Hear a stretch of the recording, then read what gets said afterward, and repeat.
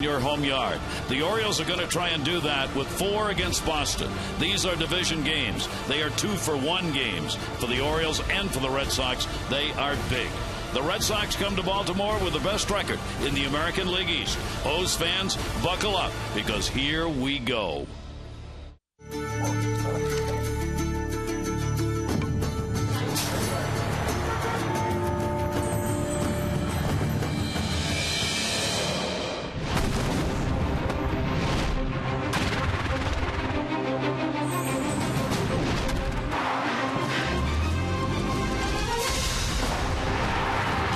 It's the Orioles on Masson, and despite all the weather that has gone through the area, it looks like this ball game will be played, and on a very decent night if it holds up as it does right now. Welcome everybody to Camden Yards as the Red Sox are in town and a very big 4-game set. The Orioles last year 13-5 against Boston, but this is a different team, a team that has been in first place this season for 55 days. They do have the best record in the American League, and they have won more games on the road than any other team in the league. Hi everybody, I'm Gary Thorne, and welcome. And for the Orioles, that means you got to make some hay at home. It's important, and the Orioles need to be a little better at that here at Camden Yards. Take a look at the numbers and the rankings for the Orioles here at home this season. They are 17-14, right in the middle of the pack in the American League. That 266 average, 6 out of 15 home runs, certainly there, even though they've given up more at home than they've hit. The runs per game, 6, good. Starter ERA is not. It is next to last, second highest, 5.08 at home, and the bullpen ninth at 3.88. Those last two, Jim Palmer, really have to be picked up. You got to do a little better at home if you're going to go to the postseason. It really is, and now they have won after losing straight 7 in a row, 8 out of the last 10. So yesterday, yes, they were ahead 4-2, and the Angels come up with a 7-run inning. But the bottom line is, Gausman has pitched one good time this year, and that was at home against the Tigers, who are, along with the Orioles, are the second best offense. So he wants to get to the bullpen, and the Orioles got to get back to where they were last year. When we talk about the pen, Gary, very simply, where you can sequence your way through the back end. How do you do that? Have your starter pitch 6 1/3, 6 2/3, and then take your chances. Kevin Gausman, this is a big start for him, obviously, because if it should be bad, the Orioles then are faced with the decision of, do you let this go on? Has he done enough to stay? On the other hand, if he pitches well, then there are no questions. He'll have a couple of good games under his belt. And Jim, when you go against an offensive team like the Red Sox, you really do get to measure yourself. Well, yeah, you really do. I mean, this is about the best yardstick.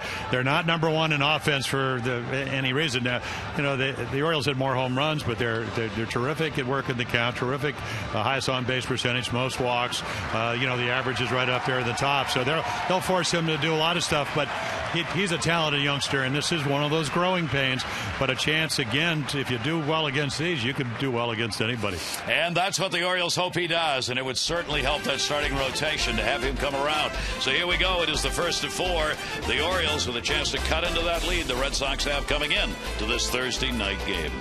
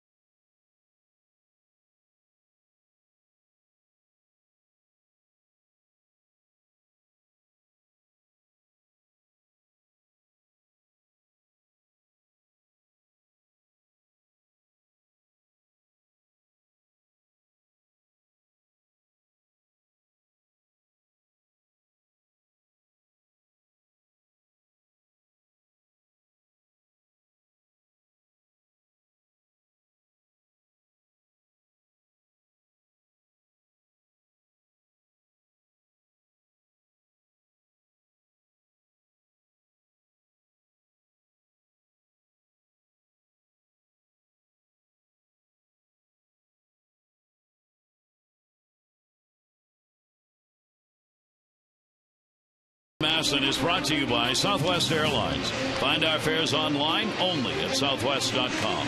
And by Ocean City, Maryland. Book your Ocean City, Maryland vacation at ococean.com. What a weather day it has been along the East Coast with the tornado warnings and watches and thunderstorms and rain and wind.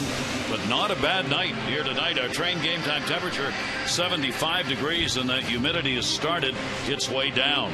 Train celebrating its 100th anniversary by offering irresistible financing. It's hard to stop a train. Really hard. Our bonus coverage, we welcome those of you on Masson HD. The bonus coverage as the Nationals beat Colorado 5-4. Those of you watching that one. Now, you get to see the Red Sox and the O's. Here's the lineup. It'll be Ellsbury, Victorino, and Pedroia. Ortiz, Napoli, Nava, Salt, Telemaco, whose name's so long we have to reduce the size of the letters. Middlebrooks and Drew. Dustin Pedroia, yet another outstanding start. And take a look at our scouting report. Only 22. He's the first rounder from last year's draft into the big league. So into the fire because the Orioles needed starters. A lot to fathom. You only have 46 innings down at Double-A. You pitch very well, and all of a sudden you're in the big leagues. You're facing some of the best offenses. The Red Sox tonight already. Toronto, the Tigers, and Tampa Bay, who they're all among the top 5 in offense and about command. His comments, I have the stuff to pitch up here, no doubt. He's got a power arm. If you're ever going to have a #1 draft choice and you're going to give him $5 million, you want this type of arm, but command, a whole different thing. The stuff is there. He's got to really make some better pitches than he's made, and he's done some mechanical things between starts, so he'll try to see if that'll work against the Sox. And we'll find out in a hurry probably, because this Red Sox team, as we said, they are red hot. They have outscored opponents 76-45 in June. They lead the majors in average in June on base percentage, top the American League in runs, hits, slugging, doubles, home runs, extra base hits, walks, and RBIs in the month of June. They are a red hot offensive team. And we're ready to go as Ellsbury will stand in. He's got an 11-game hit streak coming into the ball game, hitting at .283. He will show bunt, take the pitch for a strike, and we are underway. I'll take a look at Jacoby Ellsbury. So last year, the shoulder injury early on really struggled. After hitting 32 home runs in 2011, the home runs still down, but runs scored, stolen bases, 29 of them, right where you want. He's a terrific defensive player.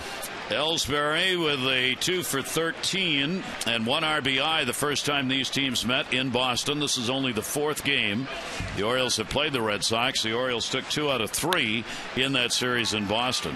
A chopper to second base. Flaherty is there, 1 down. I'll take a look at the American League's best defense. McLouth, Jones, and Markakis. They've all won Gold Gloves from time to time. Jonesy with 2, Markakis with 1, and playing like he wants to get another one. Machado, Hardy a Gold Glover, Flaherty, Davis, and then Matt Wieters doing the catching with a couple of Gold Gloves behind the plate for the Orioles. That will bring up Shane Victorino, who's making the start in right field. He's got a 6-game hit streak coming into the ball game. Came off the DL on June 8th. He had a left hamstring problem that took him out of the lineup for a while, but came back with a hot bat and hitting .282 on the year, 5 doubles, a couple of home runs, and 10 RBIs for Victorino. Shane Victorino had a 3 for 11 against the Orioles in the first series, and he'll get the first hit of the ball game. That'll go into right field. Nick Markakis, 1 down, 1 on. Take a look at our Jeep inside the numbers. Kevin Gausman, as far as the pitch selection, the slider, that's the pitch that he's had some trouble with. He averaged the highest. You can see the changeup, very effective. Fastball gives you an idea. 93 to 99 at 96 when you're in the middle of the plate. You just saw it, which is what Victorino hit into right field. These guys, because they're looking hard, don't have a whole lot of problems getting to that type of pitch. So the right-hander will go to the stretch and work to Dustin Pedroia, who's taken over the number 3 hole for the Red Sox with Victorino in that 2 spot. And it certainly hasn't bothered him as far as the numbers are concerned. You see the .327 average that he has put up. He's hit safely in 15 of the last 16 ball games. Among the league leaders in walks, he is 2nd and 5th in average. 1-0 count. Runner at first base. Gausman's pitch will miss outside. And Pedroia gets ahead on the count 2-0. Yeah, he can air it out. Big swing, great contact hitter. on any pitch you throw. It's one of the more amazing things you'll see. Poster man for, you don't have to be that big to play the game at a high level. MVP in 2008 in the American League. 2-0 delivery to him, and he went upstairs and fouled that one off outside of third base. That'll bring Victorino back over to first. This ball club, of course, coming off their win last night against Tampa Bay, as they use the home run ball. John Farrell's team on the road, as we said, 20-12, more wins on the road than any other team in the American League. 2-1 strikeout on Pedroia. Not a big lead at first for Victorino. The throw over will get him back to the bag in any event. Red Sox, as far as stealing bases concerned this season, they have stolen 53 bases. The Orioles have stolen 49. Victorino, a history of running, is 5 out of 7 this year in stolen bases. But he does have that hamstring that he put him on the DL, so probably will, he'd run. Yeah. You know, I watched some of the games over the weekend, and it looked like he might have strained it, but they had a lot of rain. Game was delayed, the Angels, and on Friday night, so, and then postponed till Saturday. So actually there was a wet spot coming around the bases. So apparently his health is all right. Now whether he'll steal, that's a whole nother issue. We have Ellsbury, who leads the league in stolen bases, and McLouth, who is second, facing off here in this series. 2-2 strikeout. Runner not going, and Pedroia will take the pitch outside, and the count goes full, 3-2. Two highly offensive teams meeting up here in a 4-game set with this new alignment with 15 teams in each league. Houston coming to the American League. Number of games in the division increased by 1 from 18 to 19 this year, and these 4-game sets now have become a regular part of the season. Here's the 3-2 with the runner going. Pedroia to third. There's the line drive, and there's the double play. No chance for Victorino to get back. He was off and going. No runs, 1 hit, no errors, nobody left on. Orioles lineup coming up.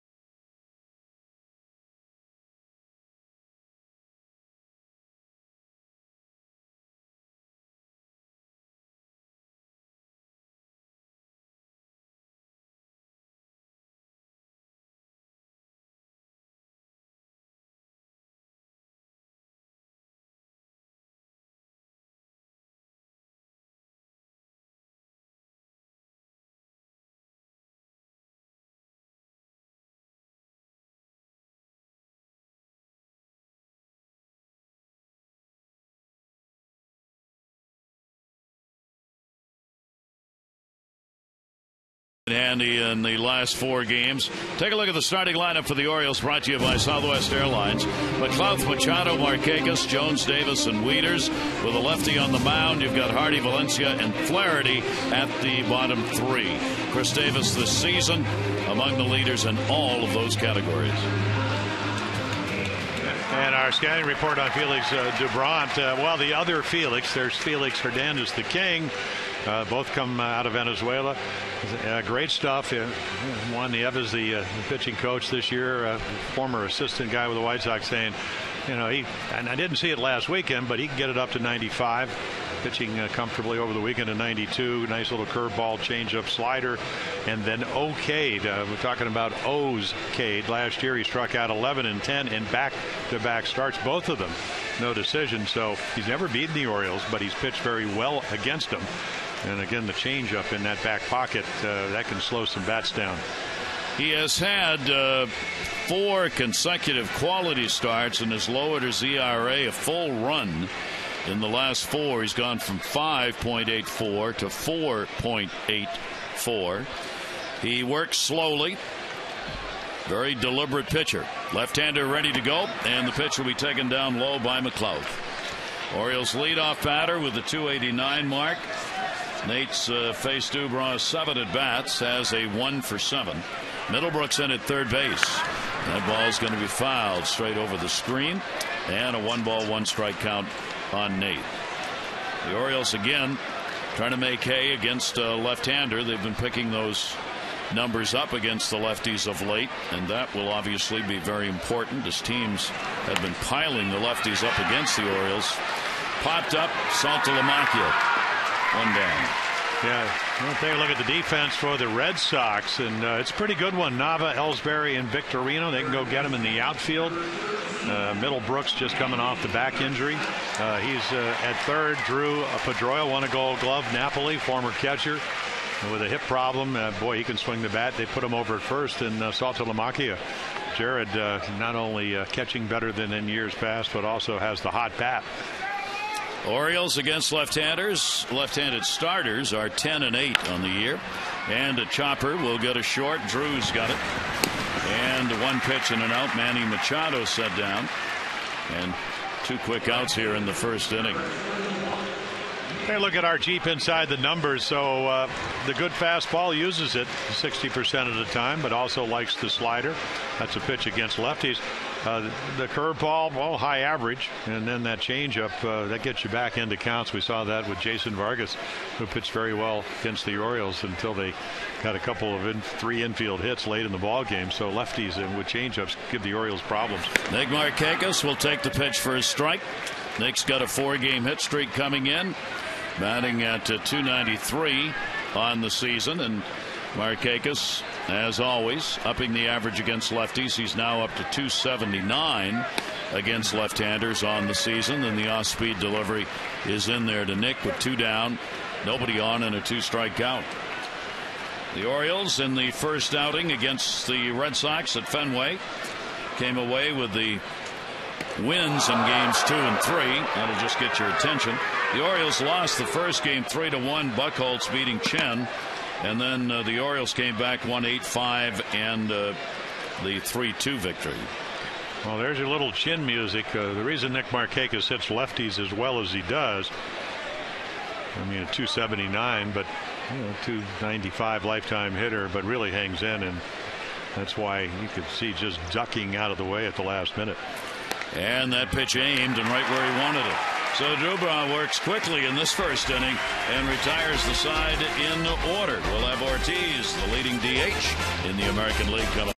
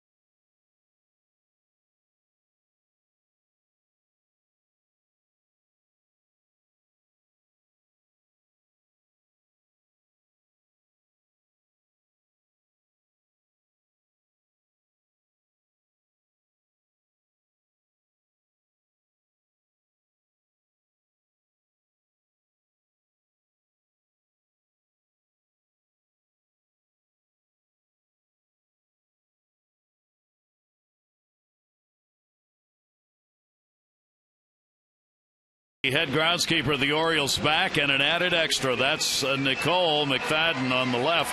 the head grounds crew member who has been on leave. The reason for the leave is sitting on Daddy's lap.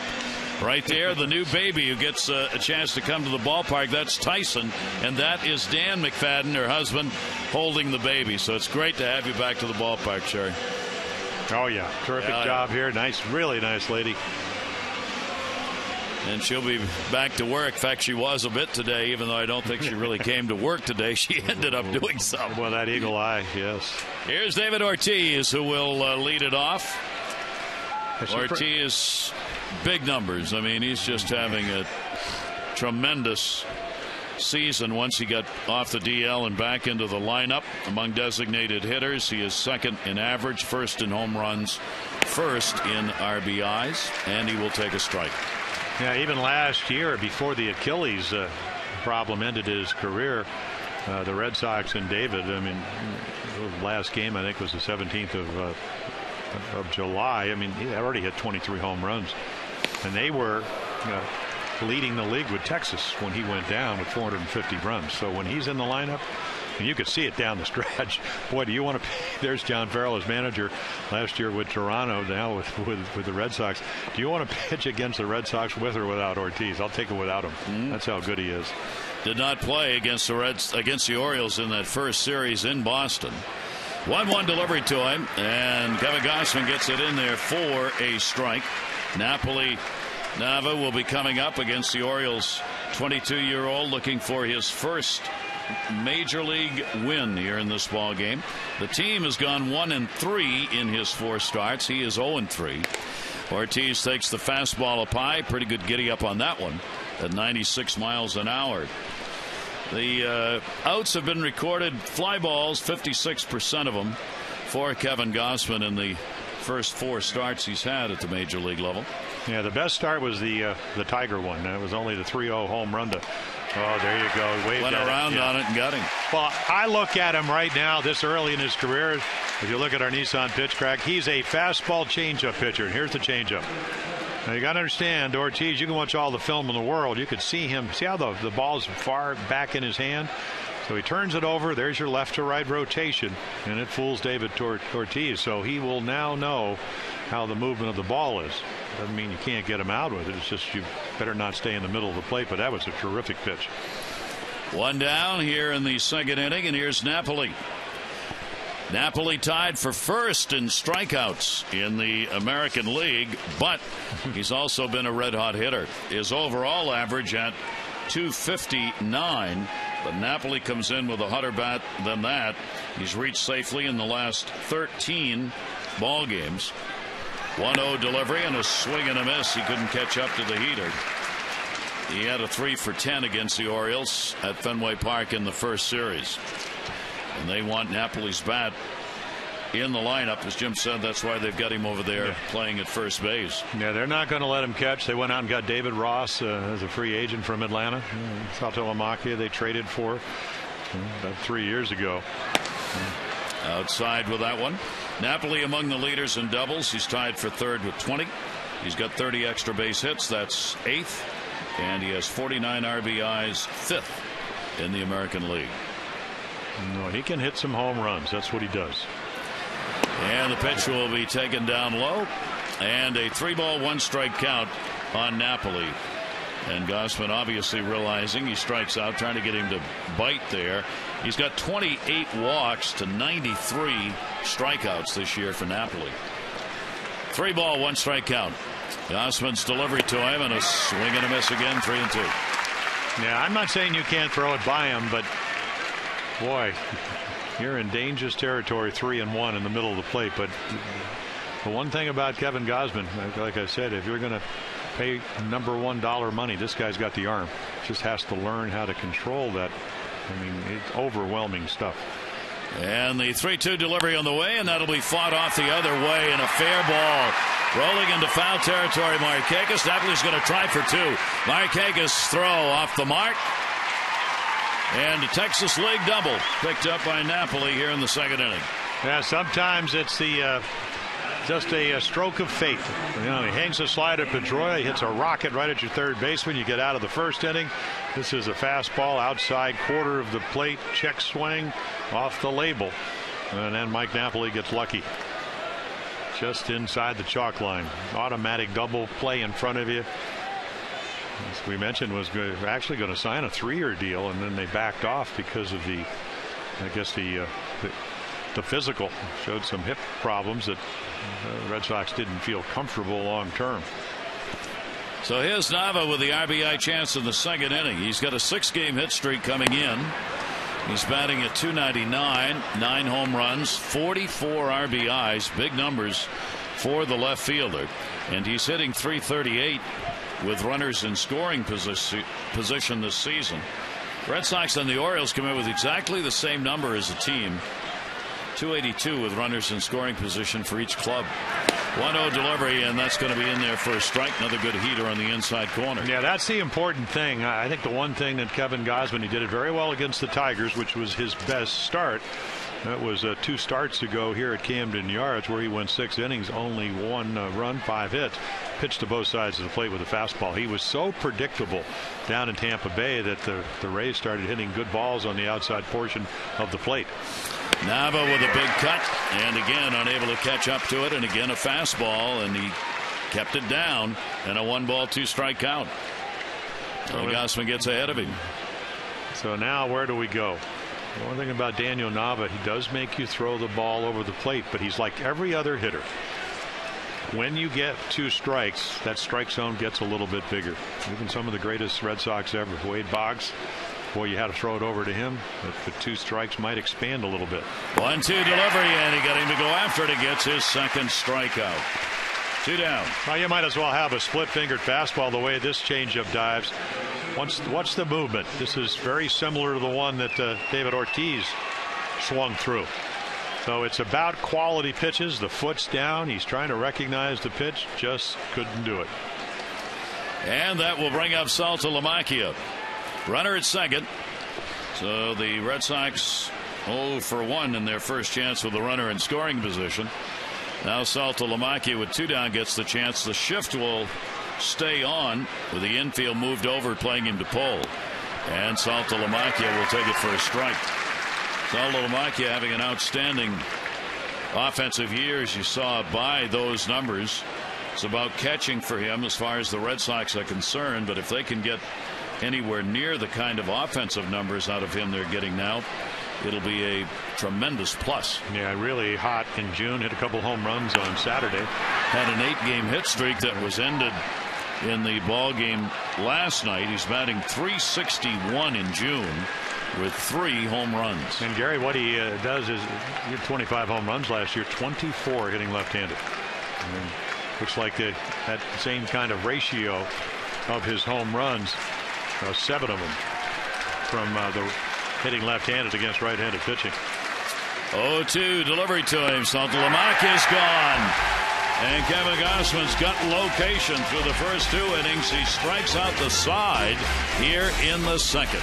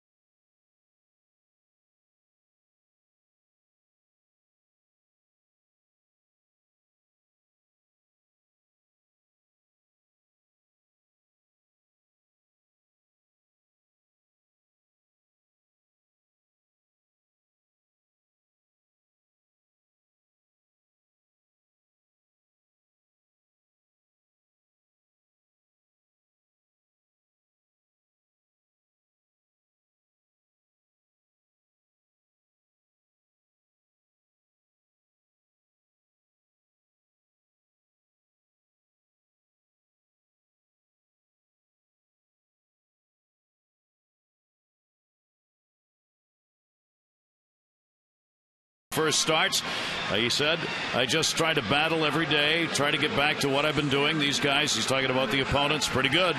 There's definitely a learning curve there. I feel good. I feel like I have the stuff to be here. I just haven't produced. Kevin Gausman. Well, you touched on it. You said great command of both sides of the plate. So when you can command the ball, especially with that type of arm and the movement, I think the one thing he was alluding to there also, he said, listen, I was so good in my 46 innings of not walking people and keeping the ball down in the zone. And that's what he did against the Tigers. But he's made a couple of mechanical adjustments. So when one of our keys is a lot to fathom, you come to the big leagues, you're facing the best hitters you've ever faced, some of the best guys in the world. And then all of a sudden you not only have to compete at this level, but you have to make some adjustments and do it every five days. That is very tough. I don't care how good you are. Good first two innings for him. So the Orioles up with Adam Jones leading it off. Jones, Davis, and Waiters. Adam with a 2 for 12 off Dubron in his career. And the left-hander will start the inning up with Jones squaring around, bringing Middlebrooks in a little bit. And it is a called strike. That's the whole idea. Do it early in the count. So at least he'll come in a step or two, which he does. Adam 257 off lefties, 316 off right-handers. Fouls that one, a cue off the end of the bat. Long ball still there for him. In June he struggled a bit, but 3 home runs and 8 RBIs have gone along with a 205 batting average, so he's been productive, even though the average in the month hasn't been there. And he still, as you saw, has that 301 average in the year. Dubron's delivery to him will be grounded to short. Stephen Drew. Look out. Good play by Napoli to get the out. 1 down. Maryland Lottery hit a big contestant of the game is Raymond Gable from Forest Hill. Raymond, you've won $500 for being selected. You get $100 for every Orioles hit and an extra $500 for any Orioles home run in the 5th inning. For your chance to be the Maryland Lottery hit a big contestant of the game, play 5-card cash. Go to mdlottery.com/Orioles to enter. Here's Chris Davis. Back with the home runs. Picked up number 21, leading the majors. Got it in the ball game yesterday. And that one got him. Just nicked the jersey. So Dubron will hit his 2nd batter of the year. Yeah, right. He did turn in because you threw it up and in. I'll tell you what, you almost hit a guy in the shoulder. Well, this is what you do. You turn away from it. And when you do that, you can see it hitting the uniform. That's all it has to do. You don't put the wrist in the hands. That is exactly the way you turn away from an inside fastball. A lot of hitters, the Baylors, the Robinsons, those type of hitters, they were able to do that. Other guys, they kind of turn in and then the wrist in the hands in harm's way. Davis hit 4 times this year. Man on 1 down for Wieters. And Matt will take the pitch for a ball. The Oriole catcher hitting 274 right-handed, 226 the other way. He's got 3 home runs right-handed and 5 left. Matt against Dubron will pop it up. First base, Napoli. Second baseman Pedroia is always there and makes the catch. So typical. It's Napoli right down to the very last minute, and then Napoli didn't look too sure, and Pedroia saw that and said, I got it. That's an easier play because of the angle, and it's not that Mike Napoli's going to give up on it. He has every intention until you can see the communication. The little guy, Petey, they call him. He calls him off, and I got it. But the play he made the other night, where he came sliding in, where they could have lost that game where they had a 6-0 lead, and it's the one he said, I think it was Koji on the mound. He goes, you can catch a pop-up. But telling pitchers. Well, he did everything that night. That's what Pedroia does. You love him because he's a terrific player and he gives you everything he has. That's all you can ever ask. He's the only qualifying second baseman in the American League not to have committed an error yet this year. Here is Hardy. J.J. Hardy of the Orioles. He has an 0 for 9 against Dubron. And the pitch is there for a strike, 2 down. Davis remains on at first base. Hardy 269 off the lefties and 266 off right-handers coming into this 4-game set against Boston. 0-1. And Hardy will take it up high. Pitching rotation has been set now by both teams. Tillman against Dempster tomorrow. Garcia against Lackey. in the 4 o'clock game on Saturday, and then Sunday afternoon 1:35 Miguel Gonzalez and John Lester. 1 ball, 1 strike count. Dubrow with a look over, short lead, and the pitch is going to miss down low for a ball. Yeah, so we're not seeing the 93-95 that he had at the end of last year. Funny, he's their pitching coach. He does come over his first year. He was the assistant for many years with the White Sox. In fact, he pitched a no-hitter against the Orioles back in 1987. He said Felix has a tendency to come to spring training a little heavy. Ground ball, and that's why you work out. He's got to make the play. Had he not lost all that weight, he would not have been able to make that play. But as Jim noted, you come one way to spring training, but you leave another.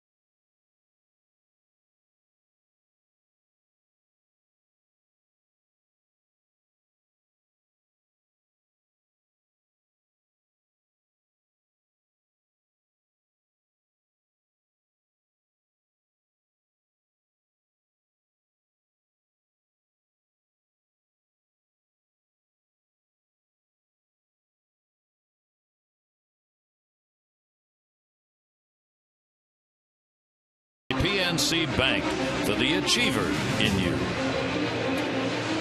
Camden Yards, big series whenever you're playing these teams from the East, and the Orioles Red Sox, with the Orioles coming in 3 behind the Boston Red Sox in the American League East, 3.5 game difference. Yankees are 3 games behind in second place. The series, Yankees Oakland wrapping up today, a day game that's turning into a night game. They're still playing in the 13th inning in Oakland. The Yankees and Oakland are tied at 2-2. Here's Will Middlebrooks leading it off. Middlebrooks with an 0 for his last 9 will take the pitch inside.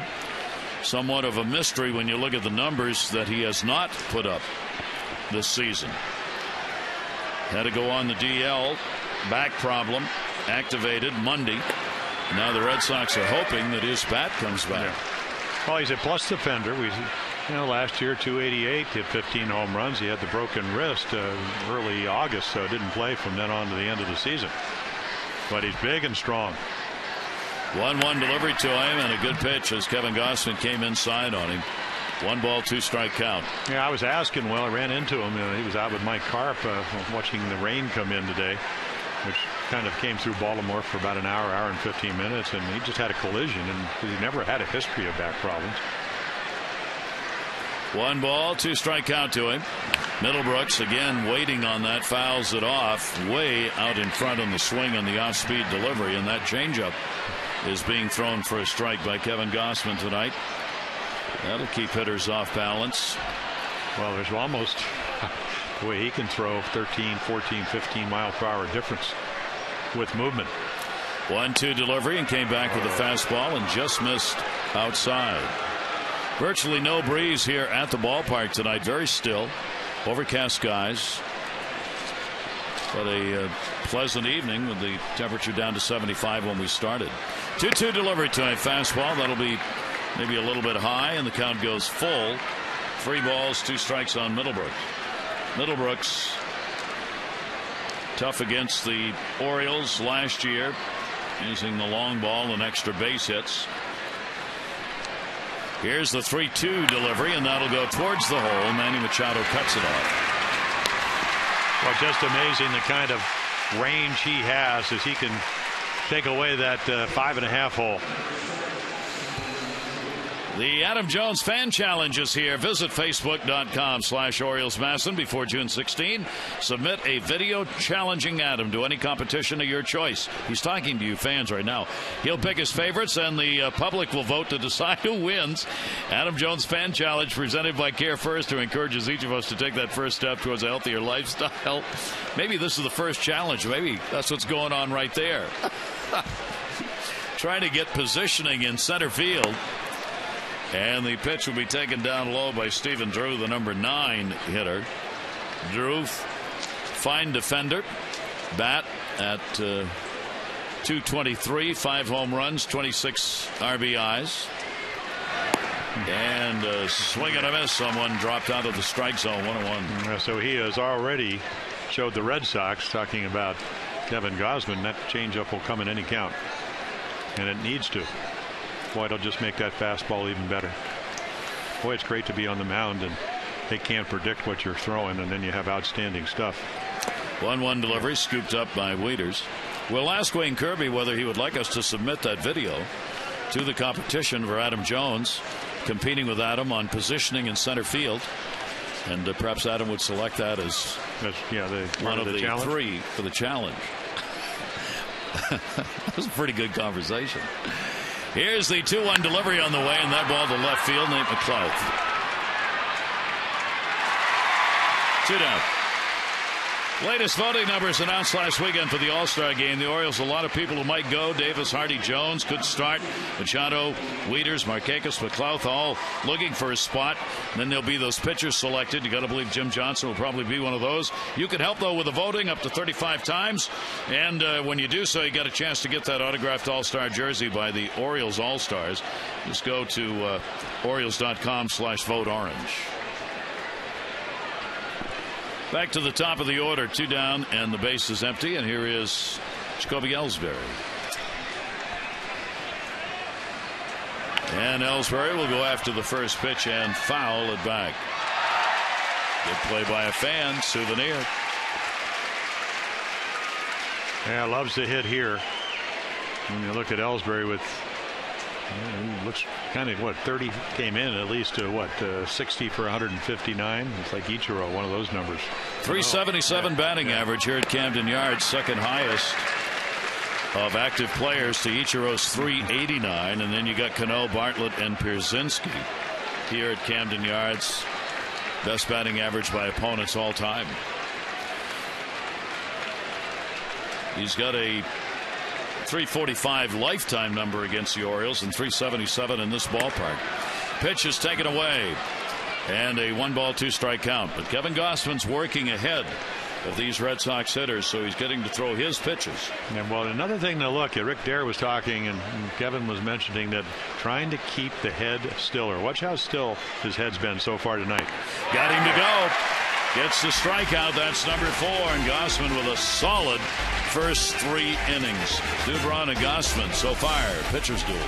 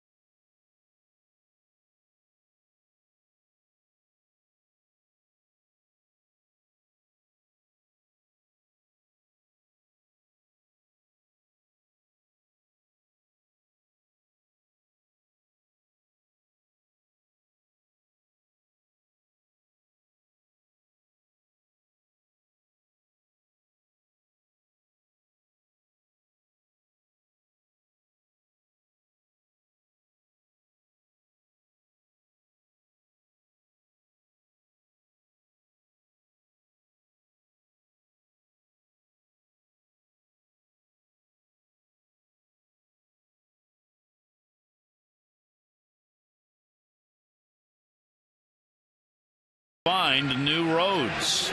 Extra base hits, American League leaders. You think there might be some in this 4-game set? Number 1 and 2 teams in extra base hits, followed by the Indians, the Angels, and the Oakland A's. See the average 194.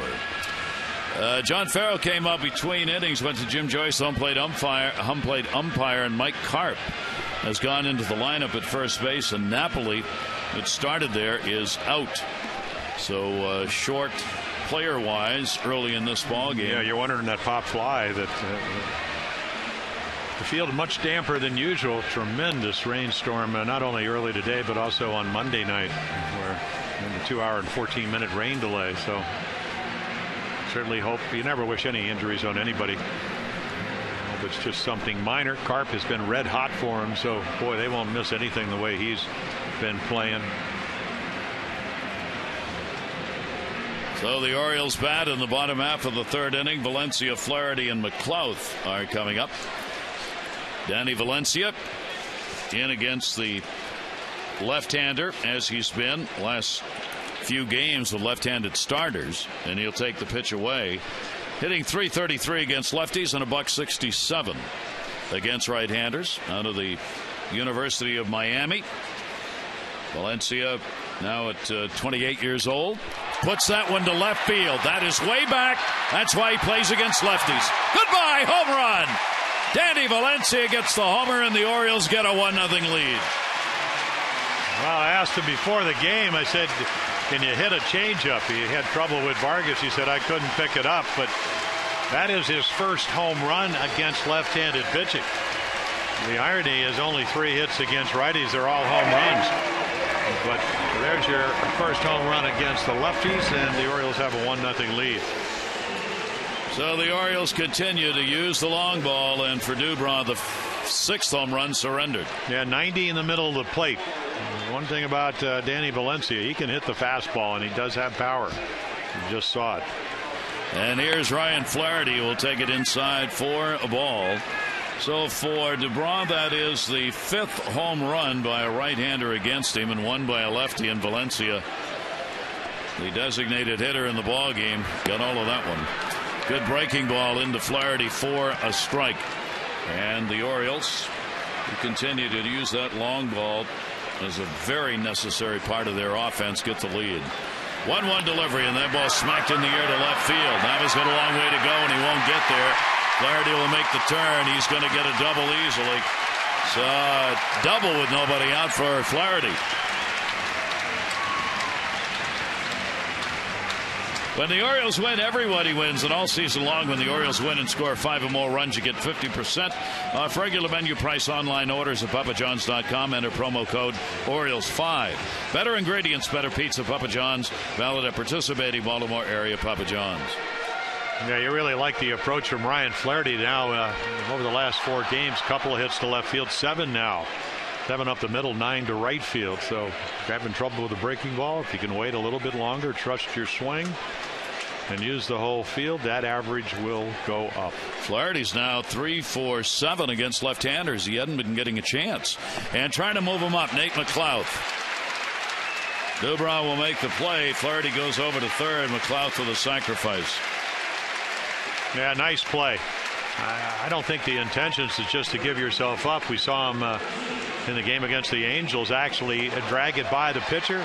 But this looks like more of a straight sacrifice. This was not one of those drag bunts where you try to bunt it at Pedroia, the second baseman, and beat Dubrow to first base. So early in the ball game, John Farrell believes this is going to be a close game. He draws the infield in. A 1-0 game, bottom of the 3rd with 1 away, and Manny Machado up. And the infield is way in. So Machado's got all kinds of chances to get an RBI here. He grounded out his first time up, and Manny will foul that one back. Take a look at our AT&T Mobility Trivia fact. Manny leading the majors, 28 doubles. It is the most by any Oriole through 66 games, going back to the date the Orioles arrived in Baltimore back in '54. And he's hitting .316 on top of that. Here's the 0-1 delivery to him, and that pitch will be taken outside. So the Orioles get a chance to add another with Manny Machado's at bat. Manny is hitting .364 with runners in scoring position. He's among the league leaders. Well, he's also one of the team leaguers. 9 for 19 in these situations. Runner at third. Not this time unless it goes foul, and it will. He'll get another chance. In the American League, coming into today's play, Cabrera leads with runners in scoring position for the Tigers at .493. Chris Davis is the Oriole leader. He's fourth, and Manny Machado is seventh in the league. Infield stays in with a 1-ball 2-strike count. Dubron, who is a strikeout pitcher, obviously would love to get one here. Runner at third base with one down is Flaherty. And the 1-2 delivery. Machado, shattered bat, base hit just behind second base. An RBI, and the Orioles have a 2-0 lead. Give half the RBI to McLouth on the sacrifice. Yep, well, that's team baseball, situational baseball. And Manny, I mean, he hit that ball right about his thumbs.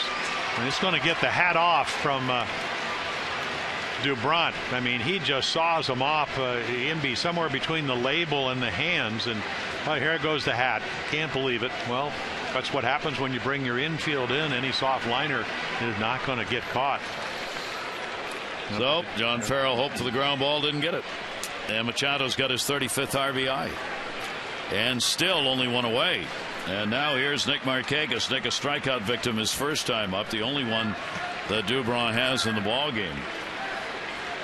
Dubron has picked up 63 strikeouts in 61 innings coming into the game. The other problem he has, though, is walks. He's surrendered the 9th highest number of walks in the American League at 31. Which is why the pitch count will get up and the innings will be minimized. The other thing, and one of the reasons that he's a strikeout guy, but he also, 64% grounder. So John Farrell, the skipper's the Red Sox, thinking maybe we will get that ground ball. Man, he got it in the air. And he had him, and not quite. Leaning and going was Manny Machado, and fortunately the throw not quite where it needed to be. Yeah, a nice little move, and that front leg does not get behind, and he's scurrying back. And if the throw is to the outfield side, he's probably going to be out. Wayne Kirby had a quick word with him. Base stealers are 6 for 6 with Dubron on the mound. And the pitch is taken for a strike. Saltalamacchia has thrown out only 13%. So you got a pretty good combo to run on if those numbers are telling the truth. Yeah, Jarrett Saltalamacchia last year only 15%. Dubron with one away, 1-ball 1-strike count on Markakis. And Nick will take another pitch inside, turning him off the plate. 2-1. Yeah, the little straight changeup, and take a look. Almost got him in the chin, and then threw a fastball low and away for a strikeout. This curveball that just stays up. 73 miles per hour. There's your Nissan pitch track. 2-ball 1-strike count. Machado's got the lead back, not going. Markakis in the off-speed pitch will foul it off. Yeah, he saw another curveball in left earth, but it just stayed inside enough where he couldn't hit it fair. Those are nice little numbers. Not a lot of at bats, but 3 for 5. Now, you made a good point. Dubron last year in back-to-back starts in late September struck out 11 and then 10 Orioles. And when he's on, he gets a lot of Ks. I just don't think Juan Nieves, their pitching coach, said it because of didn't get as many innings that the velocity hadn't been there. And when he is drilled to center field, he tried to go off speed again, bobbled, but already stopping at second base was Machado, and Ellsbury gets it in. So Nick Markakis gets the base hit, 5-game hit streak for him. Yeah, I wouldn't imagine why you think you could keep throwing Nick Markakis soft stuff, curveballs and changeups. This is a changeup, and you watch the film off of Jason Vargas. He had 2 great bats. Now watch him go down and get this changeup. It's only 83 miles per hour, and it's down in the zone. I mean, look at him back up that ball and hit the. What you're trying to do as a hitter, hit the back of the ball. That's a perfect example of him just centering the back of the ball and spanking it into center field. So the Orioles with 2 on and only 1 away, and keep in mind the situational play. After McLeod sacrificed the runner to third with one down, the infield was drawn in. Machado probably would have been retired if the infield's back on that little bloop single. He got to second. Instead, base hit, RBI. Markakis follows with another single, and the inning goes on. That's what we talk about sometimes. You take your chances when you draw the infield in to surrender a bigger inning. Yes, exactly, because you're right into the heart of the lineup, and they get to see him now for the second time. Here is Adam Jones, 2 on. He grounded out his first time up. A look back. Well, what was that? That was that looked to me, that could have been easily called a balk, because he stepped kind of towards first, eventually got to second. It was a long spin. Well, yeah. And very deliberately done. Pedroia holding the runner. And Jones towards first base. Backhanded. There's one. Relay Drew. Not going to get it. So Markakis will be retired on the forced play. Jones on, fielder's choice. 2 down, first and third. Now, even that play by Stephen Drew, you knew you're not going to get him, and to risk a throw to your pitcher, I don't care how many times you practice it. Could have just held on to it, but he was able to get it over to DeBron. One time I pitched against the Angels, and Jim Fregosi pitched around Eddie Murray in the first inning with Don Ossie to get to Lee May, and he hit a grand slam. So after the game, I just casually said it's nice to have a 4-run cushion. So the next time Fregosi, when we were out in Anaheim, he came over, he said, "So you manage too, don't you?" I said, "I hope you do that every time." Pitching around Eddie Murray to get to Lee May with on his way to 358 home runs. Well, chance here for the Orioles with Davis, runners at first and third. And the pitch is inside. Chris, as we said, getting back into that home run swing. 21 homers, most in the majors. Got the 21st home run yesterday, and he clocked it deep to center field right at the base of that batter's eye, way out beyond the 410 mark. 1-0 count on him. Already this year, he has had a couple of home runs against the Red Sox. 2 for 8. Both hits have been homers, both solo shots. Yeah, not only this year, but over the course of into last season. He's hit home runs in 5 of his last 6 games. That's what he does. 5 for 10 off Dubron with a home run. Here's the 1-1 delivery, and that's going to go to the hole. Base hit. Picks up the RBI. Manny Machado will score. Victorino will get it back in. And the legacy of the drawn-in infield continues. Davis the RBI, and the Orioles have a 3-0 lead. Well, you have the best offense in the baseball if you're John Farrell and the Red Sox, so it is a big gamble. And then you have to give credit to the Orioles because they're having some nice at-bats. Looks like a little changeup. Not trying to overswing. How many times have we seen Chris Davis? What's the top hand come off? Because it's extension through the ball. There's not too many guys that are stronger than Chris. And it just keeps him on plane. And when he hits the ball back up the middle with tremendous power to all fields, boy, good things happen. He is second in RBIs again at 55 behind Cabrera. Adam Jones down at second base. Davis on at first. The Orioles with a 3-run third inning. Now have 3 runs on 5 hits in the ball game. And here is Matt Wieters. Matt popped out his first time up. Gets a shot here with 2 on and 2 down. And Dubron's pitch will be taken up high for a ball. So Wieters with a 275 mark with runners in scoring position can add to the woes of Dubron. Dubron's coming into this game, even though he's had some decent starts in his last 4 outings, he's only been able to pick up 1 win in those starts. In fact, he's had only 1 win in his last 6 starts. 1-0 delivery will be taken inside. He's 1-1, lost 3, and had 2 no decisions in those games. Yeah, last year on his way to 11 wins, they got him 6 3/4 runs a game. So a lot of offense this year. Still not bad, 5.2. So he's over 5 runs a game. But then again, the Red Sox score 5 whether they're at home or on the road on a daily basis. Orioles 3-0 lead. Wieters with a 2-0 count. And he will foul that one the other way. Yeah, I think he was looking for a change up there. That's what he popped up the first time. Dubrow against the Orioles, 0-2 record, but a 2.7 ERA. 30 strikeouts, Jim mentioned, as a starter against the Orioles in his career in 3 previous starts.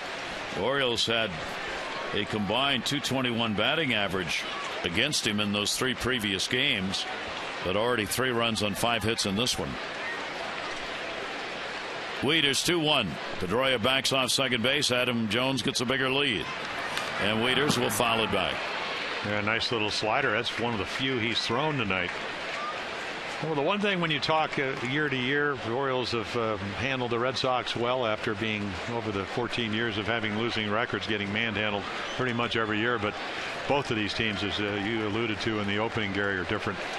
This is a much better offense for the Orioles. It's a much healthier Red Sox team.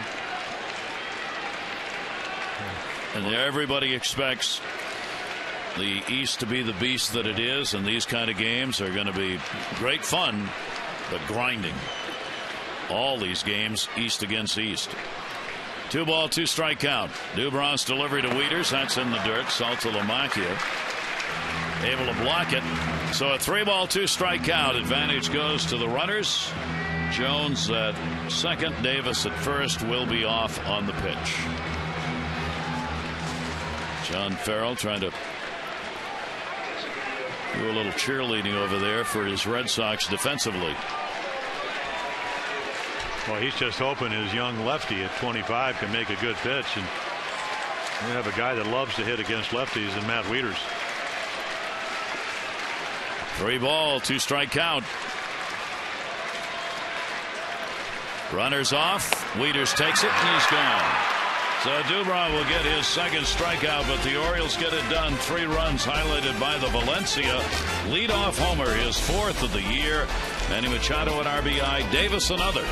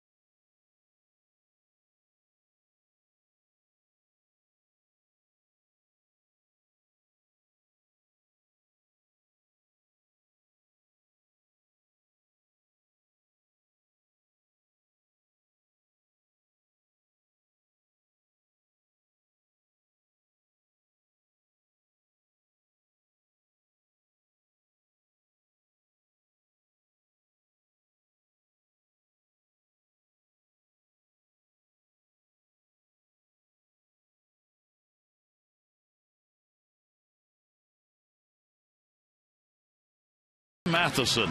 In 1905, Matheson pitched his second career no-hitter as he beat the Cubs by a score of 1-0. And then on the same date, this date in 1913, he also got his 300th win, also against the Cubs. Christy Matheson in the Hall of Fame would end up with a 373-188 record known as the Big Six. Christy Matheson. The Big Six. Big Train. You had all kinds of guys. Walter Johnson. Everybody had a nickname. Yeah.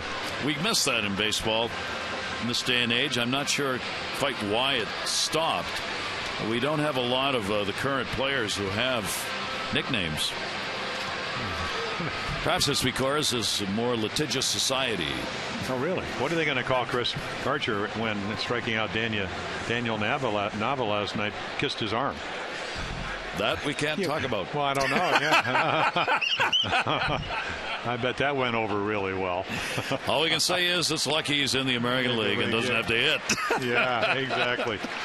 Oh, my goodness. That was a new one. Yeah. Well, I was talking to Don Arcello next door, and he said he leaped up in the air, and Nava had hit a home run. In fact, a 2-run home run for the only runs. And that kind of surprised him. And then he just kind of kissed the bicep, and some guys point to the sky. Some people point at you. And he just kissed And his it was arm. only the first series of the road trip, so you can't really blame it on the road trip. Yeah, and Chris Archer's a young pitcher. So now they know. Now the Red Sox know who he is. With a lot of games left. Oh, yes. Here's Victorino. He'll foul that one back off Matt Wieters. Victorino singled his first time up. We understand Mike Napoli left the game with an illness. That's all the Red Sox have said. Started at first base, came out, and Carp came on, and John Farrell now with a short bench over there. Yeah, you'd love to have a shutdown inning. You always talk about it, whether you're young or old. And one thing you could see Victorino, he's been paying attention. The first time up, he slapped a low fastball into right for a base hit, and then this time he's been checking out a lot of changeups. So Kevin Gausman left one up, had a pretty good swing. 1-2 delivery to him. He'll take the pitch. Victorino is a switch hitter. Continued his hit streak to 7 games with that base hit he got. He's hitting .259 right-handed, .295 left-handed. A home run from each side of the plate. You're really up the middle type of hitter. 2-2 delivery, fouled off. But boy, is that a quick bat. When he played in Philadelphia, Charlie Manuel used to say, the only thing I don't want to see is Shane Victorino on the bench. Shane Victorino is one of those guys who's just never stops talking. He's a go-go guy, and he used to drive Charlie Manuel crazy. You'd always find Manuel on the bench and sit next to him and talk about everything that was going on in the game or might go on in the game or outside the ballpark. And Charlie used to say, man, when he's healthy, he's playing. Yeah, well, he's going to be over here. What hails from Hawaii? They used to call him the Flying Hawaiian. Yep. Yeah. And a cut that was just barely that, and 5 strikeouts for Gausman. Yeah, it looked like he might have been looking for the changeup, but here 2-2, you can't guess anything. There's your Nissan pitch track. You need a Nissan to go track this changeup that dives down and away. Boy, what great movement does Kevin Gausman have. So Gausman, another K, striking out the last 2. He got Ellsbury to end that last inning. And here's Dustin Pedroia. Pedroia hit into a double play and a line drive his first time up, and he'll take the pitch for a strike. Kevin Gausman got 6 Ks in the last start against Tampa Bay. That's his high. He had 5 against Toronto in his first start, none against Washington in his second, and 4 against the Tigers in his third start. Comebacker, Kevin Gausman's got it, and Pedroia's retired. Celebrate summer at Oriole Park by picking up the Birdland Summer 6-pack. You get a ticket to 6 games of your choice, including 2 against either the Yankees or the Red Sox. 1 low price, non-prime prices, primetime games.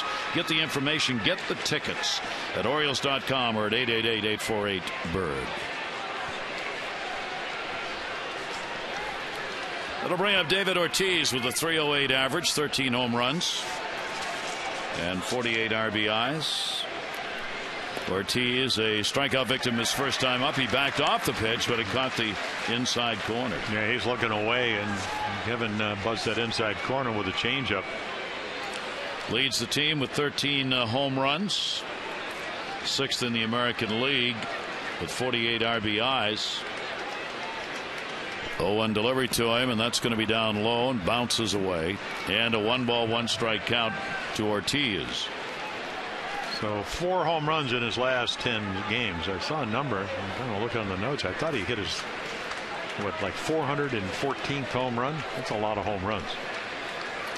That's a career's worth. Here's the 1-ball, 1-strike delivery and a towering fly ball. And the outfielders are just watching it. Way back and goodbye home run. David Ortiz, number 14, RBI number 49. And the Red Sox are on the board.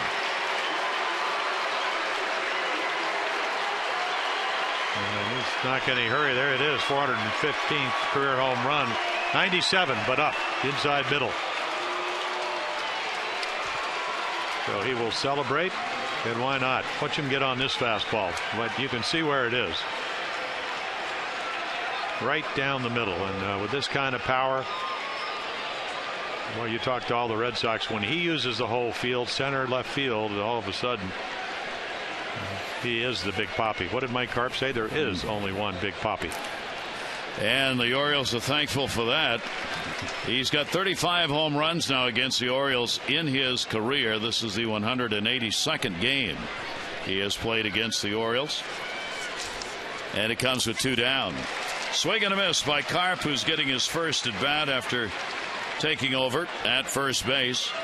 For Gausman, that is home run number 6 hit against him. 4 have been hit by left-handers. And that's what this guy does too, hit home runs. And the pitch is just off the strike zone. And a 1-ball 2-strike count. So 15 for his last 34. You're kind of wondering why, when we talk about Mike Carp, maybe not in the lineup. Home runs 3 in his last 7 games, 2 in the last 4 games. So, and they acquired him from Seattle. Probably be seeing more of him in this series. They did not get into Baltimore until 4 o'clock this morning. All the bad weather along the East Coast and late getting out of Tampa. So a late arrival. John Farrell adjusting the lineup a bit because of that with the 4-game series. And the pitch taken down low and a 2-ball 2-strike count on Carp. Carp with a 4-game hit streak. 2-2 delivery to him. And he'll put it in the air, center field. Jones going back, way back. Jones, the wall, up and goodbye. Home run. Back-to-back home runs for the Red Sox by Ortiz and the player who didn't start, Carp. And it is a 1-run ball game. So now 4 home runs in his last 8 games. And not only that, I mean, as I mentioned, 15, now make it 16 for 35. That's about 460. Change up, middle of the plate, down and in. Big, strong guy. Foot down, trying to slow the ball down. That's the way you do it. And it just flies out of here. So 2 swings of the bats with 2 downs. Well, that's what they do, especially these guys. Middle of their lineup, really hitting some home runs. And quickly make this a 1-run ball game. It's the 6th time the Red Sox have had back-to-back home runs this year. And here's another guy with power. Daniel Nava with 9 home runs on the season. He was a strikeout victim his first time up. Middlebrooks and Nava, Saltalamacchia, Ross, Middlebrooks, Napoli, Nava, Saltalamacchia, Carp have all had back-to-back home runs. And now you add Ortiz and Carp to the list. And the next 2 pitches miss, and Wieters is going to go out. And so's the pitching coach. We have to realize, again, all the keys, what I tried to get everybody to understand is that 46 innings at Double-A, and then you rush to the big leagues because Arrieta's not pitching well. Britton wasn't pitching well. Chen was hurt. So you bring a young kid up, and like Juan Nieves, Rick Adair would tell you the same thing. The Oriole pitching coaches, ideally, you'd like to have him, what they did with Dylan Bundy. Have him pitch maybe 2/3 of an inning of a season, bring him up, let him pitch an inning or so. So he's trying to make all these decisions, whether they're mechanical and, okay, these guys can flat out hit. But the only thing I see, Gary, is that 2 pitchers have been in the middle of the plate, and these guys are hot and they hit them. So stay out of the middle of the plate and take your chances if you can. 2-0 delivery on the way. Nava will take the pitch inside for a ball, and the count goes to 3-0. And don't be surprised if he's not swinging 3-0 here. John Farrell will give him the red light. He'll look for a fastball in the middle of the plate. Nava waiting on it. 3-0 is taken for a strike. The Red Sox come in tied for 5th in home runs with 75. They've got 77 now. The Orioles first in the league with 88. Ortiz getting the first one, and then Carp the second. 3-ball 1-strike count. Nava lashes it into the shift. Flaherty's right there, and he's got it. So a couple of runs on 2 hits, the 2 home runs back-to-back for the Red Sox, and they've come back to make it a 3-2 O's lead.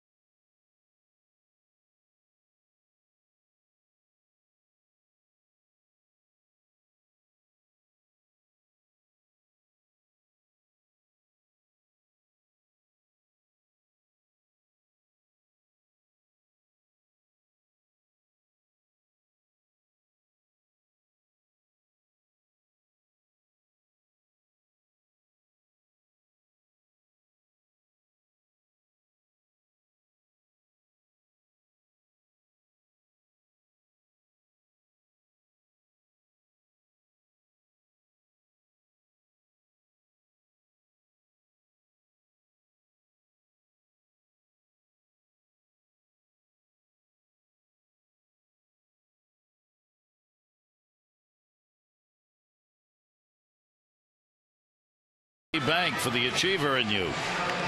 Eddie Gamboa, a right-hander.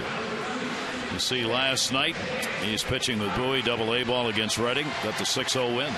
And you're looking at the numbers, you're going, well, why are we putting out Eddie Gamboa? But 31 and 23, not a hard thrower, and he is one of two guys that are trying to master the knuckleball. Phil Necro, the Hall of Famer, has worked not only with Zach Clark, who we saw here in the big leagues level, and so Eddie, 2 and 4, but trying to master it and trying to, as they said, trying to really have the conviction of using that as your number one stuff. So it's not like he hasn't won. Rick Adair talking to Kevin Gausman, and I'm sure they're just talking about location. It could change a whole lot, just make a couple a little bit better pitches. Now the Red Sox started Dubrow. We'll see if he can settle in. He gave up the runs in the third inning, 3 runs on 5 hits, leaving 2 on base. And the pitch is taken inside. Hardy, the only Oriole not to hit in that third inning. He grounded out in his only at bat.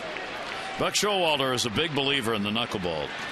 Someday the story will come out about how much he was involved in R.A. Dickey's development. Dickey and Buck Showalter are very close, and R.A. Dickey has some very emotional feelings about what Buck did for him. In fact, wrote a children's book and dedicated it to Buck for bringing him back into baseball successfully. And Buck's a great believer who pushes those kind of players who are willing to try the knuckleball. And that is taken for a strike, and it goes to 2 balls and 2 strikes. I think JJ would have liked to have been hitting 3 and 1, and Buck didn't think it was a strike either. How could you tell? Yeah, well, he doesn't say much. There's another one right there. You have to be a lip reader when Buck has those kind of moments. No, he's still talking. And it's only a pitch, but it does make a difference. I mean, the difference sometimes between 2 and 0 and 2 and 1, or 1 and 1 and 2 and 1. 2 ball, 2 strike count on Hardy, and that pitch will miss inside. So JJ works the count to 3 balls and 2 strikes. Hardy has been a great offensive part of the month of June for the Orioles. While a couple of the Orioles have been slumping, he's been hitting. Hardy at .415 in June coming into the game. He'll pop that one up in the off-speed pitch. Pedroia. Rainmaker settles into the glove, 1 down. That'll bring up Valencia. Let's take a look at our Lexus drive of the game. Yeah, kind of liked it. Boy, he liked those plush leather seats when he got in. That little fastball right in the middle of the plate. He had a turbo. So put it in turbo drive and steered it into the left center field bleachers. Our drive of the game brought to you by Lexus of Towson, Baltimore's #1 Lexus dealer. See why at lexusoftowson.com. Maybe he had a hybrid. I don't know. But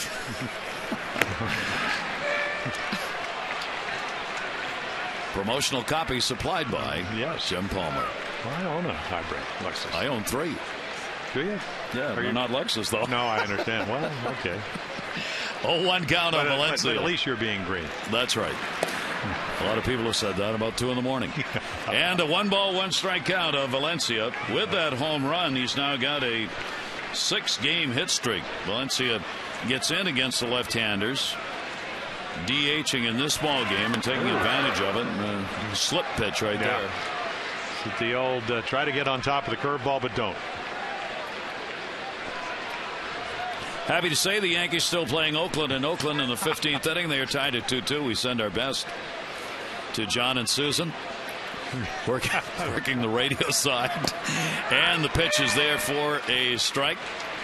I'm not sure if Kenny's he isn't. In the he's no, not I got a text today because because he's doing his golf tournament. Oh, okay. For I think June 24th. And Ken Singleton. He's on his way out there to do the weekend with the Angels.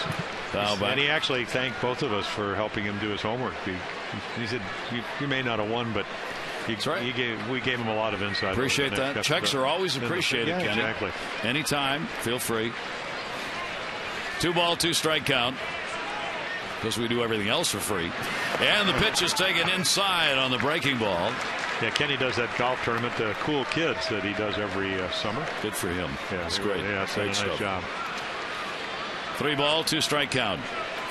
Nothing like a getaway day 15-inning ball game.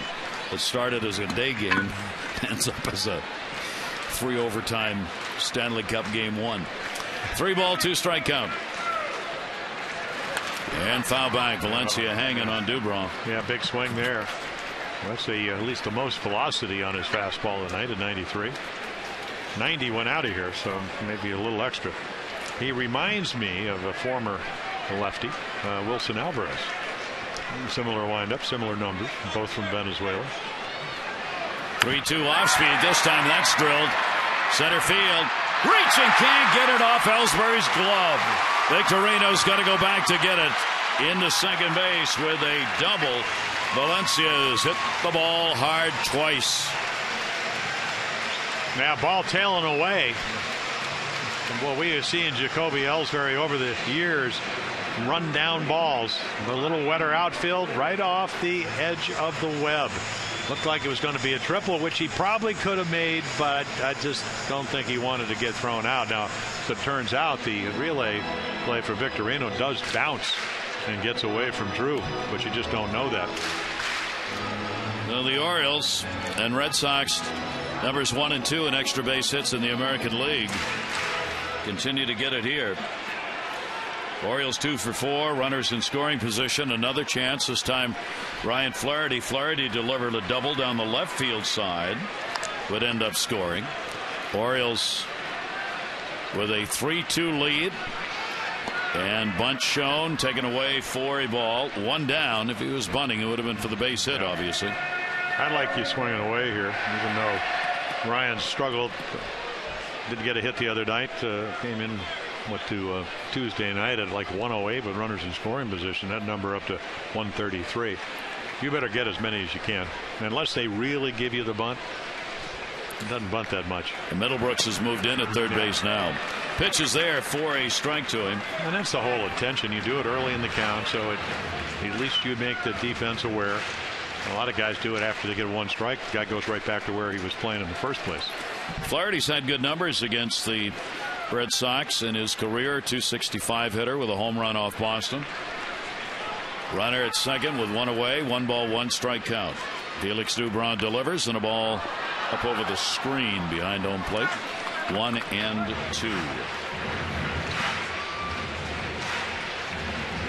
Dubron trying to shut it down here after his team on the Ortiz Carpalmers got back into the ball game. Orioles have 6 hits.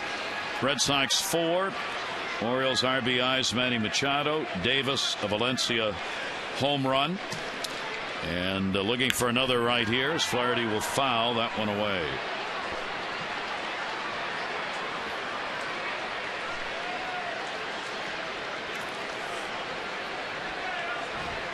Valencia is able to get a real good lead out there at second. Well, they know Danny. They know it doesn't run that well because he did play for Pawtucket and then the Red Sox. Got 28 at bats in September. 4 for 28 with a home run. 1-2. Brian Flaherty waiting on it. The off speed had him fooled, and couldn't hold up. Well, there's the sky hook. Big curveball. Great break, great change of speeds. Watch this ball, starts about belt high and ends up at the knees. 74. Watch him pull it down, and you can see the tight spin. And he just swings over it. 2 down. Strikeout number 3 for Dubron. Top of the order, Nate McLeod. Sacrifice, and he has popped out. Nate at 288 on the year, looking for the RBI. He too will see a breaking ball that will catch the inside corner for a strike. Big potential run out there to get one of those back that the Orioles lost in the last half inning. 250 in the month of June for Nate. And a swing and a miss as Dubron reared back on that one. Yeah, so the stuff getting better as the game progresses here in the 4th. 0-2 count. Dubron, no walks, 5 strikeouts. Or Gausman, rather, no walks, 5 strikeouts. Dubron's got no walks and 3 Ks in the game. Valencia off second base with 2 away. Here's the 0-2. And McLeod chops it off the ground and then his leg, and the count will stay at 2 strikes. Right back here with you tomorrow night, Game 2. Brian Dempster 4-6, Chris Tillman 6-2. The scheduled starters in game number 2 of the 4-game set. John Farrell's Red Sox on top in the American League East. The Orioles are 3.5 games behind. So these 4 games could make a real difference this part of the season, at least. And outside doing 1 and 2.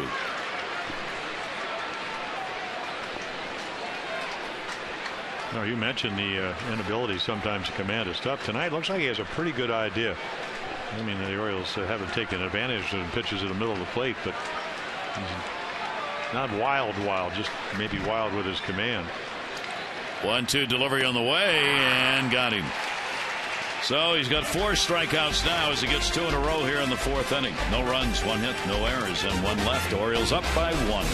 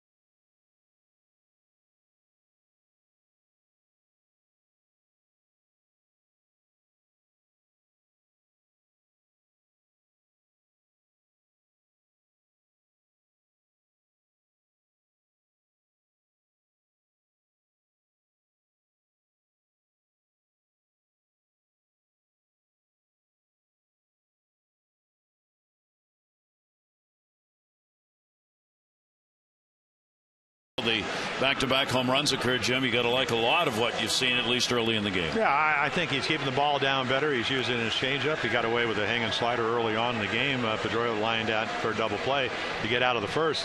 Yeah, I like it, though, and I think he's learned from Freddie Garcia. If you're going to throw home runs, Freddie's got 13 of them. Make them be solos. And, Jim, you look for the makeup, too. You're looking for confidence out of him, and his appearance on the mound looks as though that's still there. Well, I don't think we've ever doubted that. He's a very, I talked to Rick Peterson, the minor league coordinator.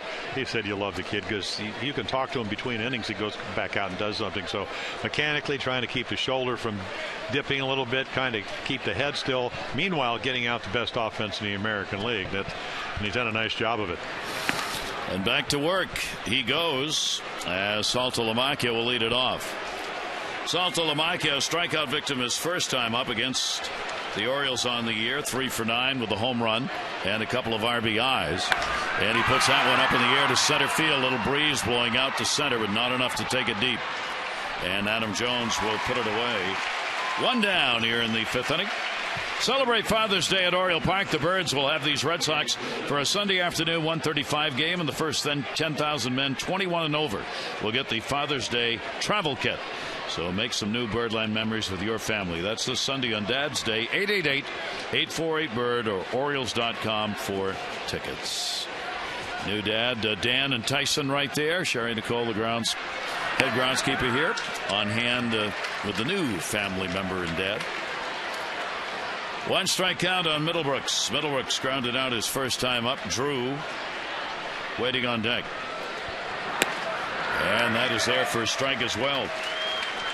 Talking about these Red Sox, and on the road they've averaged 5 1/4 runs per road game. That's the best in the majors. They also have an ERA of 3.5 on the road, which is second best in the American League. So they've done it both ways.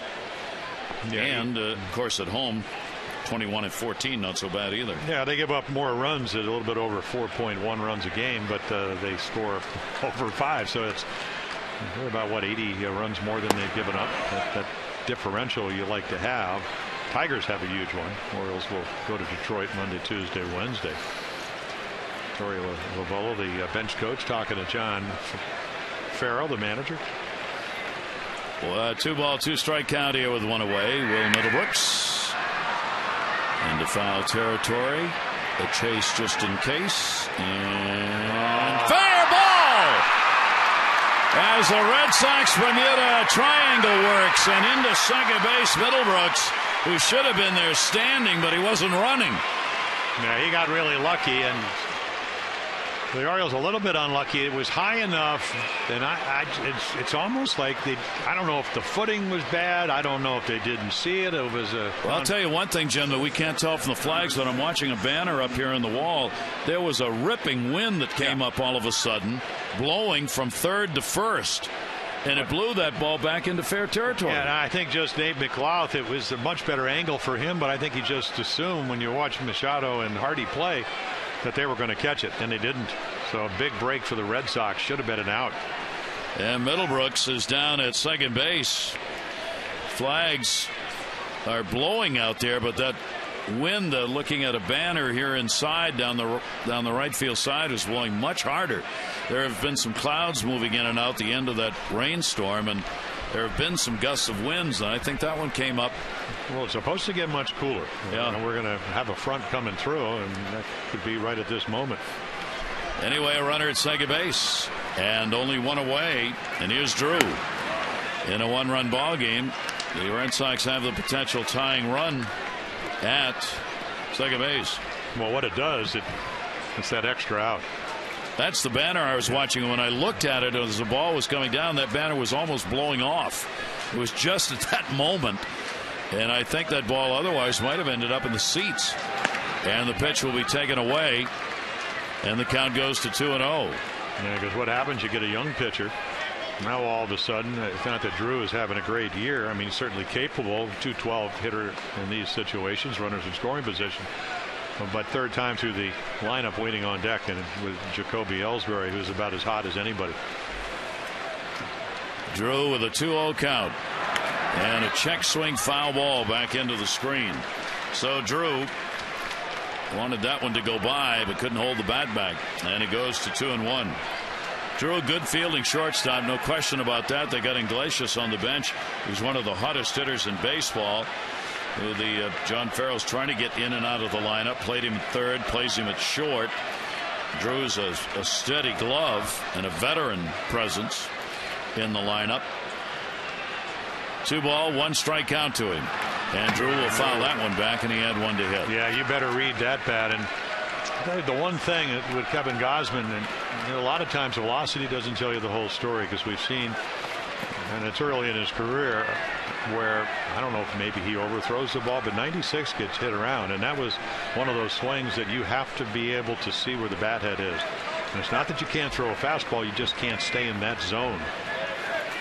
2-ball, 2-strike count, runner on second. And Drew right into the glove, chance for two, throws it into center field, but the runner cannot advance. Yep. So Middlebrooks, who had to dive back in fearing the throw, could not get up. Adam Jones was backing it up in center, and well, you can't help but smile a little bit. Boy, he makes a nice play, hanging screwball right there, but he doesn't put his hands together. And I'm not sure he would have gotten him anyway. It certainly doesn't look good when you kind of airmail it into center field. But you want to hurry, but when you hurry, good things don't usually happen. But you're very fortunate, and you're still in scoring position. And Adam Jones, part of leadership, and it's part of him too, but he came in and he was showing him the alley right straight. He said, right here, if you throw it right up the alley where I am, it's okay. I can back you up. I can make that play. And he caused Kevin Gausman to smile a little bit. That's great in that situation to do that. Gausman can breathe again. 2 down now is Ellsbury. And Ellsbury will take the pitch outside for ball. Leadoff batter is struck out, grounded out. He gets the RBI chance. Yeah, 280 hitter with runners in scoring position. But as we mentioned, 11-game hitting streak, he's coming in 440. Here's the 1-0 delivery to him. Ellsbury to first, backhanded by Davis, and that's the inning. No runs, 1 hit, no errors, and 1 left on base. And a good backup job by Jones.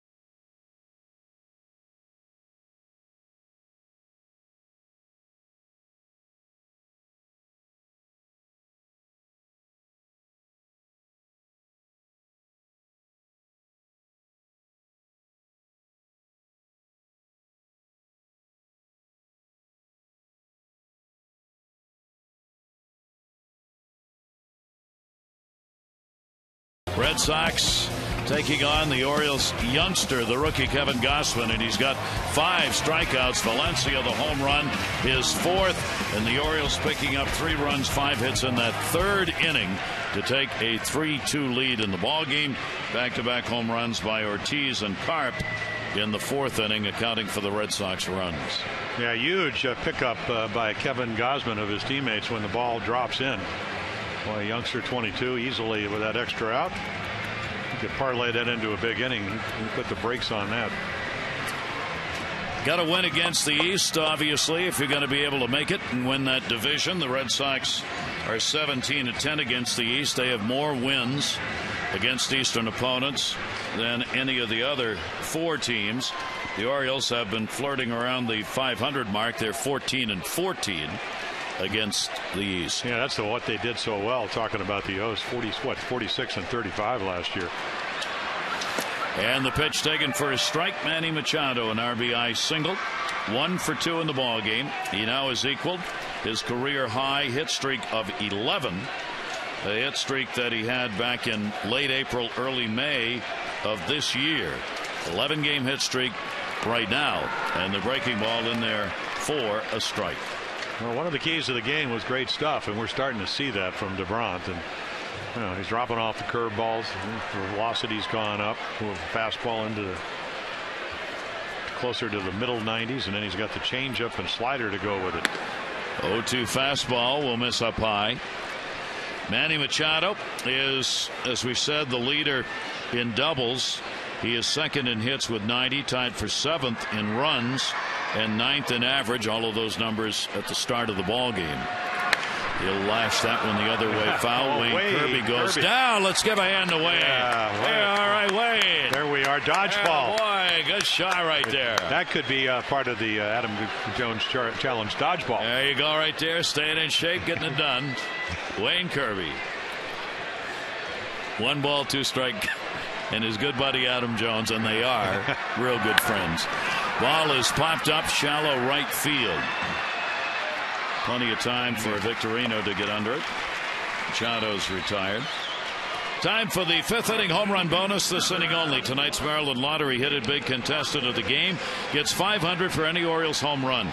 Raymond Gamble, you've won $1,100 already tonight. For your chance to be the Maryland Lottery hit it big contestant of the game, play 5-card cash. Go to mdlottery.com/Orioles to enter.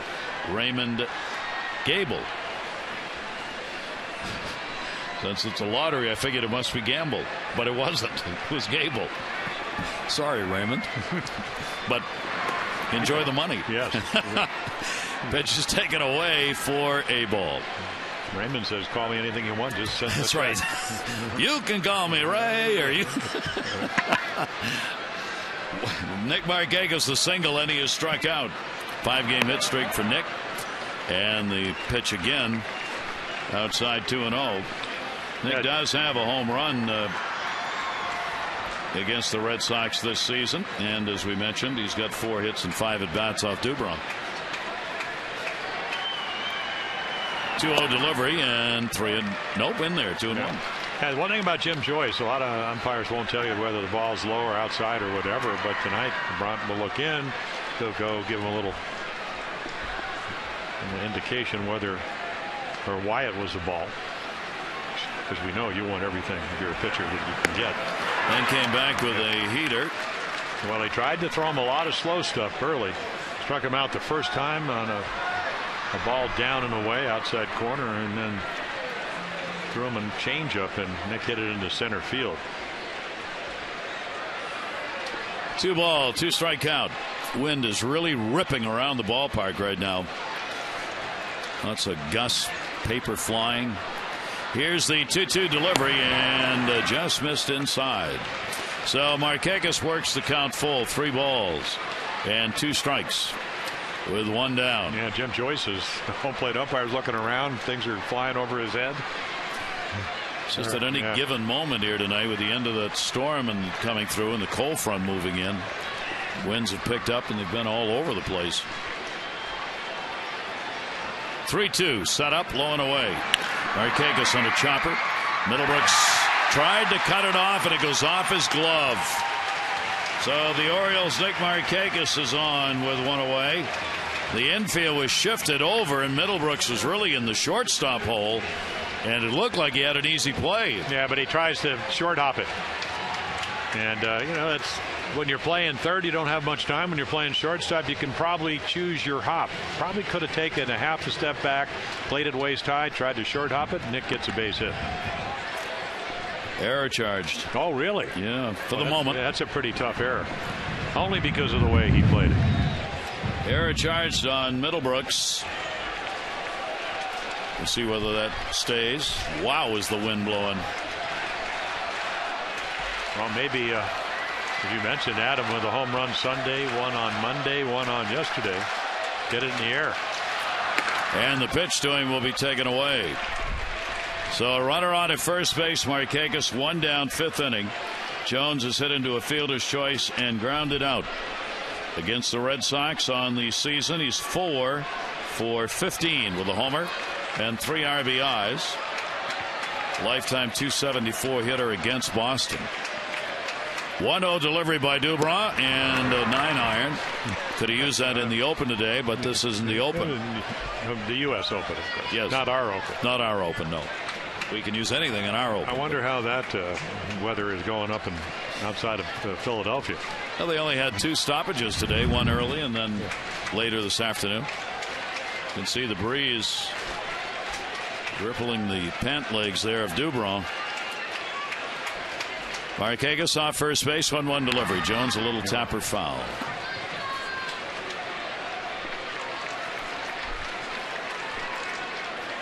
Asking how his catcher is.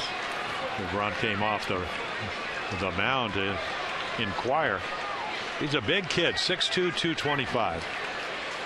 And that's why when he slide steps, in other words, he just doesn't even hardly pick up the front leg, he can still maintain his stuff. 17th inning, by the way, in Oakland. Happy to say. A lot of free baseball. Fans enjoying it. 2-2. Broadcasters' delight. Pitchers Park. 1 more inning, they'll match what we did in Seattle last year. That's right. 1 ball, 2 strike pitch on the way, and Jones will take it inside. Or the 17 innings we did in Boston. And Adam hit a home run off of Darnell McDonald. Chris Davis came in to squelch the rally. It's a nice little game. Quite a ball game. Yes, it was. It really was. I mean, when you think back about that game. Each team battled back again and again in that game. 2 ball, 2 strike count. 1 away here. Infield a double play depth. Dubron's delivery to Jones. Hit him. second hit batter in the ball game and the third of the year by Dubron. Yeah, that doesn't bother Adam. He was running around with an ice bag on that left shin after fouling a ball off it yesterday. You can see the torque. He just over rotates, and this ball is almost behind him, gets the back of the hamstring. So the Orioles get runners on at first and second base with only one out, and they get Chris Davis to the plate as Saltalamacchia goes out to talk to his left-hander. Davis starting the day second in the American League in average, first in home runs, second in RBIs. He leads the league in extra base hits, in slugging.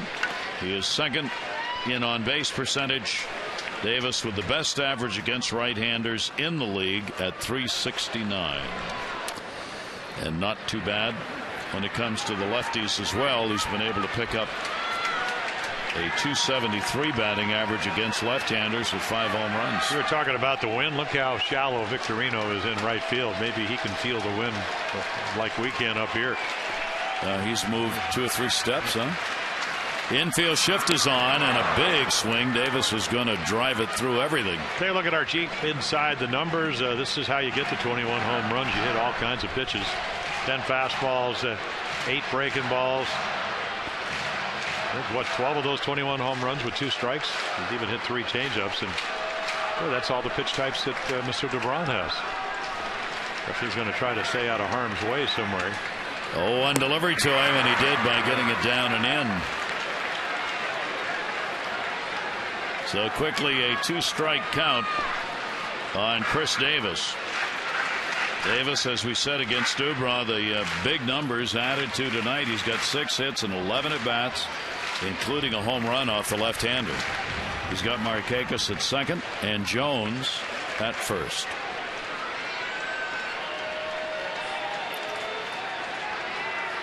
Dubron with the 0-2 delivery, and Davis takes it up high. Count goes to 1-2 on Chris. One of those big moments in a ball game with only one away. Orioles had a 3-0 lead. Red Sox have cut it to 3-2. Now here's a chance for the Orioles to up that lead again. 1-2 with a look back to second. Yeah, he really does have, for a young pitcher, only in his second year started, an awareness of what's going on with runners on base. I never thought much about it. I figure it was more important to focus on Chris Davis with his 21 home runs. But a lot of guys can do both. 1-2 delivery is fouled off. Chris really taking the big swings here on this at bat, trying to drive the ball. Well, the home run he hit yesterday was a fastball down, but in the middle of the plate, and right there, that's what he was able to do. So there's 12 home runs with 2 strikes. Chris has had 10 of his home runs here at Camden Yards, where he's hitting .351, 325 on the road. And when you have his kind of power, boy, this is a special place to hit. Here's the 1-2 delivery to him, and a ground ball fouled off. Could not get underneath it. And a 1-ball 2-strike count remains. So Dubron engaged in this battle with Davis at a key moment of the ball game. Well, what he's hoping is to be able to pitch out of the strike zone, but then again, you see those numbers with 12 2-strike home runs. There's probably a lot of pitchers that felt they wanted to do that. I mean, the theory is very simple. You get ahead, you get the 2 strikes. You don't have to throw a strike. You just have to throw something that appears to be a strike and take your chances. But Chris Davis is having one of those special years. 1-2 delivery again to him, and there goes the bat that he struck out. Bat will end up over off the tarp. He did not make contact with that one, and there are 2 down. Yeah, down and in. And nice little sinking fastball, and then Kirby will go over and get the bat. So an excellent pitch to the guy with the most home runs in the major leagues by Felix Dubron. Told you Dubron's a strikeout pitcher, and he gets a big one here. I mean, pretty much down the middle, but great life, and then the bat goes. Dubron averaging 9.24 strikeouts per 9 innings. The best for left-handers in the American League. Two down, still 2 on, and Matt Wieters in the dirt. Nice stop made by Saltalamacchia. Wieters has popped out and been called out on strikes. Now 2 away, and the Orioles look for the 2-out RBI. Matt currently no hits in his last 7 at bats. Defense plays him straight up. Runners off first and second. Here's the 1-0 delivery. Wieters will take it up high. Yeah, so DeBron to 237 runners in scoring position. Pretty good number. League average is right around 268. Seems like with all the teams that we've seen, the way they've been hitting it must be going up this year. It's 259 last year. A little bit higher. 2-0 delivery to him. Wieters takes it outside. 3-0. Hardy waiting on deck. So do you let him swing? Happy. Yeah, do you let him swing? With one of the hottest guys in baseball waiting on deck. No. Yeah. But then again, if you're Felix DeBron, you don't know. You don't know that. Neither do we. No. Well, let's see what he wants to do here. 3-0 delivery on the way to Wieters. He'll take it. It is a strike, but a good one. Not just laid in there. And it goes to 3-1. So Dubron amassing the pitches, 93 thrown in the game, and he's not through the 5th inning. That is typical, as we talked about earlier, with strikeouts, walks, and a big whip number. Walks, hits per innings pitched. 3-1 delivery. Wieters. Jones way off first base with Dan Carp playing way behind him. Well, Mike Carp way out. 2 outs. He's just making sure that if a ball is hit to his right, try to keep it from going into the outfield if he can't catch it. So the runners go 3-2. Markakis reached on the air at second base. Jones hit by a pitch. And Dubron trying to get Wieters out of there. And Wieters will ask for the timeout.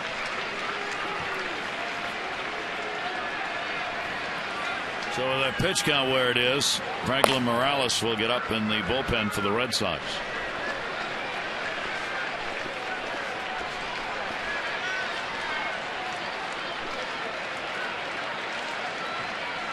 And the 3-2 delivery. Runners go. Hit to short. That's a base hit by Wieters. Markakis scores. Jones to third. A 4-2 lead. Matt Wieters on a 3-2 single. Yeah, an amazing game. You're 0 for 7. You go 3-0, 3-1. Throw a fastball right by him in a fastball count and come back with a changeup. And Matt is waiting. Watch him hit this changeup right on the nose. He hooks it, a little top spin. Drew can't get it. Markakis, because he's running on the pitch, not even close to having a play. Matt Wieters getting his 35th RBI. And the Orioles make it a 4-2 ball game. And now Juan Nieves, pitching coach, chatting. Jones, who is running, gets over to third. Yeah, so that extra out, the Orioles take advantage of it. The high chopper that Middlebrooks plays into an error. This will be an unearned run. Anything else scored here will be unearned. Hardy coming up, popped out, first and third, 2 down. Red Sox have now committed a total of 33 errors on the season, and to this point 20 unearned runs. Orioles have given up 16 unearned runs, a lot fewer errors at 22. 2 away. Hardy, and the pitch is strike to him. Hardy is 0 for 2.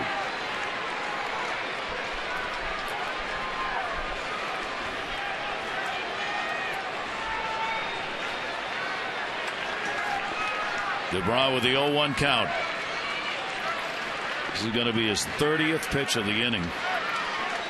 97th of the game. Hardy tears into it down the line and foul. Yeah, a little cut fastball, slider, whatever you want to call it. LeBron got away with a hanging changeup, and JJ popped it up the last time. JJ still looking for his first hit against Dubron. He's 0 for 11 against him.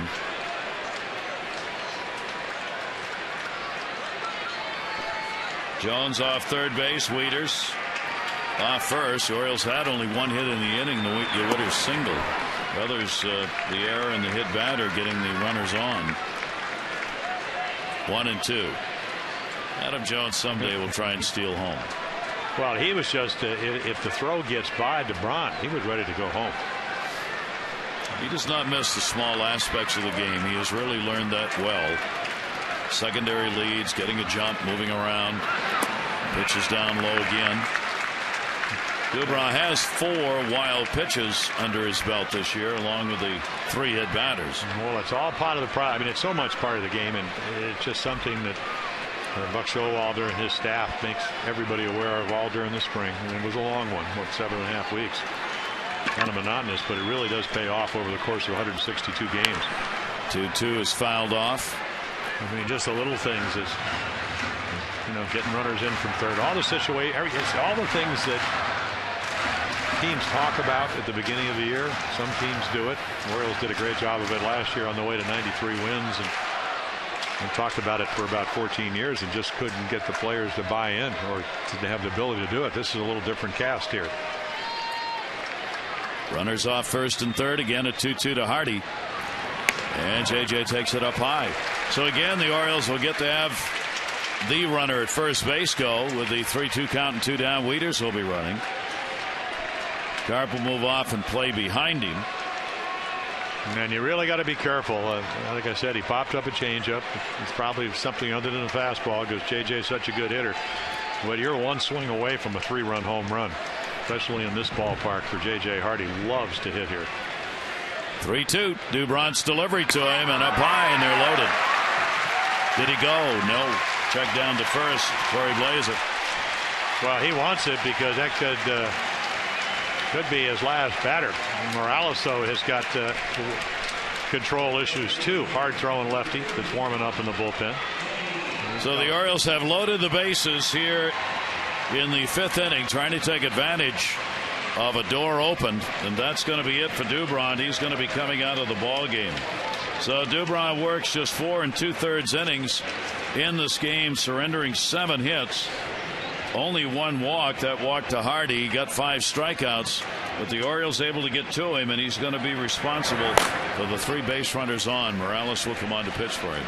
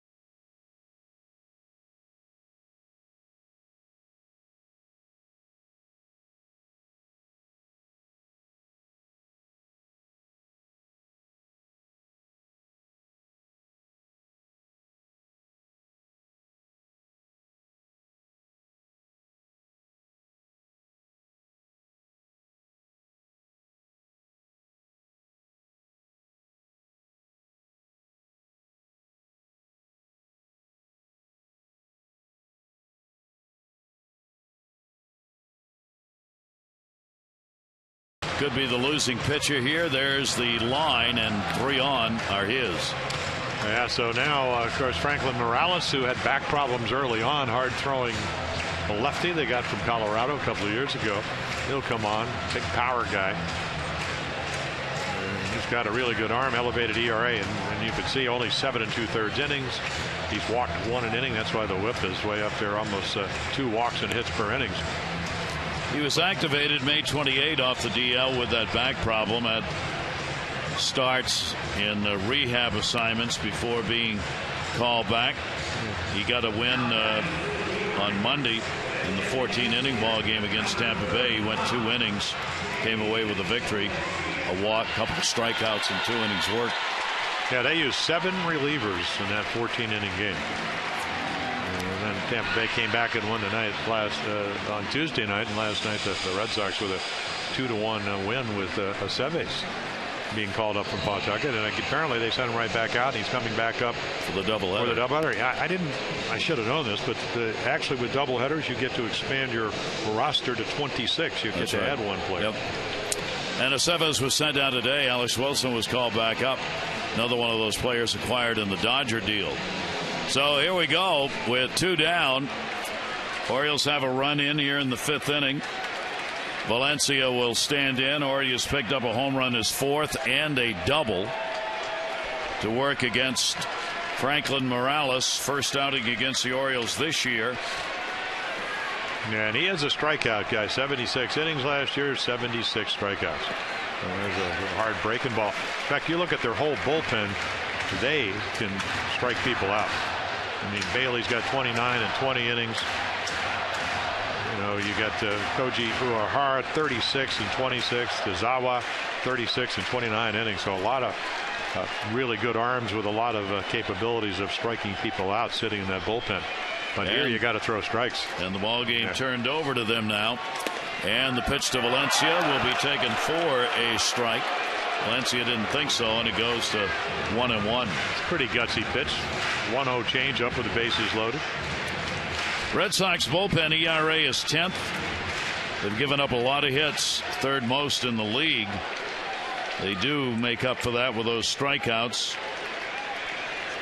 And boy, would Morales like to get one right here. Valencia on the overhand delivery, a 1-ball, 2-strike count. Yeah, another changeup. And the bottom dropped out. Orioles with Jones on after being hit by a pitch. Wieters with a single and Hardy with a walk. Still only 1 hit in the inning, a run in, and the sack's full. 1-ball, 2-strike count of Valencia. And that will be outside. Entirely different motion than what you saw from Dubront, who's was much smoother. You get a real quirky, hurried, rushed delivery by Morales, which can be very deceptive. I thought Morales was a little bit taller, but he's 6'1". But he loves that split-fingered change-up pitch, and he's thrown 3 in a row. 2-2 the count. And that ball's going to be blooped in the air to short. Going back for it is Drew, and he's got it. So the Orioles will pick up 1 unearned run in the inning on 1 hit, an error, and leave the bases loaded.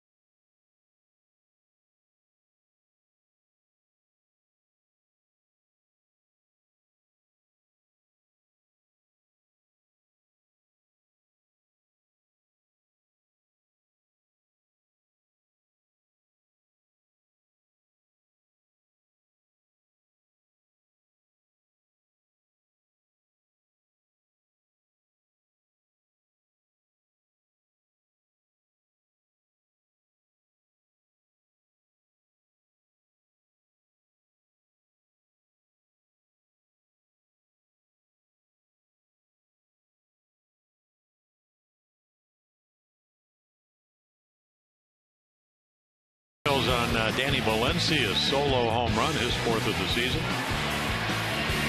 And then the jam shot with the infield in will make it 2-0. Manny Machado drives in Flaherty, and then the base hit by Chris Davis. So the Orioles will have a 3-run base hit. Then Matt Wieters will drive in the 4th run.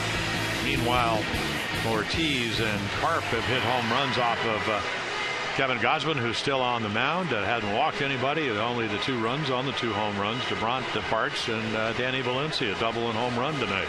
Orioles by 2. And Geico saving people money on more than just car insurance. Keep in mind, Kevin Gausman is after his first major league win here in this ball game. 0-3, 4 starts. Here's the 81 pitch count so far in the ball game, and he's got the middle of the order up with the Victorino, Pedroia, and Ortiz. 2-run lead for the O's. And the pitch is outside for a ball. Victorino is single, and he is struck out. Has a 7-game hit streak.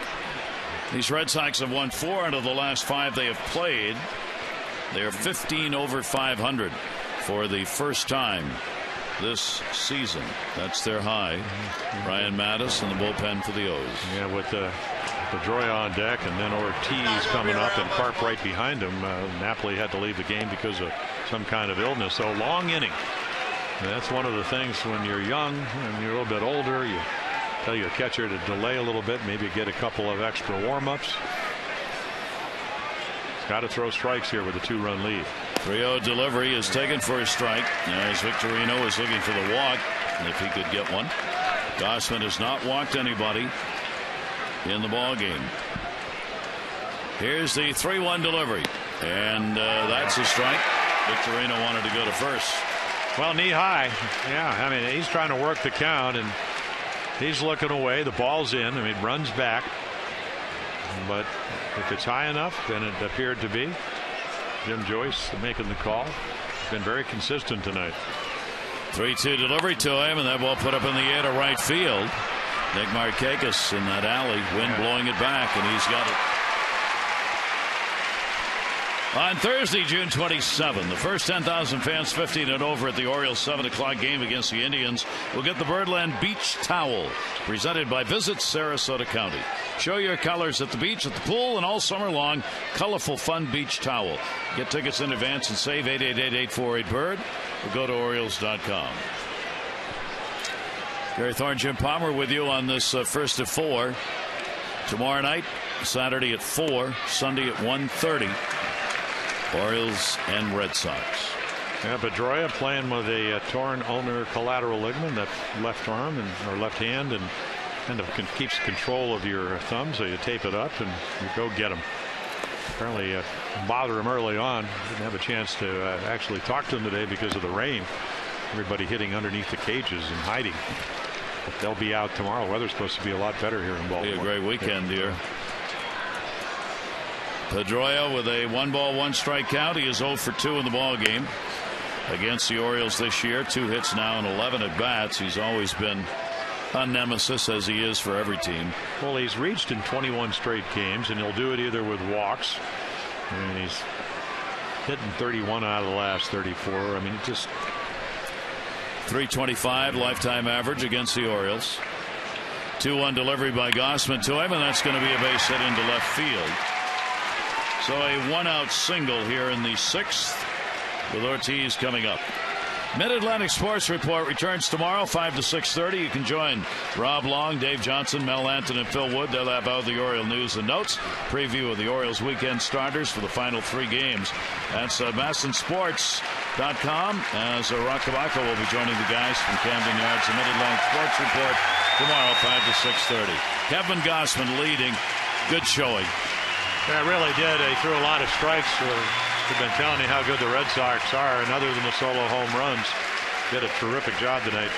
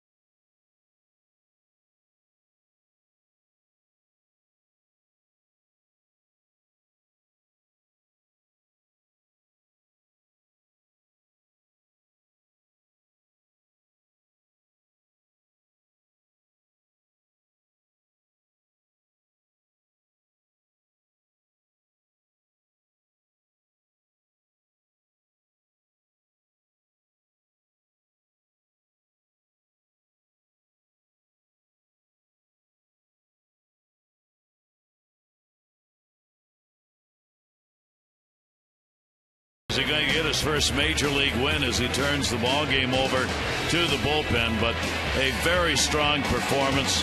I'm sure he'll talk about his command of both the fastball and the off-speed pitch after the ball game, but some real life. Yeah, had a great changeup, and Gausman leaves. Mattis comes on. This is your matchup situation. So there are the numbers for Kevin Gausman. Really pitched well. So Mattis, lefty versus lefty. Here's David Ortiz, who's 1 for 15 off Mattis. 1 for 16 off Mattis. One pitch and the out as Hardy hauls it in. And a big out, now 2 down with a runner at first base. Yeah, so now and it's kind of one thing you got to understand about Mike Karp. We told you how hot he is. It doesn't really matter. He's still hitting over 300 and with a home run against lefties. But this is what Brian Mattis did. Got a tune-up inning yesterday. Gave up a double to Pujols, but an unearned run, but threw the ball better. And he really stayed behind his pitches. And when he does that, he can get to both sides of the plate. So 2 down. Karp has faced him only once, 0 for 1. Brian Mattis, second game against Boston this year. He worked 2/3 of an inning at Fenway and had 2 strikeouts in his performance there. Lifetime for Brian Mattis. This will be game number 13 against the Red Sox. He's 4-2 against them. And the pitch is taken down low. So only the 14th at bat that Mike Karp has had against lefties, and hitting over 300. 2 for 2 in the ball game. Yeah. A home run, and that came in the 7th inning. Just 1 hit, rather. Napoli had a double in this spot earlier in the game. Runner on first, 2 down. Mattis's delivery and getting to go after 1 up high. Yeah, you can't throw that lazy slider, and when Brian is doing what Brian can do, that's how he gets lefties out. You know, the fastball a lot better than it is a couple of years ago. We talk about it all the time. In better shape, and really has embraced relieving. Well, it's over. Oakland has beaten the Yankees by a score of 3-2. Took them a while to get there. All that for that. That's 6 hours or so. And Mariano Rivera will take the loss as Fryman had a home run. 3 ball, 1 strike count. And the pitch is swung on and miss. Foul tip, says the umpire. Yeah, he was. Mike Karp was thinking about another home run right there. Apparently, Fryman got a single and an RBI, not a homer. So now with 2 down, 3 ball, 2 strike count, Pedroia will be going at first base. 4-2, Orioles lead. And struck him out. So Mattis comes on and gets it done. Ortiz pops out and Karp strikes out. No runs on 1 hit. Runner left, and Kevin Gausman a chance to be a winner.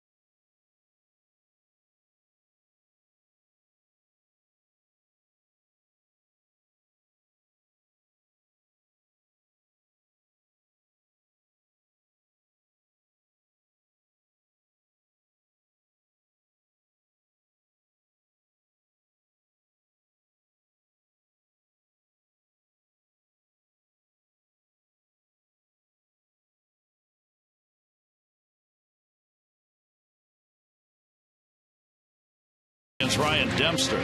Our coverage on MASN HD, 6:30 goes extra, presented by Geico. Game coverage at 7. All the access you need right here on MASN.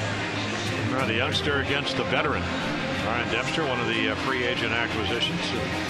Last year, the Orioles saw him actually pitch very well for the Rangers. Tillman really been on a roll. It would be a great test anytime you face the Red Sox. But you got a youngster, Dempster, 36?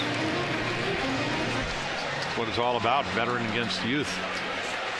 Dempster will make his first career appearance here at Camden Yards in that ball game. Yeah, that game that he pitched well down in Arlington. Could use some more runs, though, with this Red Sox offense. Bottom half of the 6th inning, and the Orioles get Brian Flaherty. McLouth and Machado due up against Franklin Morales, who came on and retired 1 in the 5th inning. Off-speed delivery, fair ball. Saltalamacchia. 1 away. Very cat-like, not like Matt Wieters, both big guys. Matt probably about 6'5", Jared 6'4". He's all over that little swing and bunt. 1 away in the 6th. That'll bring up Nate McLouth, the sacrifice, contributing to the 3rd inning. And the Orioles got 3 runs on 5 hits. Machado an RBI single, Davis an RBI single, and the home run by Valencia. Ooh! And another hit batter and another soft breaking ball. Yeah, if you're going to get hit by a pitch, that's the one. I'm not suggesting you try doing that. Don't be going to the batting cages and getting hit with a curveball. It's just a spinner. And once again, how do you do it? You turn into it. And you protect the hands and the wrists. So Dubron hit 2. Morales has hit 1. And McLouth is on with 1 away. And Manny Machado at the plate, RBI base hit, 11-game hit streak. And Machado will take the pitch for a strike. Manny at 317 now. And the Orioles with 1 down. They've stranded 7. The Red Sox have left 3 on base. 4-7-0 for the Orioles, 2-6-1 for the Red Sox. And McLouth back to the bag. 2 teams who do a lot of running have not had really situations in this game to run.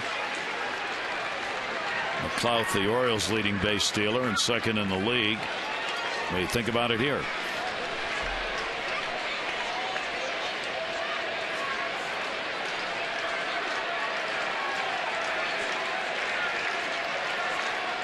Yeah, it's hard. Quick step.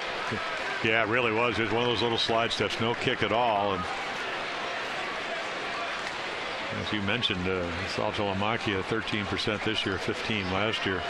But that does give you a chance. 1 ball, 1 strike count. Morales' delivery will miss down low. So you've seen, if you're Nate McLouth, you've seen the slide step, then you've seen the high leg kick. And if you choose right, and talking to Brady Anderson, I said, I didn't realize, I knew you hit 50 home runs. I didn't know you stole 36 in a row. And he said, well, I did.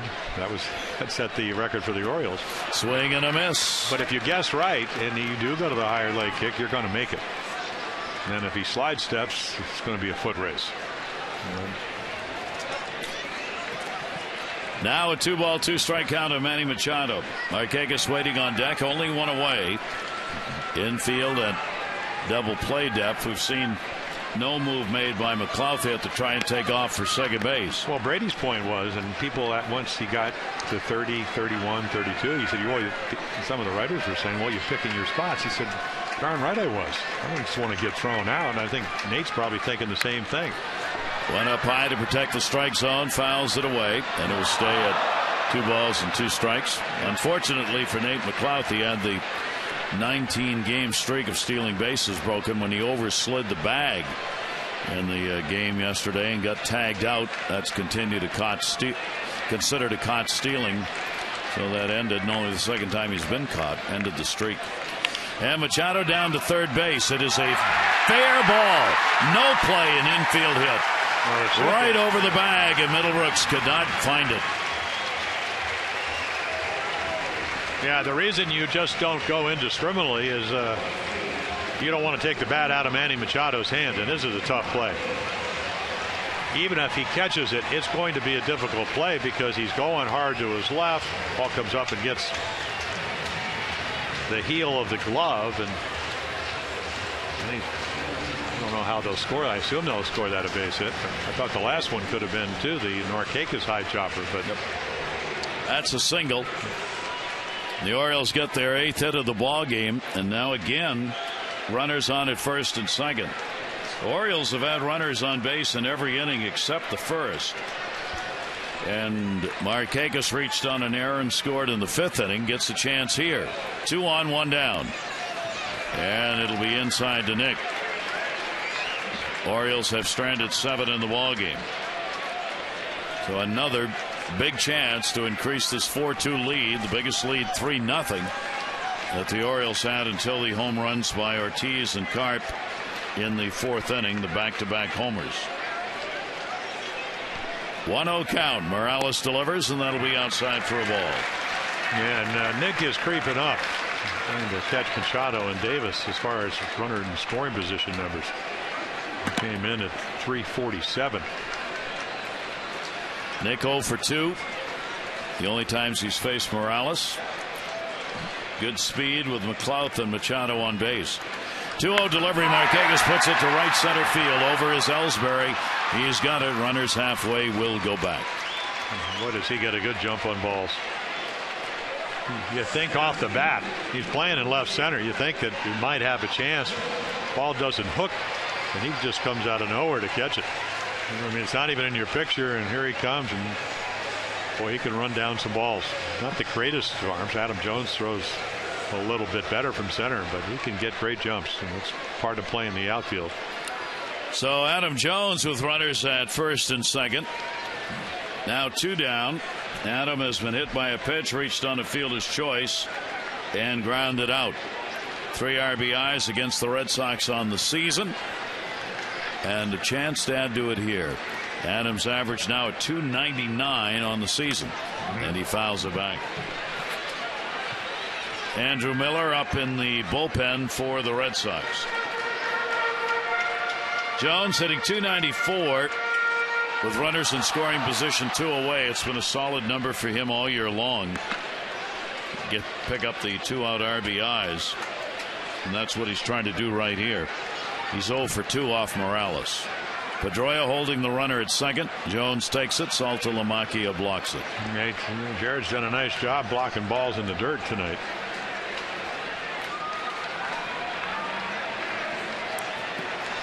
And a 1-ball, 1-strike count on Adam Jones. You usually just don't see catchers like Wieters and Saltalamacchia that are that big, but yet they catch small.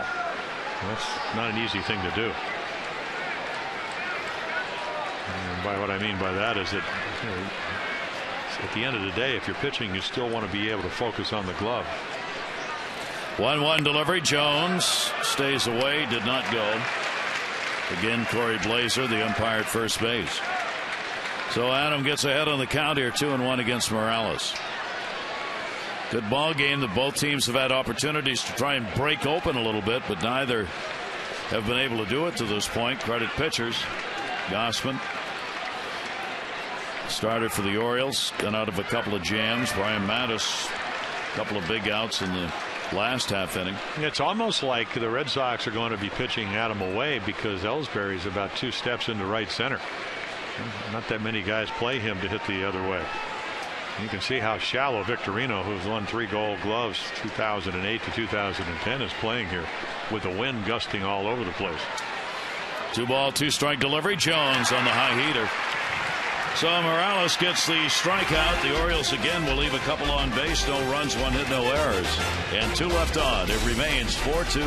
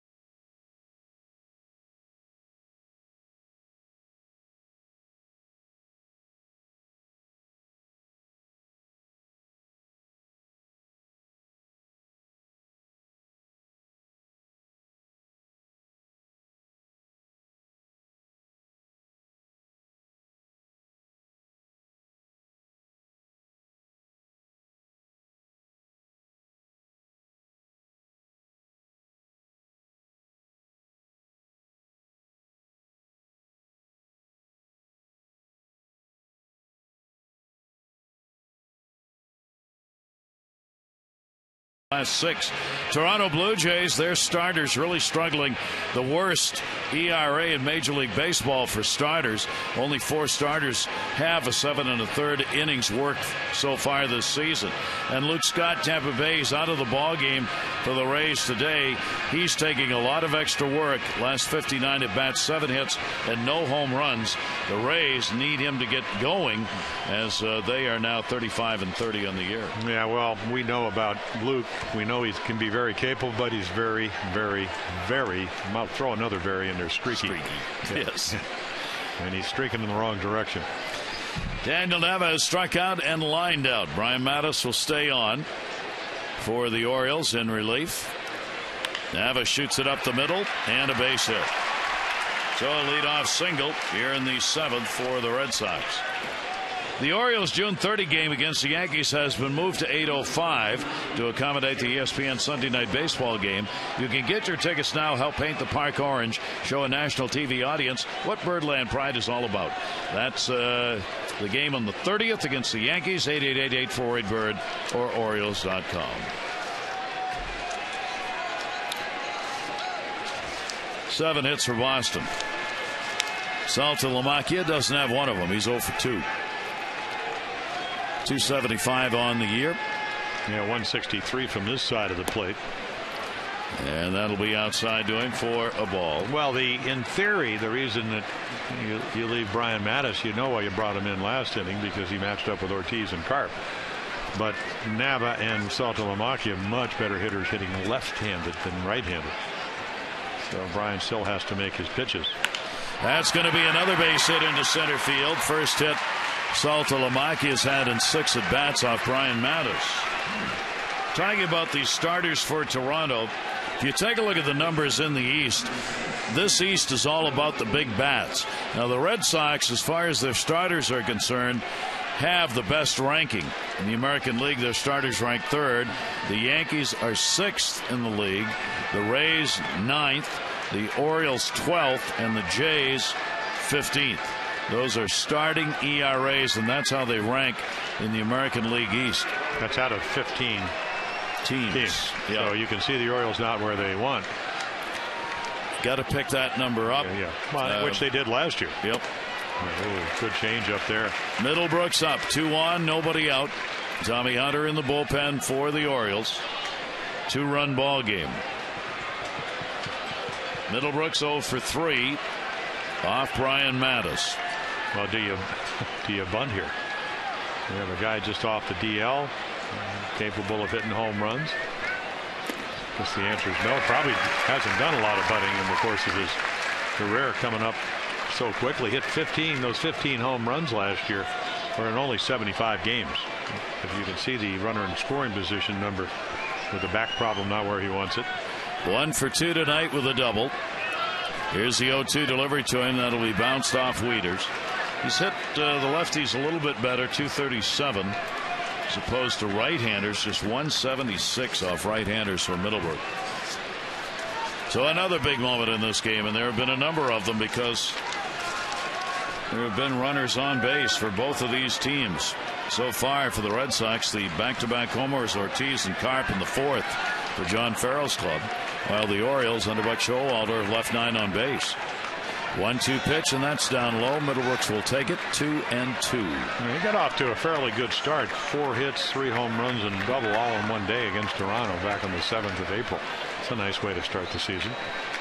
They really need his bat in the lineup because they've built their infield around the fact that he's going to be at third base. 2-ball, 2-strike delivery, and protecting on a pitch inside, fouls it off. You can play Iglesias at third base, but they don't want to. He's a shortstop. Not that he can't play there. He's done a good job, but yeah, John Farrell said it was very much like Manny Machado, where he did some work before the games, not to the extent that Manny did when Orioles brought him up. Worked with him last year, and then brought him up early August. He never had played third base at the major league level. 2-2 delivery to him, foul back. Yeah, Brian's trying to figure out where can I go. You know, sliders down and in, fastball up and away. Would love to get something on the ground. Let his double play, let his infield turn to DP. Left-handers hitting 180, right-handers 233 off Brian Mattis, and Wieters to make sure what they want to throw here, and this next 2-2 pitch goes out.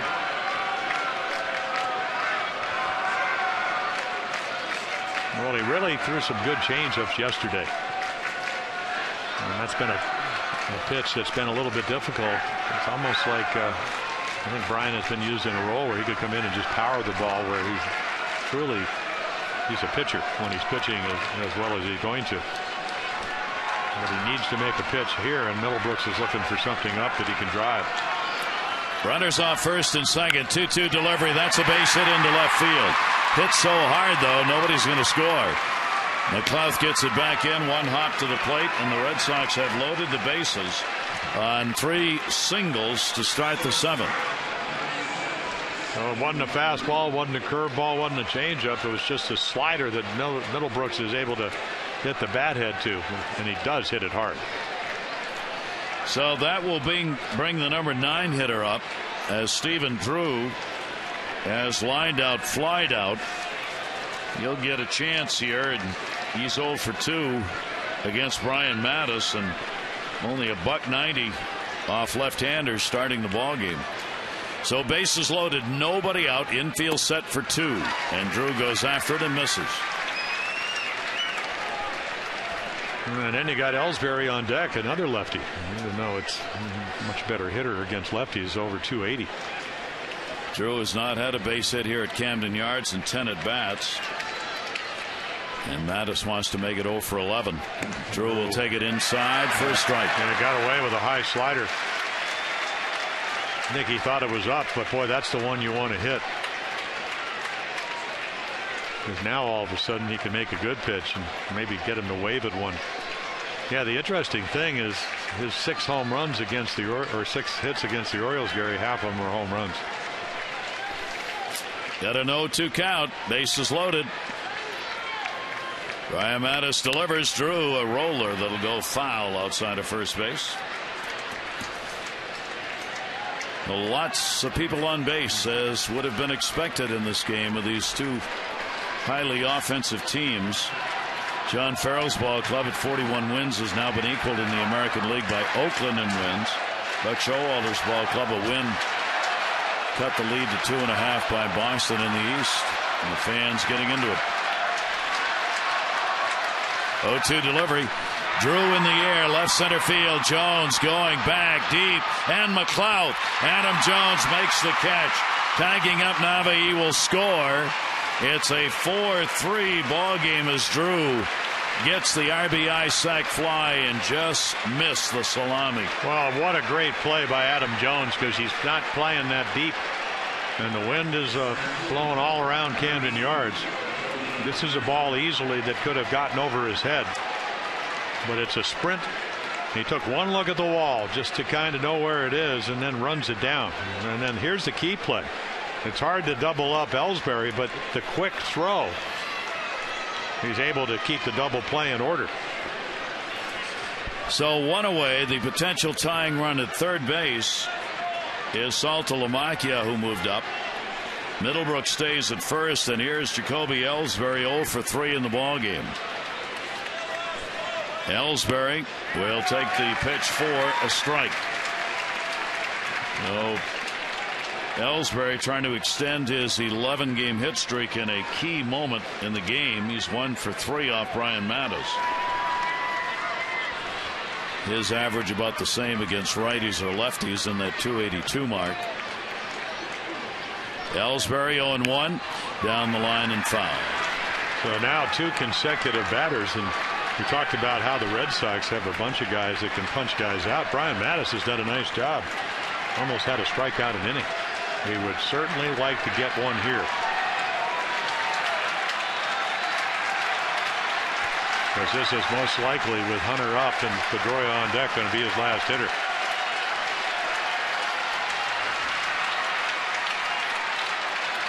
Here's the 0-2 delivery. Leaned out and watched it away. What a nice take by Ellsbury. Now you think you might get him to chase, but this is why he's hitting over 280. And the ball just ends up a couple inches off the outside corner. Ellsbury, a ball and 2 strikes. Saltalamacchia at third. Middlebrooks off first. 1 down, 1-2. And again, this one came back in on him, and he fights it off. Holds the count at a ball and 2 strikes. And you can pretty much tell how they're trying to pitch him just by watching Matt Wieters. He slides up and in. They'll try to throw the ball by him.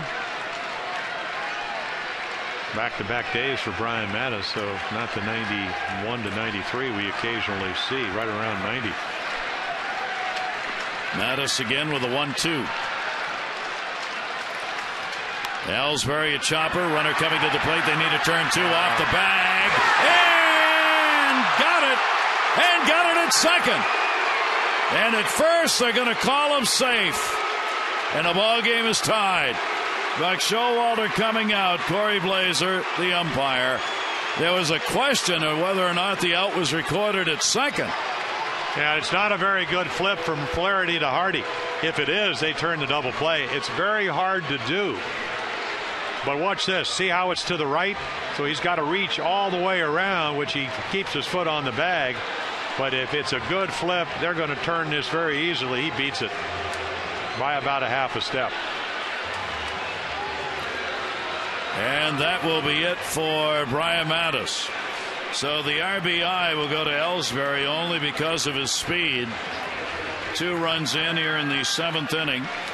And Tommy Hunter will be coming on to do the pitching with Shane Victorino coming to the plate. 4-4.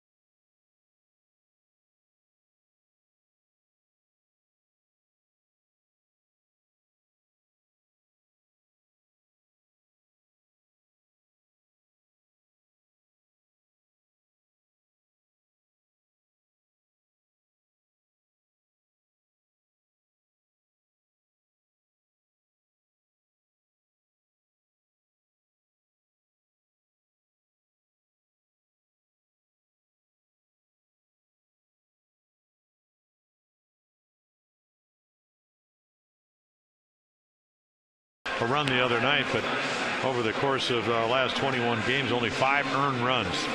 Velocity up, a little bit of trouble with the cutter control, so a walk, but did pitch out of trouble. Big strikeout of Albert Pujols in the Oriole win on earlier in the week. So he comes in, and you got a guy that 29 steals, leading the American League in stolen bases over at first base. Shane Victorino will be the batter. Ellsbury's on at first. Kevin Gausman will not get his first major league win tonight, as he is now non-decisioned along with Dubron. Ball game tied with a couple of runs in here in the 7th. 4-4. Victorino, a 1-for-3, a single in the first inning, is struck out and flied out. Against Tommy Hunter, he's 1-for-4, and the cat and mouse game begins with Ellsbury over there at first base. Ellsbury, as Jim said, leading the league in stolen bases. Yeah, you don't mind Victorino leading off the next inning, so as long as he thinks he can get a big jump, and you can see only been caught twice, that doesn't seem to be a problem. Just make him stop. That's half the battle. And a good pitch fooled Victorino on the off-speed delivery from Tommy Hunter. 0-1. Yeah, it's not normally a pitch you'll throw. You know, big slow curveball with speed on first base, but not only does he throw it, he throws it for strike 1. Another throw over to get Ellsbury back.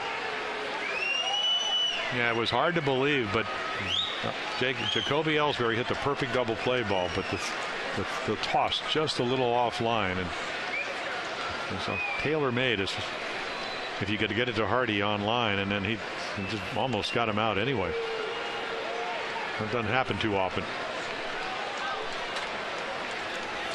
Hunter has had a .270 batting average by left-handers against him. He's dominated the right-handers at 138. 0-1 count. Victorino, runner goes, shows bunt, takes it. Wieters right there. He got him, and no question about it. Only the third time he's been caught this year, and Wieters, throwing out 52% of base stealers, ends the inning.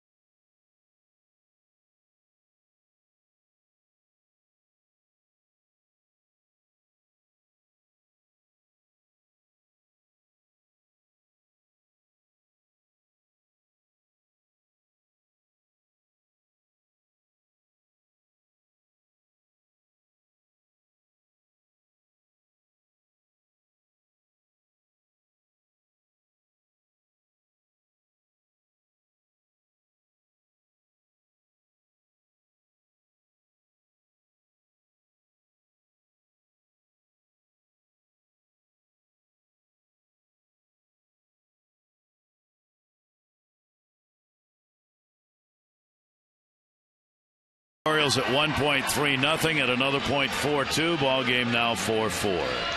Yeah, the big guy Andrew Miller, former #1 draft choice by the Detroit Tigers back in 2006. Again, came out of North Carolina, where, of course, he had such a powerful arm, big 6'7" flamethrower, hard slider. So he's been up and down. He's been a starter. He's been a reliever. Last year, all his games for the Red Sox, all 53. So he did give up a run, gave up a home run to James Lomy on Monday night. But 23 of the 29 appearances this year have been scoreless. And what he's been able to do is harness the outstanding stuff. His claim to fame, in a sense, other than being a #1 draft choice, the 6th overall, he was in the Miguel Cabrera trade, where the Tigers actually traded him down to the Marlins, and Cabrera became a Tiger. It's turned out pretty well for Detroit, wouldn't you say? Fair deal. Yeah. Franklin Morales out of there, an inning and a third. Good job, a strikeout and a hit. Ryan Mattis's line, an inning and a third, 2 runs, 3 hits, and 1 strikeout. And Miller starts out with a strike to Chris Davis. Davis has struck out, single, been hit by a pitch, has picked up an RBI in the game. Red Sox out hitting the Orioles 9-8. And that ball will be fouled back. Against the Orioles this season, Miller appeared in a couple of games in relief. Ended up working only a third of an inning in the 3-game series played in Boston. Orioles winning 2 out of 3 there. First to 4 here. And a swing and a miss, and Davis is gone. Well, 97 up and in. Wow. Reminds me a little of Randy Johnson. When Randy Johnson came up, a lot of his control problems were balanced. And then all of a sudden, Tom House, pitching coach with the Rangers, suggested start on the toe, land on the toe, be balanced. So his windup very simple, and just throws it right by Chris Davis. Not too many guys do this. Perfect place, up and in. And even though Andrew Miller is a left-handed pitcher, right-handers are hitting only 139 off him. Left-handers 295. Go figure. Here is Wieters, a single and an RBI, 1 for 3 in the ball game. Matt with that big throw to get Ellsbury for the final out in the 7th inning on the caught stealing. Matt at 52% throwing out base stealers. And a great pitch that just ate him up that time. 0-2. Couldn't help himself from going after that. Miller second among the relievers in the majors with the strikeouts per 9 innings.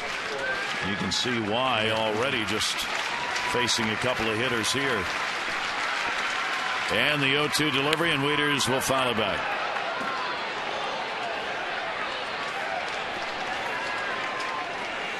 So just the kind of ball game I think it would have been anticipated by fans. These teams getting together. It was like that in Boston. We told you the scores of those games: a 1-run game, a 2-run game, and a 3-run game. Separated the two teams. And on the outside corner, he caught it. 2 Ks. Yeah, nice little breaking ball.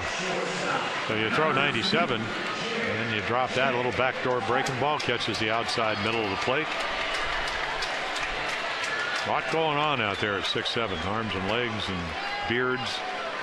That's their solidarity. Started growing them in spring training. Some look better than others. And a strike taken. 8 pitches, 8 strikes. I like Craig Breslow, their left-handed reliever. Molecular biology at Yale. He goes, I'm comfortably on the fence whether I want to keep growing my beard. That's a Yaley. That's a good one. Yeah. Comfortably on the fence. First ball he's thrown right there, and Hardy, who has walked, popped out, grounded out. 1 ball, 1 strike count. That's as middle of the road as you can exactly. get. And he'll take that one down low. So the count goes to 2-1. J.J. Hardy. We're in the bottom of the 7th inning. Tie game.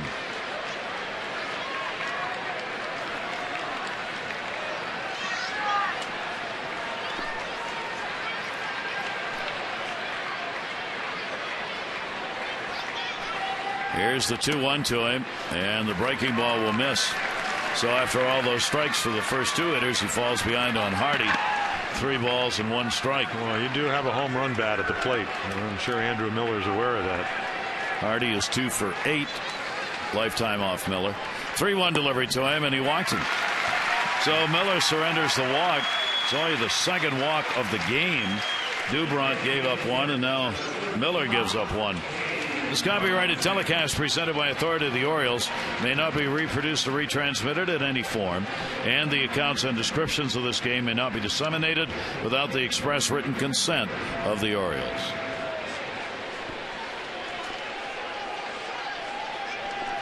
Two down, 1 on.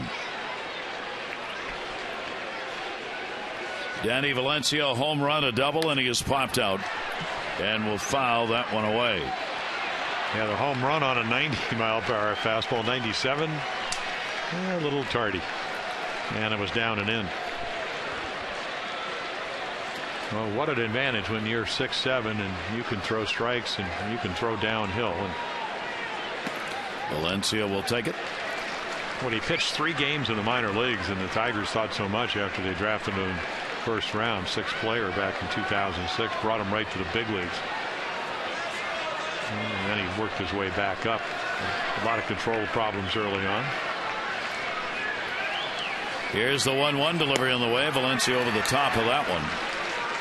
Took a little off. When he got 96 or 97, 85 looks pretty slow. Well, and you really have to credit the Red Sox, because when he came over to the Red Sox for Dustin Richardson, they actually started him. So he would pitch well, but he'd be all over the place, and eventually the windup got better, and he got him. Yep. So a 3rd strikeout. He strikes the side out and walks the other in the inning. We completed 7 here at Camden Yards. Ball game tied at 4-4.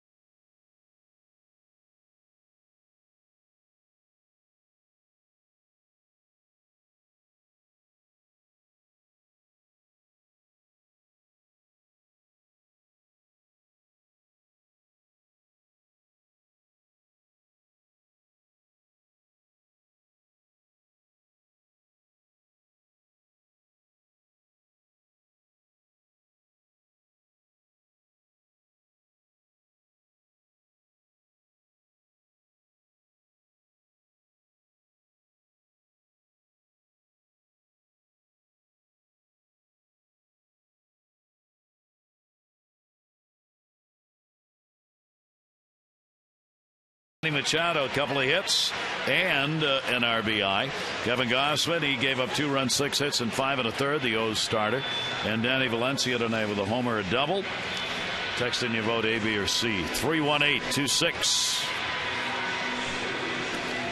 The Orioles bullpen. You see the numbers through May 13.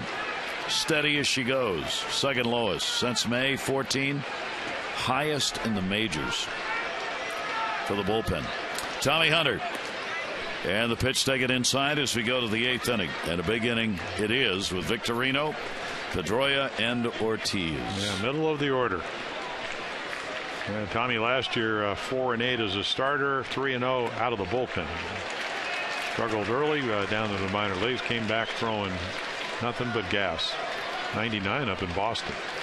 97 on that one. Yeah. Victorino a single. The 1 for 3 stands back in. He was there when the caught stealing occurred. Davis makes the play. 1 away. Swing for the fences with the new Home Run Derby mobile game from MLB.com. Play as one of the real Home Run Derby participants from the past 3 seasons in arcade mode or Derby mode. Recreates the authentic Home Run Derby tournament experience. Available on an iPad and iPhone. Download MLB.com Home Run Derby for free today. Pedroia. So he's been up 3 times and he's hit 3 sliders. Hits that one in the air to right field, right at Markakis. 2 down. Yeah, I think Matt Wieters is very aware of it, calling the pitches. And you got a guy that can get it in the upper 90s. And he just throws him a high fastball from 1 pitch out. David Ortiz against Tommy Hunter is 7 for 21 with 3 home runs. Tread carefully. Not that Carp is any bargain on deck, but you cannot let this guy beat you. And we are in a tie game. 14th home run came in the 4th inning. 1 for 3 in the game. He and Carp had back-to-back homers in the 4th for the Red Sox. And then they got the RBIs from Ellsbury and Drew in the 7th inning to tie the game up. Orioles have Machado, Davis, RBIs, Valencia, the home run, Wieters, an RBI single. And a big cut foul back. And he really big cut. Yep. Saw him pat his leg after the ball went foul. It was like, man, that's the one I came up looking to drive. Well, it was a high curveball. You get all the leverage. Just put it in the air. Ball is flying here at Camden Yards.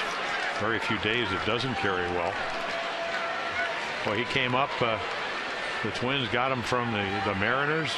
And then after he hit 22 homes, they wouldn't pick up the option because he was going to be arbitration eligible. And that's how he got to the Red Sox.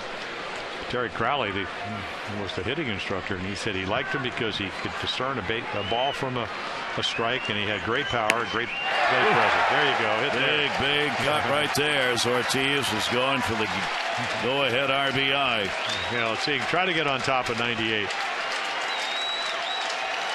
Boom. Great. Well, he already hit 96 in the middle of the plate for a home run.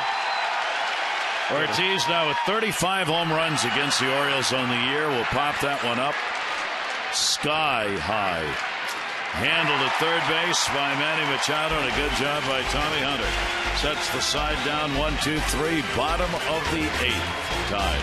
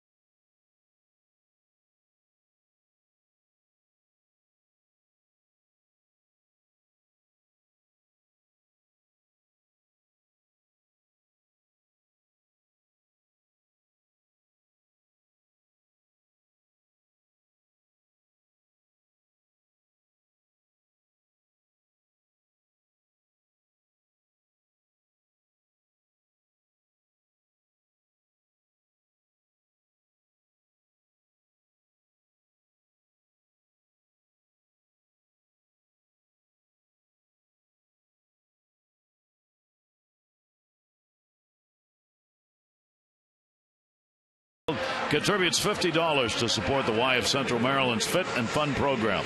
175 walks, $8,750. Care First Blue Cross Blue Shield encourages each of us to take that first step towards a healthier and more active lifestyle. So the Orioles bat trying to find that go-ahead run against the left-hander Andrew Miller as the cooler, comfortable weather moves into Baltimore, which is supposed to be here for the weekend. Ryan Flaherty will lead it off. He has doubled and scored 1 for 3 in the ball game, and a ground ball off the handle. Pedroia, 1 pitch and an out in the 8th. And they're not going to waste any time. Get something you think he can handle and runs it in on his fist. Hard to get the good part of the bat. Miller striking the side out in the 7th inning. The Orioles, who, as we've talked about, have lowered their strikeouts significantly this season, have had 9 strikeouts in the game. Dubront had 5. Morales got 1, and Miller's got 3. McLouth, with 1 down, nobody on, kind of moved the bat to the bunt position and drew it back. Sacrifice hit by a pitch. He struck out and popped out. Yeah, 3 out of the next hitters lefties. And fouled it away. He had Middlebrooks way in at third base. 1 ball, 1 strike count. Well, Middlebrooks will back up a little now. I mean, that's the way you want to play it. You don't even, not that make McLouth bunts to third base. He's more of a drag bunter where he'll try to bunt it towards first base. 1-1 delivery on the way, and that's a strike called. McLouth can't believe it. 1-2. Yeah, I think he's going, are you sure you called that? Jim Joyce, great reputation at home plate. This is a strike. It's pretty much right down the middle. I'm not sure Nate could see that because he was kind of out of there. But 1-2 and another breaking ball that stays inside. 2 ball, 2 strike count from Andrew Miller. McLouth 1 for 2 off Miller. Battle of the bullpens underway here in the 8th inning. Dubront lasted only 4 2/3 for Boston. Their starter. Foul? No. No. Yes. Home plate umpire Jim Joyce signaled foul ball. Neither the batter nor Saltalamacchia, the catcher, were sure about that. Well, now, but Nate wasn't because watch where he's going. I mean, this is a lot of awareness. He didn't foul that ball off. No, it just went off his glove. Yeah. And Saltalamacchia knew it. Turned around, started to go after it. Nate started to go to first, and well, there's your stolen base guy at first. That should have been a pass ball. He just missed it. 2-2 delivery, breaking ball, 3-2. That is nasty. You have to understand, Andrew Miller is over on the third base side, so he's just a little across his body, so he's stepping right at you if you're left-handed. And the ball is coming out somewhere by right center field. If he was over on the other side, it'd be right behind the second base, right out of Pedroia's uniform. And McLouth will get the walk. So McLouth on. The second walk surrendered by Miller comes with 1 away in the 8th inning. And the Orioles get Machado. Then Markakis due up. Davis will go to the bullpen phone to get warm-up action going for the Red Sox. Well, now let's see if Nate will do a little running. Manny Machado facing Miller for the first time. Lob over. Yeah, you can see not a great move, and obviously that may not be his best one, but he's not known for having a terrific move. Junichi Tozawa, a nice year for him. Hard throwing righty. Another multi-hit game for Manny Machado. 2 singles. He is 2 for 4. An 11-game hit streak equaling a career high. That time McLouth was leaning towards second. Whether going or not, we'll find out. Well, if he's going to go on the first move, what it's going to be is a foot race. If he goes on the first move, he'll just gamble that Miller is going home. If that front foot goes behind the pitching rubber, he has to. Otherwise, it's a balk. And hope that Saltalamacchia doesn't make a good throw. Runner not going. Machado will take it outside for a ball. But you can see there's no leg kick. For a big guy, he's able to slide step very, very well. 4-4 game, bottom of the 8th inning. Orioles have left 10 on base. The Red Sox have left 3. 1-0, runner not going. Machado in the air. That'll go to center. Ellsbury there. Back to first goes Nate McLeod. 2 down.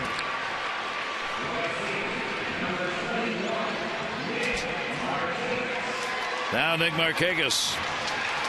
Nick with a single has reached on an air and scored. Flied out, struck out.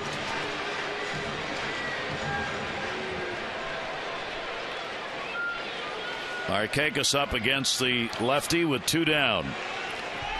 Nick against Miller is 1 for 9. Hitting .292 on the year. And a swing and a miss. Now you'd think McLeod here probably won't go if you want to give Markakis that hole. However, if you want to give him an RBI chance, I think he goes if he thinks he can jump. Again, you don't steal 19 in a row if you don't have a pretty good feel of when you can go. And Miller with the better throw over. Yeah, he does not have a good move, but the way he combats the stolen bases, and the slide step is pretty simple. All you do is, instead of picking up your front leg, you slide it, and it allows you to try to get under the magic 1.3 seconds. Time you release it and Saltalamacchia catches it. Markakis and the mask comes off Saltalamacchia. Tim Joyce says, "Are you all right?" What mask? Where is it? I'm great. Yeah, fine, good. Jeez.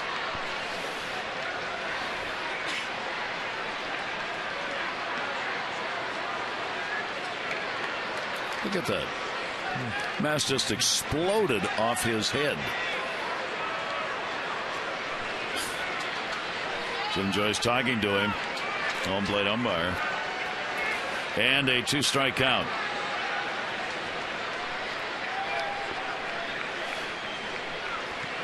McLeod.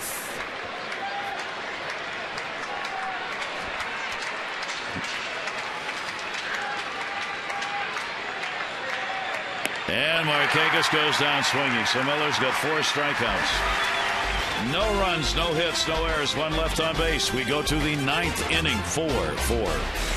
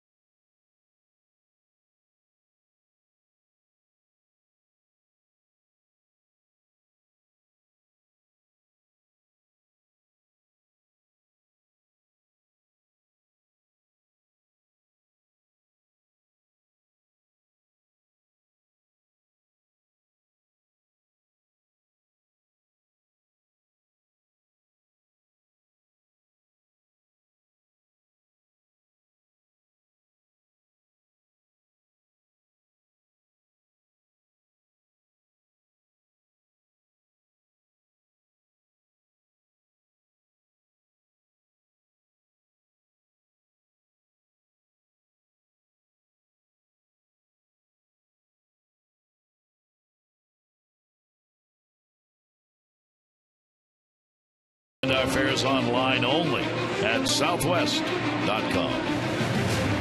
Gary Thorne and Jim Palmer, Camden Yards, and a good one to open up this 4-game set against the Red Sox tomorrow night. 7 o'clock. It'll be Chris Tillman, Ryan Dempster. 4 o'clock game Saturday. Freddie Garcia, John Lackey. And then Miguel Gonzalez on Sunday afternoon, 1:30 against John Lester.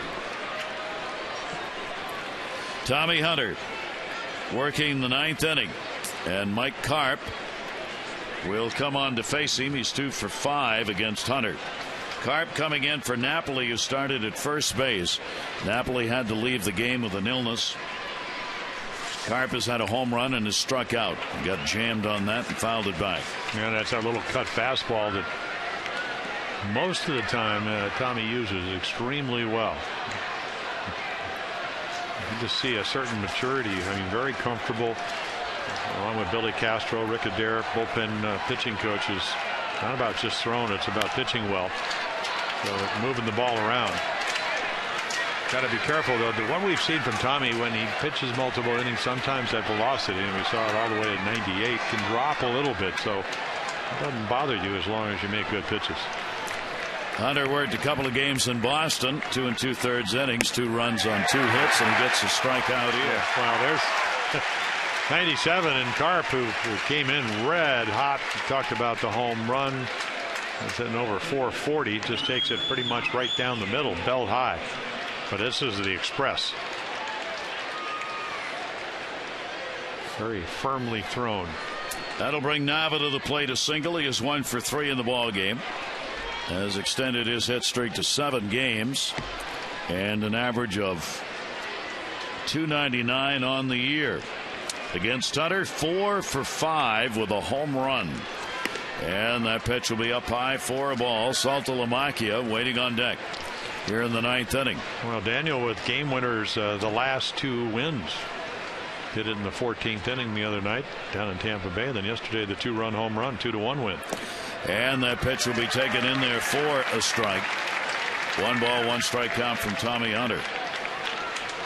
Red Sox are not used to playing a lot of 1-run games. They've only played 15, the fewest 1-run ball games in the league. They're 9-6 in those. Check swing ground ball to third base. Manny Machado, thank you very much. 2 down. Update you on the voting. AT&T player of the game so far, Danny Valencia on top. Still time to text in your vote, A, B, or C. 31826. Results on the O's Extra post-game show.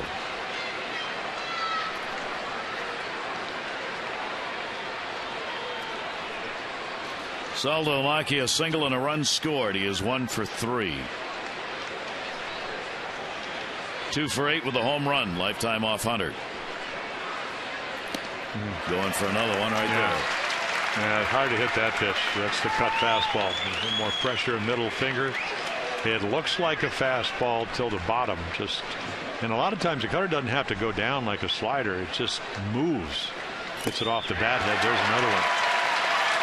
Saltalamacchia with a big .290 average lifetime against the Orioles and 8 home runs, including 5 hit here at Camden Yards. Well, he loves the ball away because he's a big guy and loves to get the arms extended. So if you can stay in off the plate, it's hard to hit it fair if you can hit it at all. Here's the 0-2 delivery. Saltalamacchia fights it off. Well, 20,098. The ticket sold for the first 4 games this weekend against the Red Sox. 20,098. They've seen a great game. Bailey and Tazauer. Bailey the closer. Again the 0-2 delivery. Saltalamacchia will take it 1-2. I mean, it's an easy 98 with Tommy Hunter.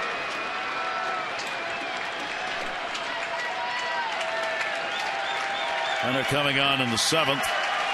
Didn't have to record an out with a caught stealing. Fouled off. Got the side in order in the 8th and trying to do the same thing here in the 9th inning.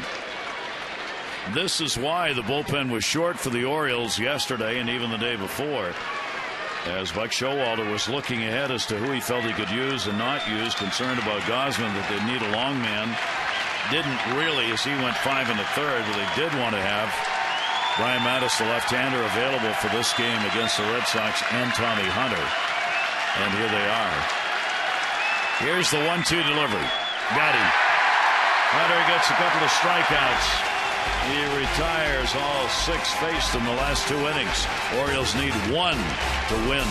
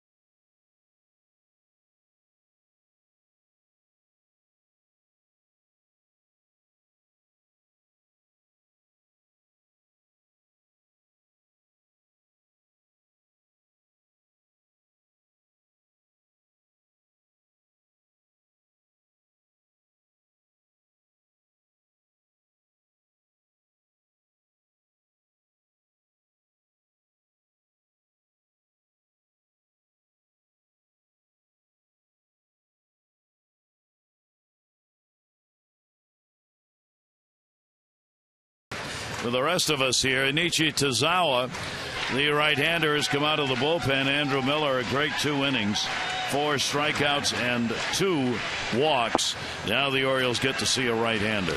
Yeah, well, 3 lefties. Demrant starting, and then Morales did a great job, and then Miller came in looking like Randy Johnson. So Tozawa, you can see the numbers. Righties hit him better than lefties. Got a splitter throws in the mid-90s. So, perfect inning last night against Tampa, that 2-1 victory. He pitched the 7th inning. Koji Uehara pitched the 8th, got him out of trouble. Got a big curveball. So they sign him. He gets Tommy John surgery. He's come back and actually got very nice stuff and usually pretty good command. In Boston, he worked against the Orioles in 2 games, a couple of innings, gave up no runs on just 1 hit in that 3-game set in Boston. So the Orioles need 1. They'll try and get it with Jones, Davis, and Wieters coming up here in the 9th inning. A lot of people left on base. The Orioles have had great chances in the game. Rick Adair, the pitching coach, and Buck Showalter talking about, all right, what if? Ball game continues. What do we do pitching wise? Well, it looks like O'Day's getting loose out in their bullpen, but maybe you won't need him. Jones is 0 for 3 and has been hit by a pitch.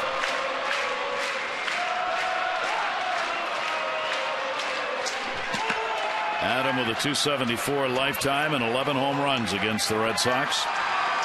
And Inichi Tozawa waiting for him to move into the batter's box. Yeah, you like to hit a home run. You just don't want to try to do it, because most hitters will tell you that doesn't work well. Just get on and drive one somewhere. Jones 0 for 2 off the right-hander. Adams' pitch in the air to left field, not deep. Down the line, shortstop Drew. He's got it. A pitch and an out. Yeah. Pitcher's pitch on the first pitch, changeup. It stays up, but it's way inside, and I'm a little frustrated chasing the ball. That'll bring up Chris Davis. That'll move the people a little closer to the edge of their seats. Well, Davis with the .338 major league leading, 21 homers. Talking to Chris a couple of days ago, and he was saying when he played for Texas, when he was in one of those slumps, he said he went to the pitching coach Mike Maddox. He said, how would you pitch me if you were the staff? He goes, well, he keeps swinging at balls. Why ever throw you any strikes? He said, boy, I learned a lesson there. And a swing and a miss. He has cut his strikeouts down, way down this year, and has drawn some walks, now getting more to hit. 0-1 count, 1 down, bottom of the 9th inning. He's had an RBI base hit, has struck out his last 2 times up. One thing about Tozawa, he's got a lot of movement. We saw the changeup. He ran in. That looked like maybe, I don't know if it was a splitter or a sinker, but the bottom dropped out. Davis will take that one down low as it bounces off the plate. 1 ball, 1 strike count on Chris. Orioles trying to win this here in the 9th inning. 3-0 lead disappeared. They got 3 runs, 5 hits in the 3rd. Back-to-back home runs. Ortiz and Cart made it 3-2. The Orioles added a run in the 5th inning. Wieters' RBI single. And then 2 runs in the 7th. For the Red Sox, Ellsbury and Drew tied the ball game up. 1 ball, 1 strike delivered. Davis fouls it back.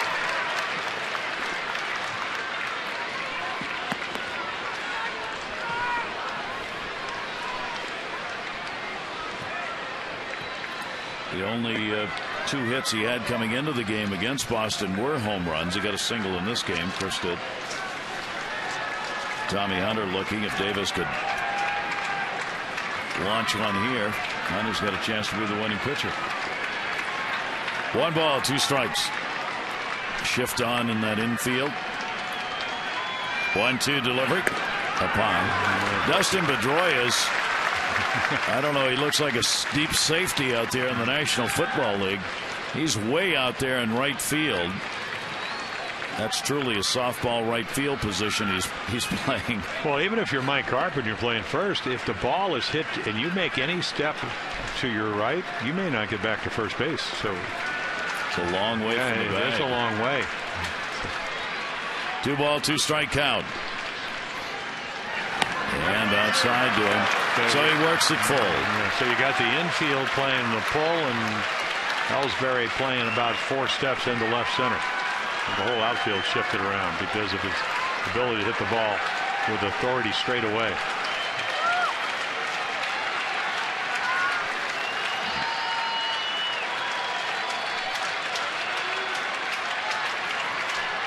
Tazawa with the 3-2 to Chris Davis.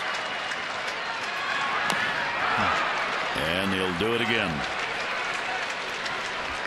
Yeah, there's your splitter at 89. The bottom goes down. So 94 with a 4-seam fastball and pretty hard splitter.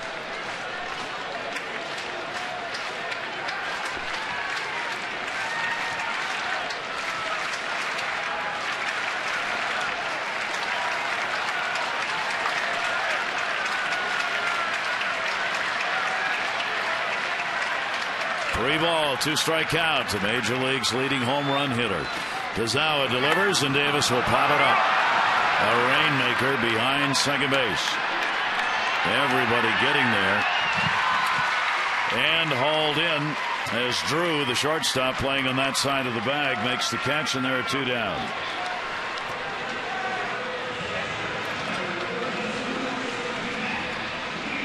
Matt Wieters. Matt with an RBI base hit. He has struck out twice and popped out. So Tazawa has recorded the first 2 outs needed here to move this game along. Wieters 0 for 2 against the Red Sox reliever.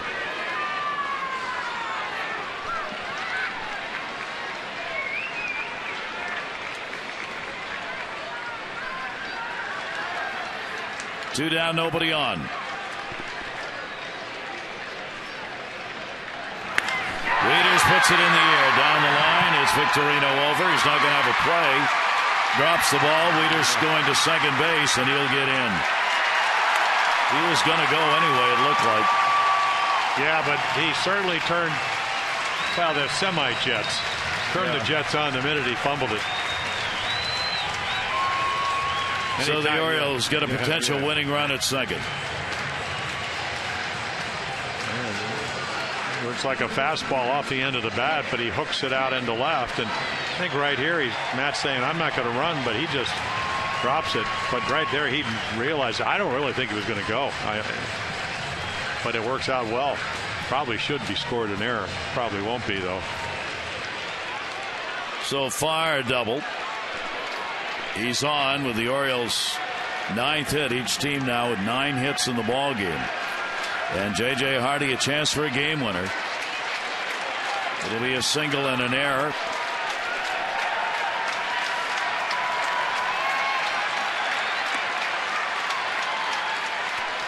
Hardy down low for a ball. Couple of walks. He has popped out and grounded out. Wieters trying to get as far off the bag as he can at second for the chance to score on a base hit. Yeah, Drew over in the hole because they're playing Hardy to pull. So Pedroia is the only guy close, and he will take a couple of steps to cut the lead down, but he also has to be able to field his position, because if a ball's hit to his left, Wieters is probably going to score. The ball to his right may not. Hardy will pop it up. Sell to LeMahieu. And that will do it. So everybody, free baseball. Hang on, no charge. We've completed 9. Ball game tied at 4-4. 10th inning coming up.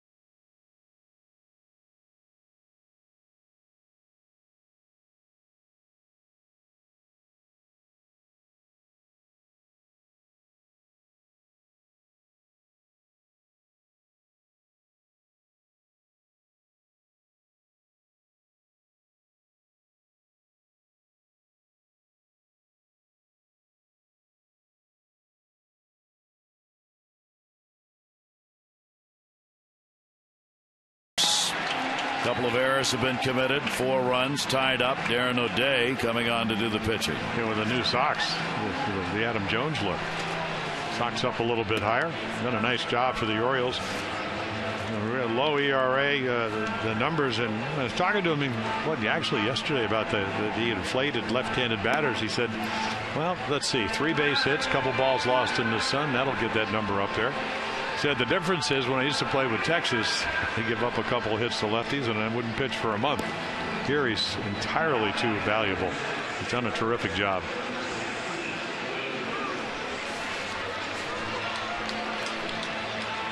O'Day will work in the 3rd game of the season against the Red Sox. He worked 2 in Fenway in that series, gave up nothing in 2 innings, and picked up a couple of strikeouts. It'll be Middlebrooks, Drew, in the top of the order. Ellsbury due up against him. Will Middlebrooks batting in the 8th spot, double, single, and is grounded out. Red Sox hoping maybe that's a sign his bat's coming around. And O'Day's pitch is in there for a strike. Middlebrooks 0 for 3 off O'Day. There's the new look of the hosiery. Yeah.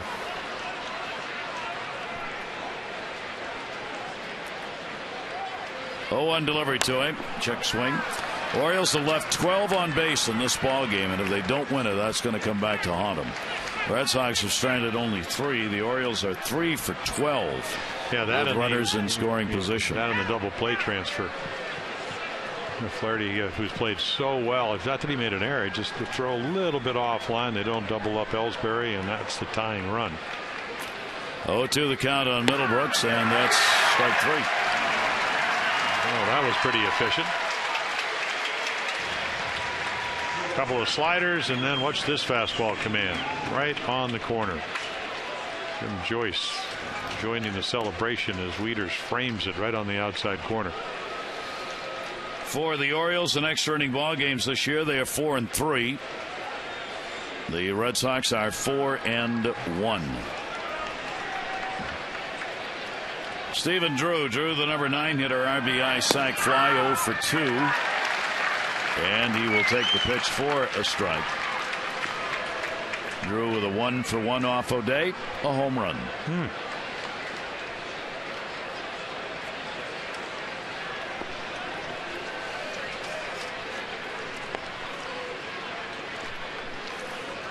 0-1 delivery by O'Day. That's there for a strike. Wow.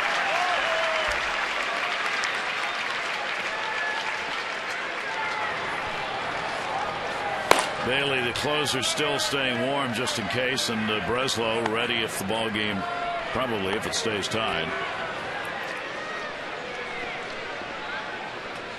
Here's the 0-2 delivery. That's going to be the other way to left. McLeod. Second out, Drew retired.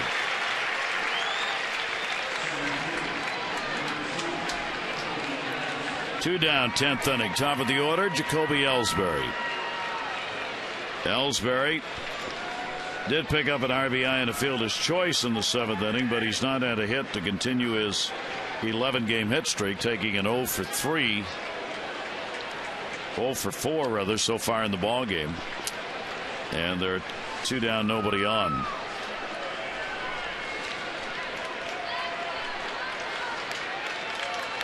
Ellsbury will take the sweeper that misses. He too has had a home run off O'Day, 2 for 6 with a homer. Well, what a year he had. Second in the MPV voting in 2011 with 32 home runs and 321. About everything you could do. 39 steals. 1 ball, 1 strike count.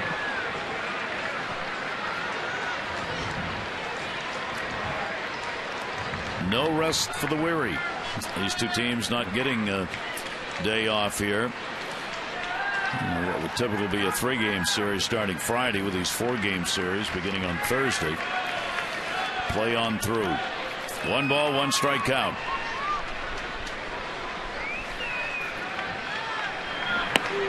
And we'll just miss with that. 2-1. Well, it's hard to win both of these. Both teams have won 14 series, the Red Sox and the Orioles. So hard to win the 4-game series. Two and one.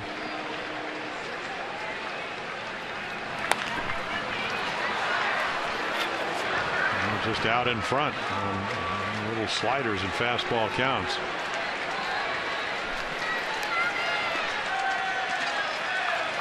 Well, he can sink the ball. He can slow it down with change-ups. He can elevate it.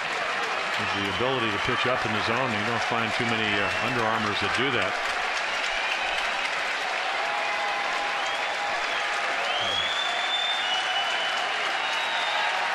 Two down, nobody on, and a 2-2. Ellsbury takes it inside. So he works it full. 3 balls and 2 strikes on Jacoby Ellsbury. O'Day, last 2 pitches real close, but he couldn't get Ellsbury to take a bite on either of them.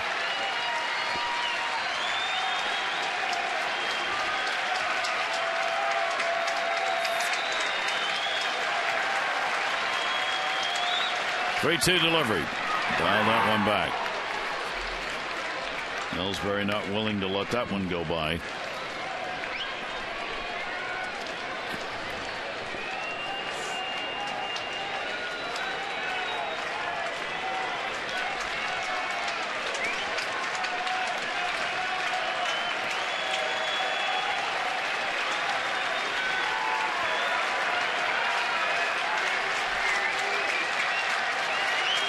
Three-two delivery again. Ellsbury down the line, and that will be foul.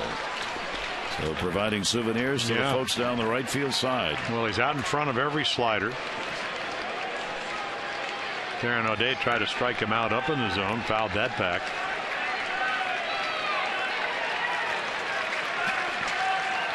Not only did he hit the home runs in 2011, he had 46 doubles and 5 triples. You're trying to figure out when you're in a tie game in extra innings, where can I go without him keep the ball in the ballpark?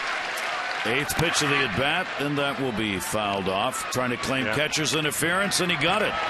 Hit the glove of Matt Wieters. He called it, and Jim Joyce immediately said okay, and Wieters not arguing about it, so he's on. We'll take a look.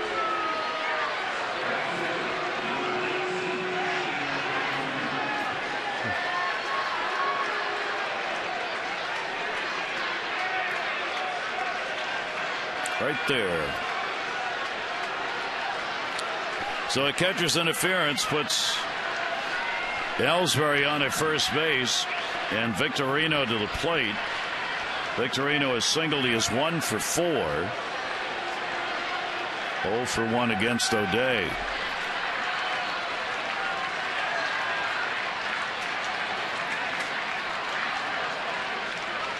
Runner goes. Straight steal from the knees. Not going to get him.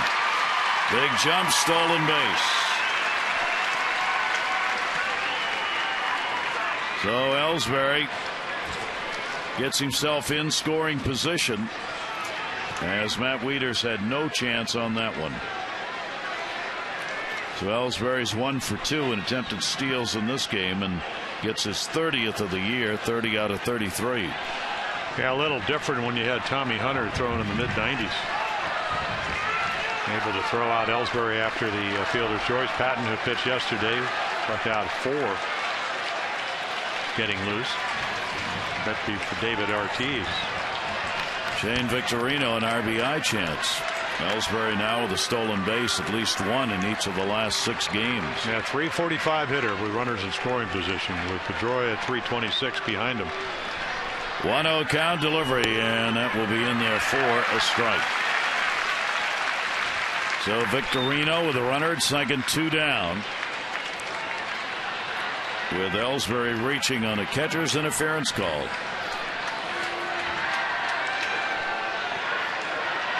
And you can tell he's been playing. 1 ball, 1 strike. Pretty good lead off second base. Victorino a chopper foul.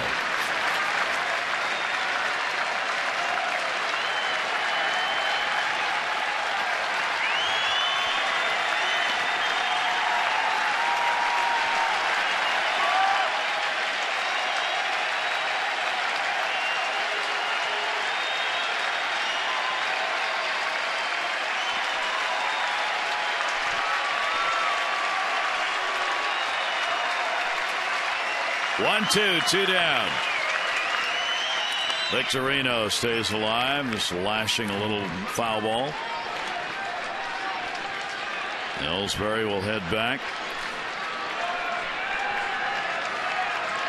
We are in the 10th inning, tie game, 4-4. Each team with 9 hits.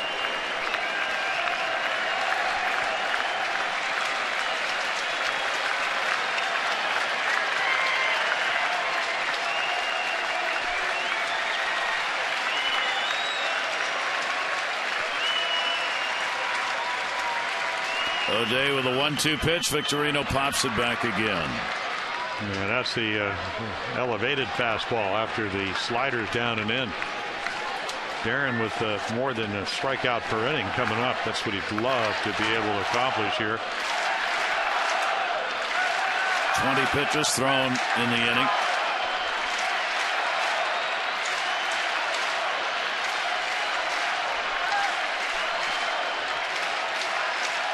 One-two, look back.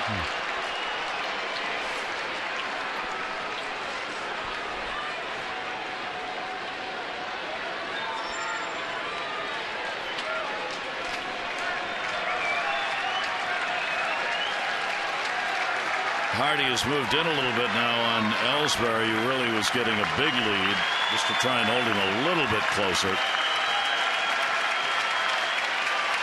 Here's the 1-2 delivery, and no. 2-2. Wow, Jim Joyce has been an umpire that you can really trust if you're a hitter tonight, because he's making you throw it over. This ball's just off the outside corner by about 2 inches. And the pitch a lot of times, especially in extra innings, might get called. But very, very consistent tonight.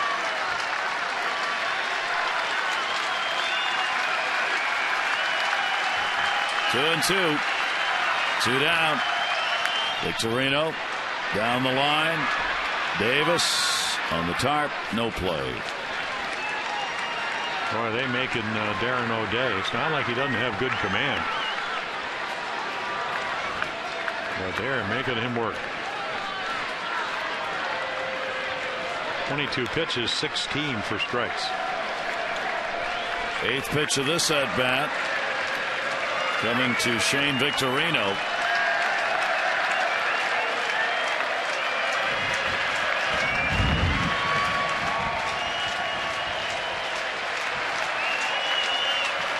Nice hair. Here's the 2-2 delivery, and 3-2.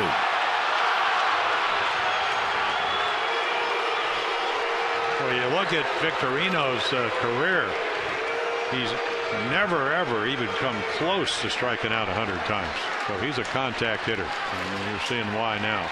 He's generally in the top 10 of most difficult to strike out every year. 3 ball, 2 strike count, 2 down. Runner off second, tie game, 10th inning. 3-2 delivery to him. Victorino goes down swinging. O'Day wins the battle. The Orioles will try and win it in the bottom of the 10th inning. Valencia, Flaherty, McLeod 2 up.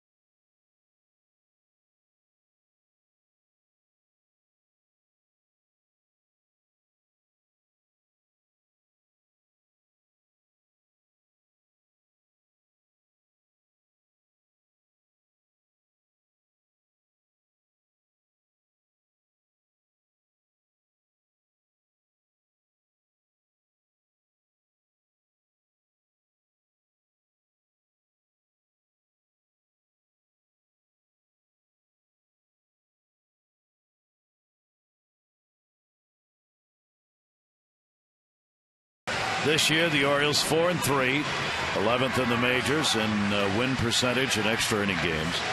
And last year, that 16-2 record with that 8.89 best in the majors win percentage extra innings. And the 2 losses came in April against the Yankees. Big battling by Darren O'Day to get 2 strikeouts and hold the runner at second base. We go to the bottom of the 10th inning. Here is Danny Valencia. Home run double, popped out, struck out. 4 home runs, 8 RBIs on the season. Tazawa will stay out on the mound for the Red Sox. Junichi Tazawa. And a swing and a miss. Tazawa came on in the 9th inning, gave up 1 hit. Boy, it's tough, and we saw that with Koji Uehara, who had that little high fastball and then the splitter that goes straight down, and Tazawa very much like him. Maybe throws a little bit harder, but that splitter just dives. And the 0-1 delivered to him. Danny reached for one to right field. Victorino. The bullpen for the Red Sox: Morales an inning and a third, hitting a strikeout. Andrew Miller 2 innings, 2 walks, 4 strikeouts. Now Tazawa, who has given up just 1 hit, facing 5 batters. And that will bring John Farrell, the manager, out. And this ball game is going to have an impact, obviously, on the availability of bullpen pitchers for both of these teams, with 3 games remaining in this 4-game set. Pitching change.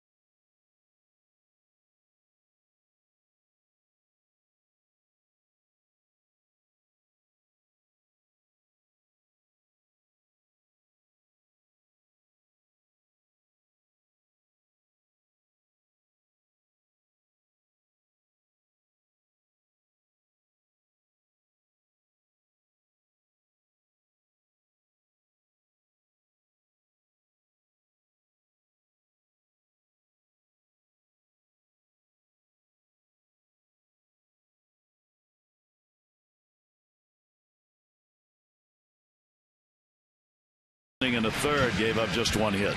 So again, it's a matchup. Flaherty, the scheduled hitter, left-hander, so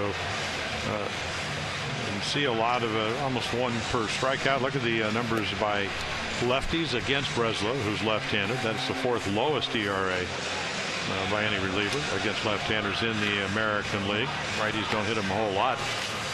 Last year with Arizona, and then traded to the Red Sox. We saw him many times when he was with the Oakland A's out of Yale. So he's the guy that's on the fence of whether he's going to keep the beard or not. Started on the DL with tendonitis in the shoulder. They get him back in the bullpen. 3 left-handers, Morales, Miller, and now Breslow, have worked out of the bullpen tonight for the Red Sox. So he's pitched in what, 572 games coming into the season with 1 start. 1. Could call him a career reliever. Probably. Think that would work? I got to ask him what happened in 2007 in Pawtucket. What was it, a rain out or something? That's his only start. Breslow works here to Flaherty. Ryan Flaherty batting 9th, a double, 1 for 4 in the ball game. Flaherty 0 for 1 off Breslow, the only time he's faced him, and from down to first and foul. Well, the capabilities of hitting 1 out doesn't mean he's going to, obviously, but 2 on the year. 1 ball, 1 strike count from Breslow. Fourth member of the bullpen for Boston to work. Ryan Mattis, Tommy Hunter, Darren O'Day have worked for the Orioles. 2 ball, 1 strike count. Flaherty, then Nate McLouth waiting on deck. Chris Dickerson available there. Taylor Teagarden, the backup catcher, next to him. 2-1 delivery, and that will be outside. Red Sox will not want to give up any walk here. 3 ball, 1 strike count. So well, Flaherty may get one. Yep, and he is a big, strong kid. And he is going to look fastball, and that's what he hits best. Either that, or if he throws him a slider and he hangs it.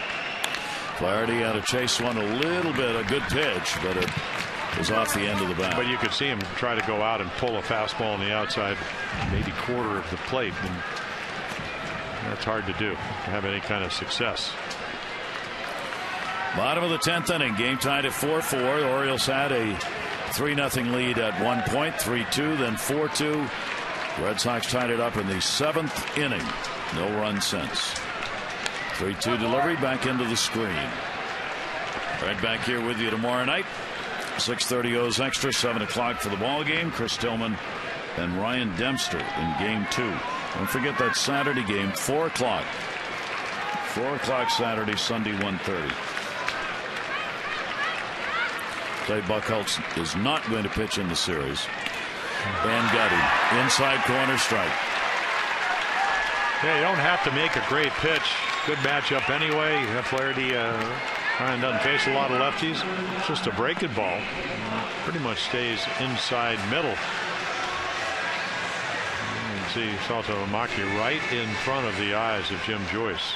And he'll get him going for the strikeout. So Nate McLouth getting another chance against the left-hander. And that will be taken up high for a ball. 2 down in the 10th inning with nobody on. McLouth coming in against left-handers. 8 for 28. Not a bad number. No, 2 home runs. One a game winner off of Vidal Nuno of the Yankees. 2-0.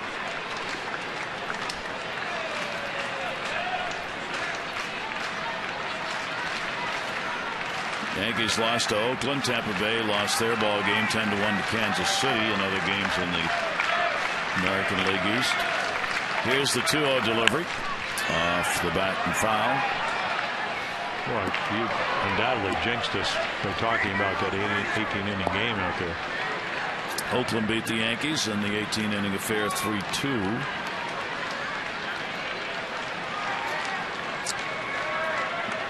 Thus necessitating an extra inning ball game here. Of course. Yes. 2-1 delivery. That'll be down low and a 3-1 count again. No, Breslow will have to come back on Nate McLouth, who will take the walk if he can get it here. Haven't been many of those in the ball game. There is Alex Wilson, just added to the roster today, warming up in the bullpen.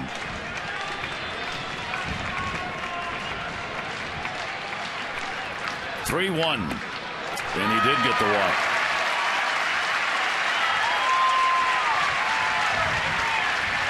Orioles have picked up 4 walks in the game. 1 off Dubron, 2 off Miller, and now 1 off Breslow.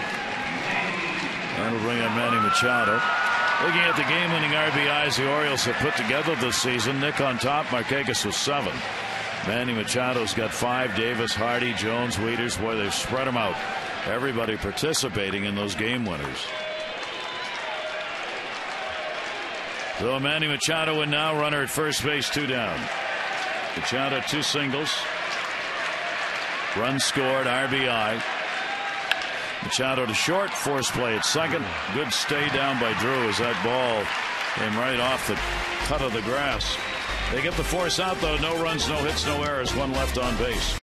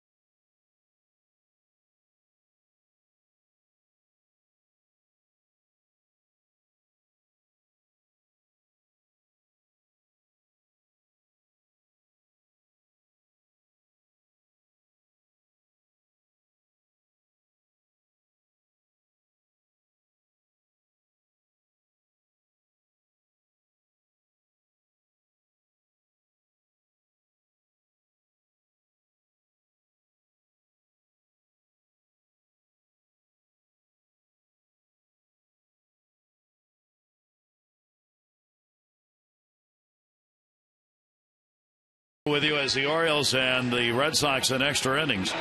Darren O'Day really had to work in that 10th inning, will stay on here in the 11th, and he's got Pedroia, Ortiz, and Carp due up. For O'Day, his longest outing of the season, an inning and 2/3 that he worked on the 6th of June in the game at Houston. So the Oriole bullpen being called on to do a little extra, both bullpens here in this game. Yeah, you would think this would be his hitter here. And it's not always the amount of innings or outs you get, it's the pitch count. That's what they really try to concern themselves with. So patting up for Ortiz, who's waiting on deck. And he was up over 20 in that inning pitched in the 10th. Pedroia single. He's 1 for 4 in the ball game. O'Day's pitch to him, and that will miss for a ball. Dustin Pedroia leading it off for the Red Sox in the top of the 11th. Pedroia's 4 for 15. Lifetime off O'Day. And O'Day regroups and steps off.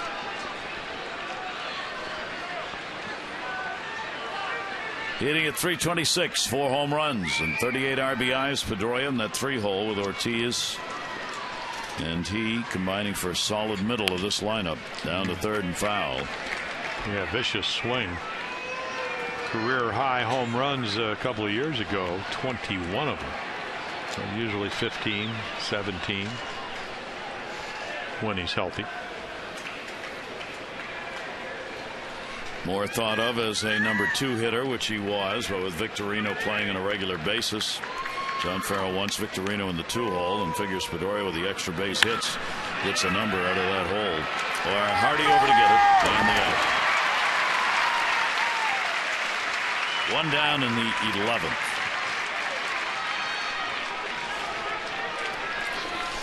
And that will be it for O'Day. So he works a very solid inning and the 3rd, giving up nothing with a couple of strikeouts.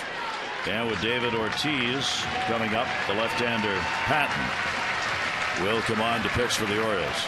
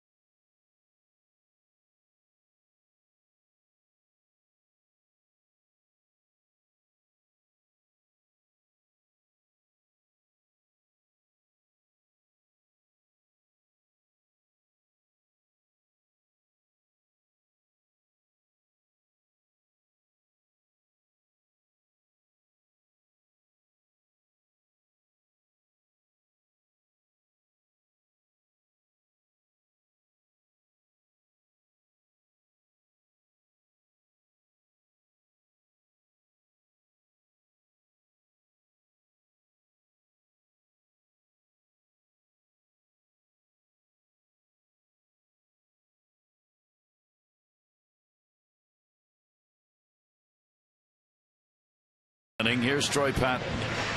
So you bring him in. He did get 5 outs against the Angels yesterday. 4 of them strikeouts. Well, the walks higher than you'd like. ERA higher than you'd like. Batting average against lefties higher than you'd like at .318. In fact, 3 of the 4 home runs by left-handers.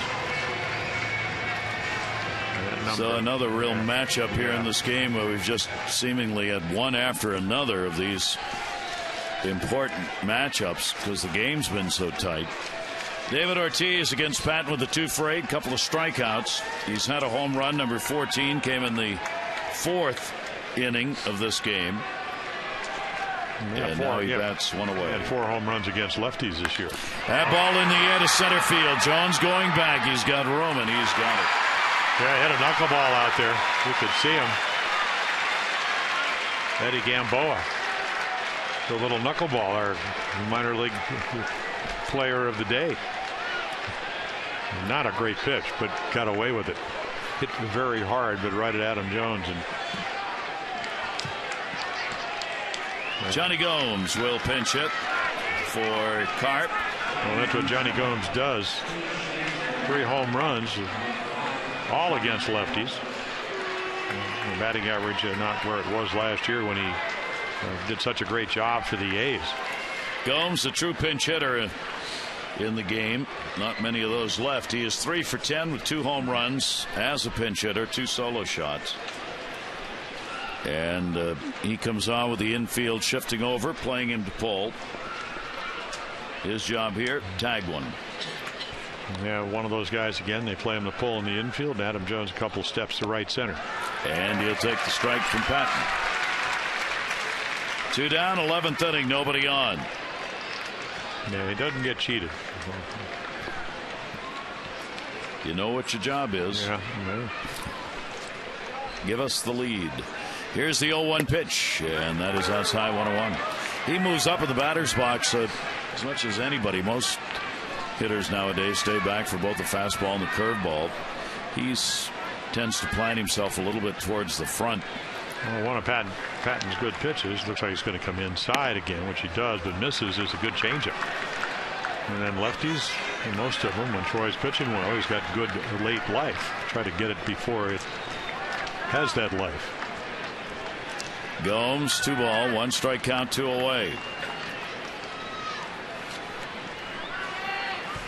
2-1 delivery. And Gomes down to third base, playing the line. Manny Machado, long throw in the dirt. Nice pick, Chris Davis. And the D again rises to the occasion. Orioles get another chance to win it. One will do it. Bottom of the 11th coming up.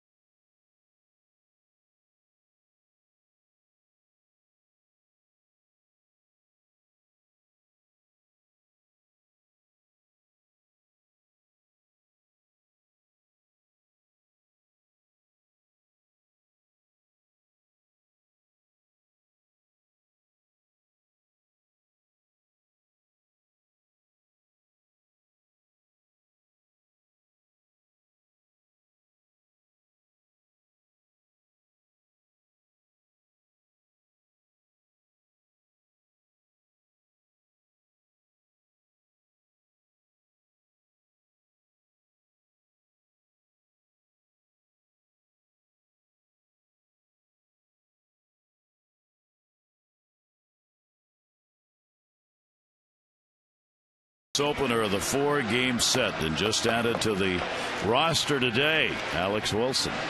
Yeah, he's actually pitched very well for him. 12 of his 16 appearances scoreless. One of those guys, when you look at scouting reports, known for his slider.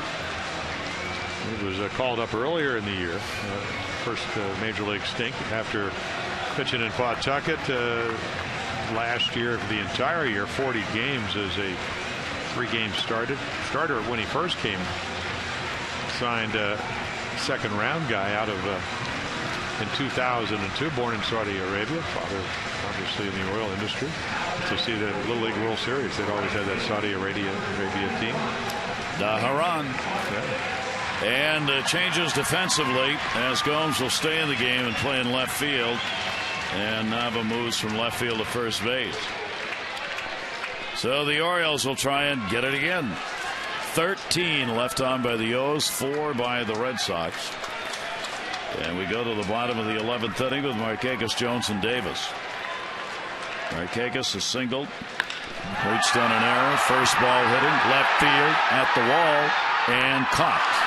Nice play by Gomes. Welcome to the game. Yep. Might as well try him out.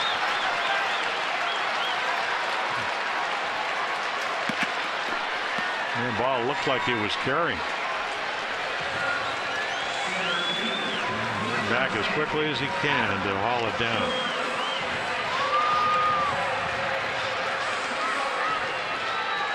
In the web. Oh, look at that fan. I guess they wanted him to miss it. So Johnny Gomes records the out. Adam Jones. Ground out, pop out, strike out, hit by a pitch, and a fielder's choice. 0 for 4. Now 296. Wilson worked against the Orioles in the Fenway series. 1 game, 1 inning, didn't give anything up. Way behind on the fastball and a strike. Well, it's not that he's away. What as the averages come down from the 325 or whatever, and you talked about that Adams hit some home runs, he just has to start swinging at strikes. He knows it. He goes through stretches. He's not the only hitter. Kind of when you're pitching, you can't command your stuff. Then you start nibbling. It gets worse. That ball is going to be popped up in the infield. Catcher. It's all to Lamacchia. He's got it. He really took charge. So 2 down. Wilson gets away with a high slider. Chris Davis another chance. Davis came up 9th inning, popped out with 1 away. He will get a shot here in the 11th inning. He's had a single and an RBI way back in the 3rd. 2 strikeouts. 1 for 4 officially and 336 on the year. Shift again put on. Wilson's delivery to him, and that's there for a strike.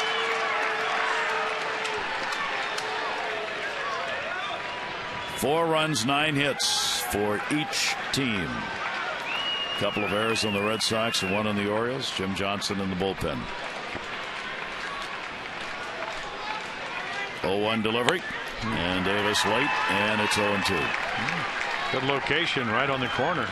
Really nice movement. So 93, 94. Little breaking ball to go with it.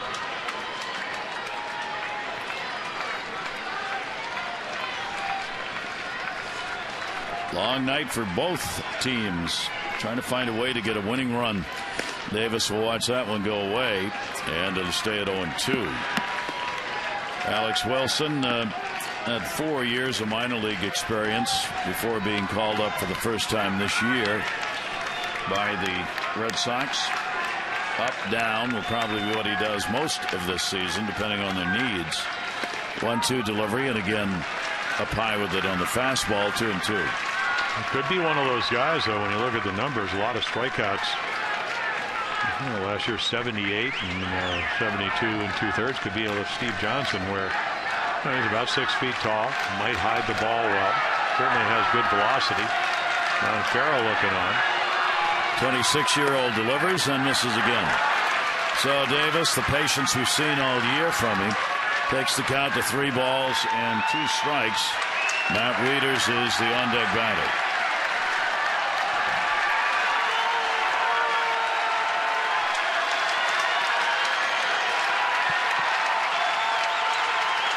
Three-two delivery, got him.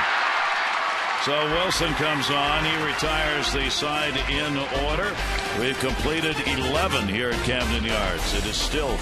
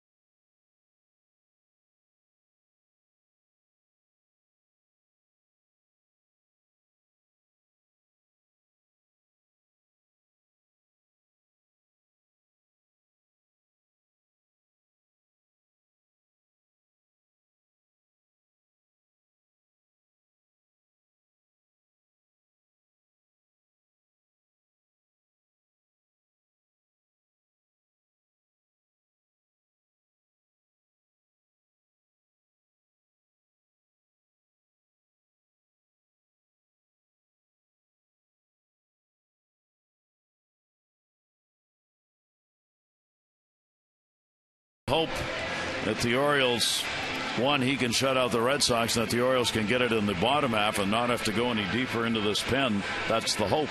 Yeah, that's what you do when you're in the ninth inning at home. So Jim Johnson back to where he was, 8 straight saves. Are the numbers aren't what they were last year when they had 51 saves, but just about a 13-14 day period where he had the 4 blown saves, and seems like he's much more comfortable on the hill for the Orioles. He had saves in both of the Orioles wins at Fenway this year, and Johnson will work here in the 12th inning.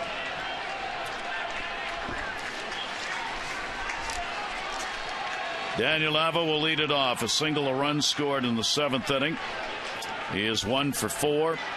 Carries a 7-game hit streak now and a .299 batting average.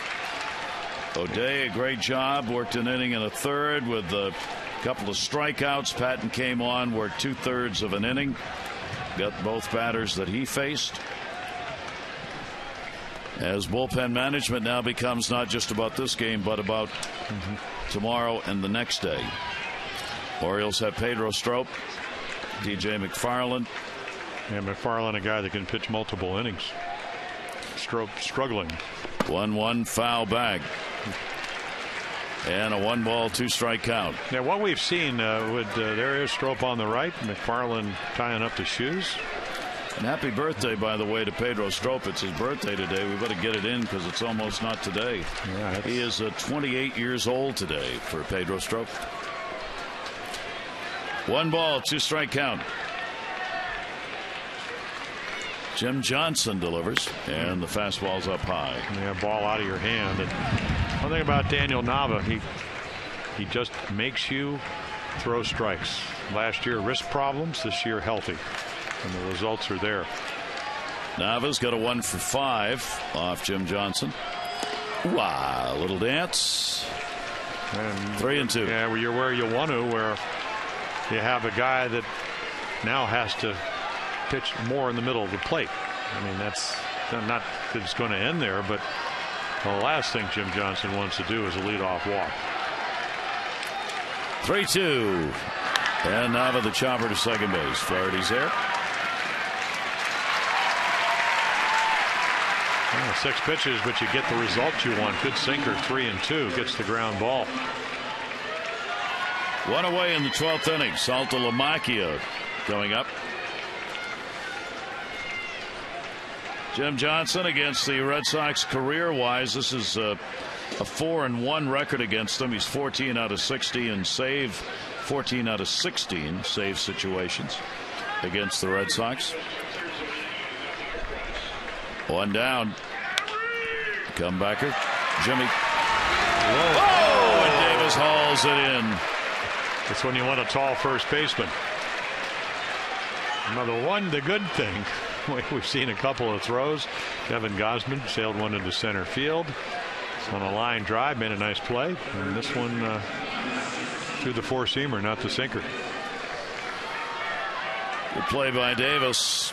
2 down, nobody on. They move the infield around the other way. Middlebrooks up. Double single. Jim Johnson gets the first pitch into him for a strike.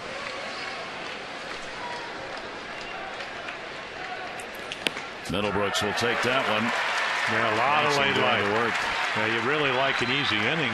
93. Maybe you might even think multiple innings if the pitch count's down as low as it could be. Only 9 pitches here. 0-2 delivery off the glove of Jim Johnson. Knocked it down and will get the out. So a solid inning for the Oriole closer. Gives himself a chance to be the winning pitcher. We go to the bottom half of the 12th inning.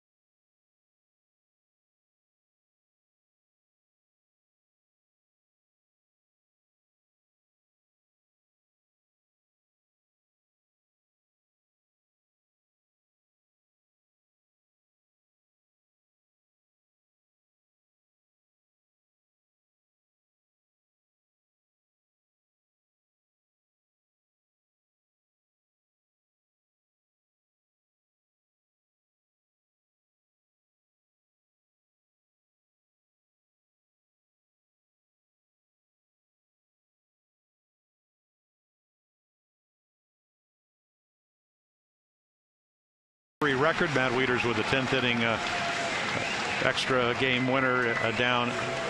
And then Pierce in the 10th inning against the Angels. Machado wins it against the Twins. McLeod with that walk-off home run off of Vidal Nuno of the Yankees. And Matt will lead it off here.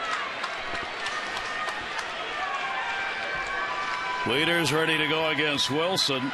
Wieters with the single his last time up. He's had a couple of base hits. Picked up an RBI back in the 5th inning.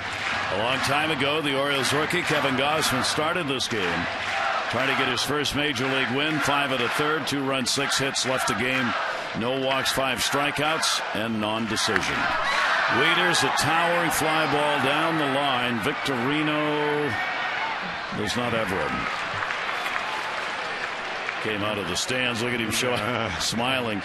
Bounced off the fans, and he caught it, and he showed the first base umpire, Corey Blazer, with a big grin on his face. Well, first changeup we've seen from Alex Wilson. 1 ball, 1 strikeout on Wieters.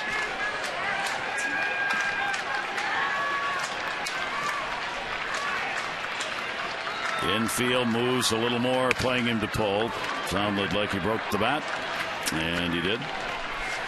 So Wieters will get new lumber and a 1 ball, 2 strike count. It was a ball game. A lot of people most of the day wondered whether it would get played with all the weather that was moving through the area and all up and down the East Coast. Not only played, but a very pleasant night, and it has dramatically cooled off since this ball game started. We've had that cold front move in. 1-2, Wilson's delivery, and Wieters will put it in the air to center field. Going back. Ellsbury's got room, and he's got it.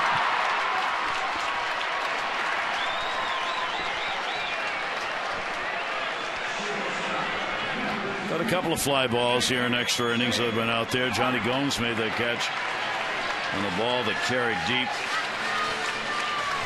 but not deep enough. And that one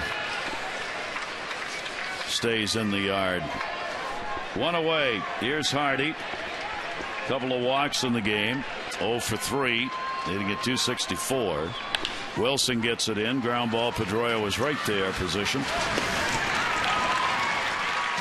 Just a dominating performance by the Red Sox bullpen so far. Chris Dickerson will come on to be the pinch hitter for Valencia. Valencia did his job as the designated hitter for the Orioles. A home run and a double. He had a 2 for 5. And now Dickerson, to get the left-hander to the plate, will stand in against Wilson. Well, Alex Wilson has a nice little assortment of pitches. Movement, changeup, slider. Looks like a little cutter, and then good velocity. Been able to stay out of the middle of the plate. And a strike taken from Wilson.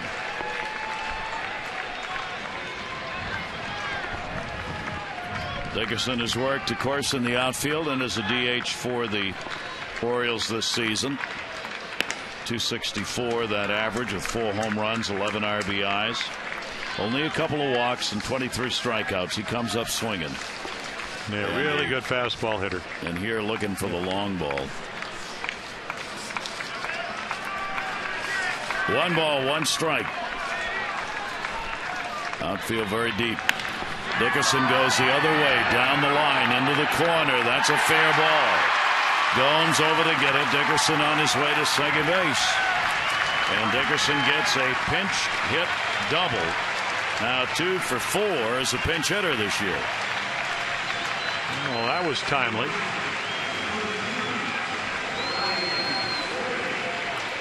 Ryan Flaherty dumped one down the left field line all the way back in the 3rd inning. So not only does he get on base, very, very, very good speed. And then Jared Saltalamacchia out with Alex Wilson. Kind of a catchy name, that Alex Wilson, don't you think? I like that name. Yeah, so do I. Anyway. Look at that, 3 for 12. Well, it's really not, when you consider it, it's not that bad. It's just. Really? Well, I mean, no, you know what I'm saying, 250. It's yeah.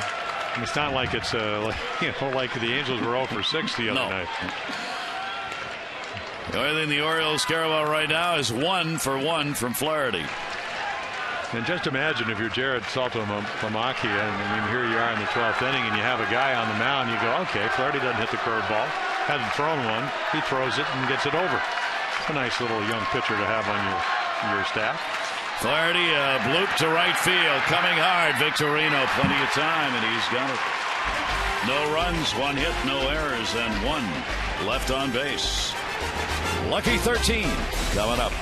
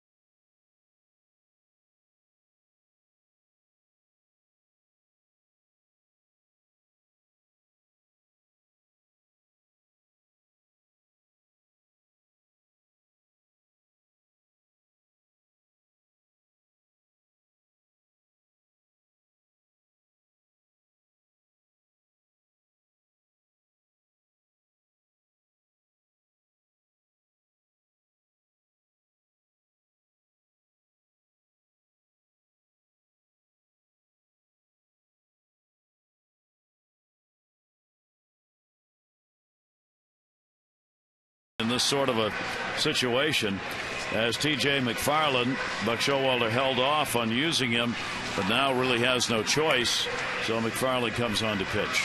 Yeah, he's done a nice job, and he certainly comfortably can pitch multiple innings. The goal right here is to shut him down here in the 13th inning, and then hope that somehow you can put one on the board. Fastball, curveball, changeup pitcher out of the Cleveland organization. Rule 5, you pay $50,000, has to stay on your roster. If he doesn't, has to go through waivers and then gets offered back to the Cleveland Indians. I think he gets $25,000 back. But they like him because he can throw strikes. He's left-handed. He's got a real good changeup. Pretty athletic kid. 15th appearance for him, and McFarland will work to a 9-1-2 in the order. That leaves Strop out there in the bullpen for the Orioles. And Freddie Garcia, actually, between innings, Freddie went out. Got to have somebody else out there just in case. Drew, sacrifice fly. And the pitch will be taken for a strike. Otherwise has the offer in the ball game. He is flied out, lined out, and then flied out again. We are in the 13th inning. There's Freddie Garcia on the left and Pedro Strop on the right. The 0-1 delivery, and that'll be fouled off. Longest game of the season time-wise for the Orioles is this ball game. I don't know if Drew fouled that off his foot or not, but he's taken a circuitous route back to the box. Might have hit his front foot.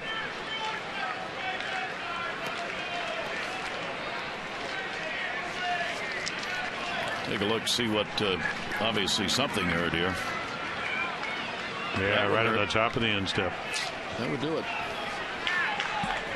That's the ankle that he broke back in 2011. One of the more dynamic offensive players, triples and doubles and home runs early on. Drew will take it outside. Drew's had a distinct difference home and road. He's hit 274 at Fenway, 154 on the road, which is the second lowest road batting average in the American League. 1 ball, 2 strike count. I always felt he was a pretty good high ball hitter for a left-handed hitter. Most guys don't like the ball up if you're lefty. And McFarland just missed inside, 2-2. Yeah, that's a pitch that he uses, that two-seam fastball. And what do all good left-handed hitters? So what do they try to do with two strikes? Cover the outside corner, so the two-seamer down and in, hard to get to, especially when you fouled one off the top of your foot.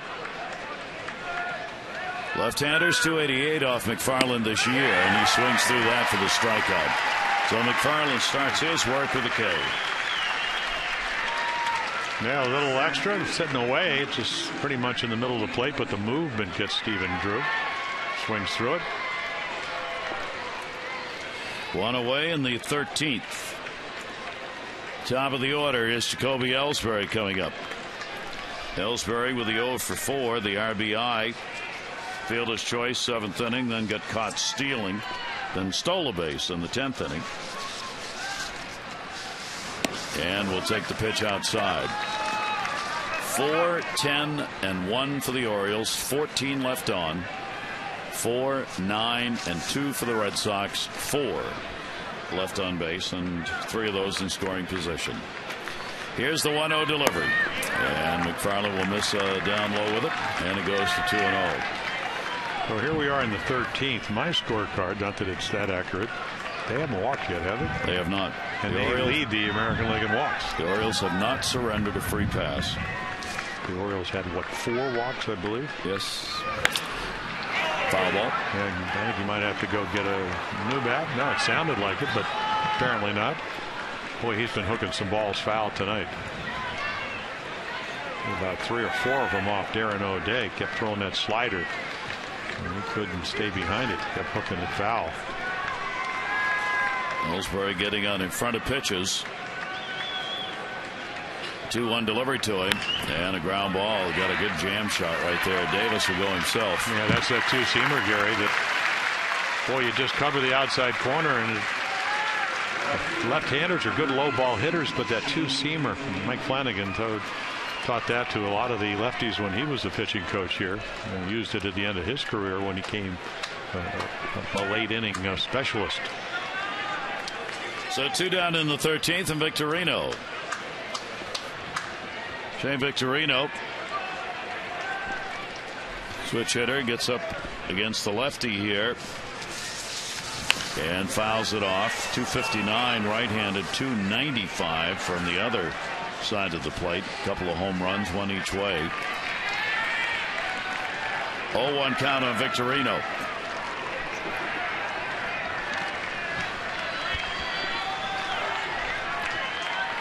McFarland, the outfield straight away, gets the ground ball foul outside of third, and gets ahead of him 0-2. Yeah, hard to get it by Manny Machado, cheating the line. As tall and gangly as he is, he's one step, he'll be in foul territory. If he falls and reaches out, he'll hit the line easily. Yeah. 0-2 delivery. Ooh. No, you're seeing one of the better umpiring jobs, one of the more consistent. Very few hitters with any objections for Jim Joyce. And the long night. Yep, certainly is. A lot of pitches seen. I think there was 476 pitches from that 14-inning game on Monday for the Red Sox. And then the Rays with 7 relievers. McFarland, 1 ball, 2 strike count ahead of him. Victorino fighting off a couple of pitches. That's why he's so tough to strike out. He can get the bat on the ball, protect the at bat, try and force you to throw a pitch he can hit. 1-2 delivery again, and that one's going to be inside. 2-2.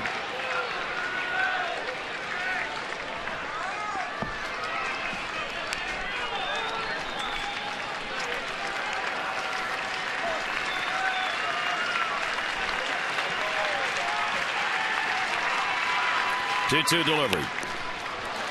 Reached, fouls it back, no play for Wieters. That's over the screen. Well, you get the idea, and we talked about how Shane Victorino has never even smelled 100 strikeouts and been up 540, 620 times. He's actually one of the few modern day hitters that actually cuts the swing down a little bit. You're always trying to be short to the ball. I mean, that's would be ideally what you want to do. Bat head somehow to get to the ball as quickly as you can. Victorino does, drives the ball to center field. Jones is there. And another 1-2-3 inning. McFarland comes on to get it done. Can the Orioles do it in the 13th and make it a lucky number on the 13th?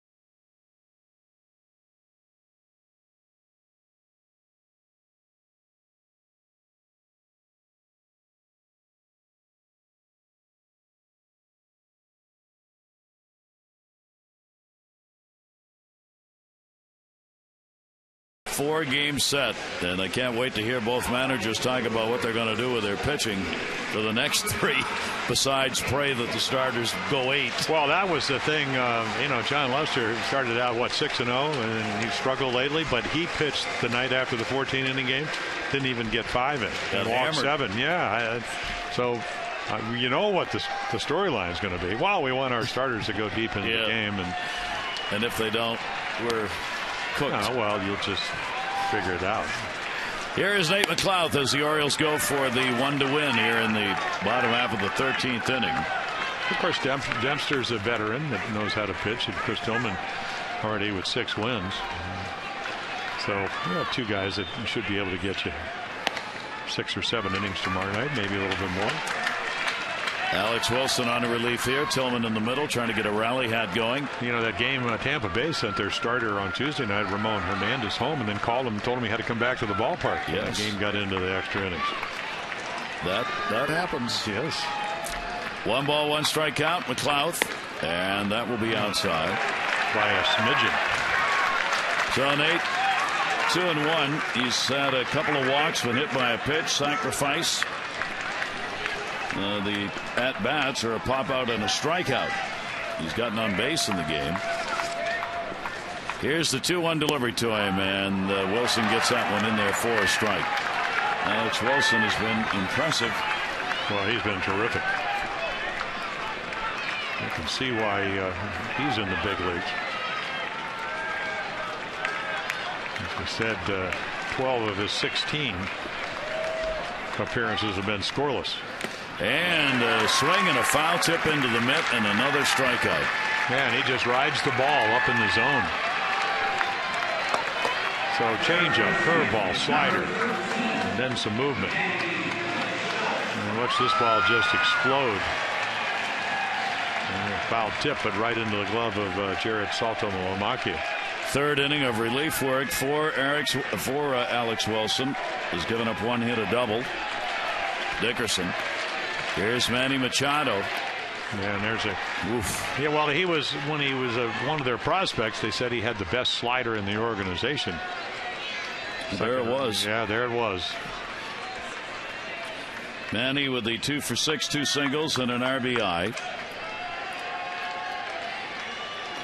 Wilson with the 0-1 delivery to him, and Machado takes it on the inside corner. Yeah, that's going to work. Slider low and away, fastball low and in.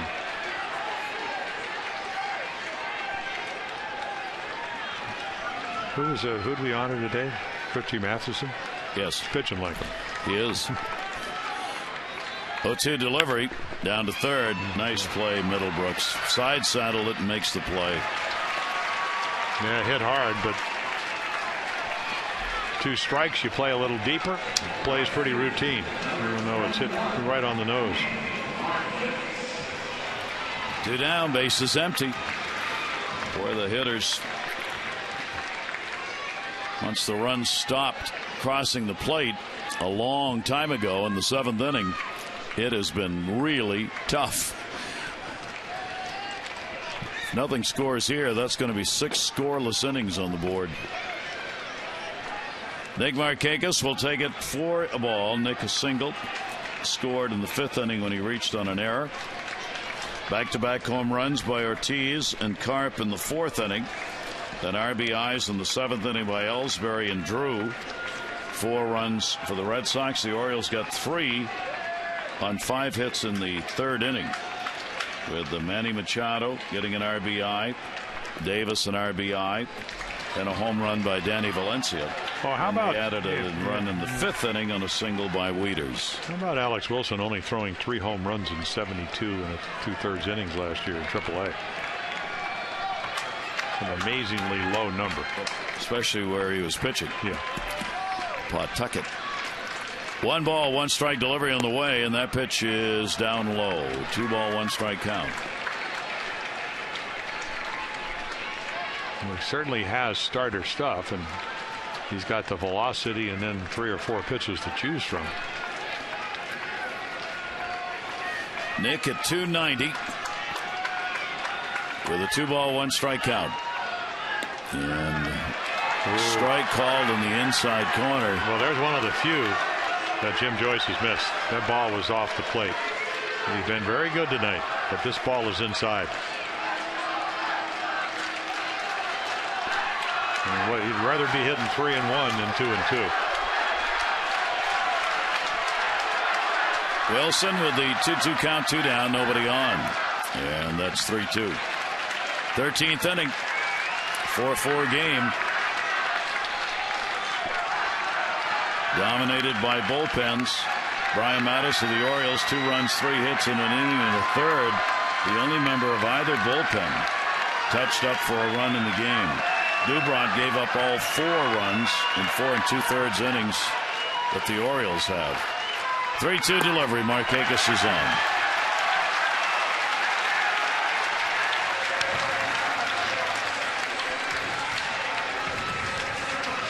Orioles draw their 5th walk of the game, and Adam Jones will stand in with 2 down here in the 13th, looking for his first hit of the ball game.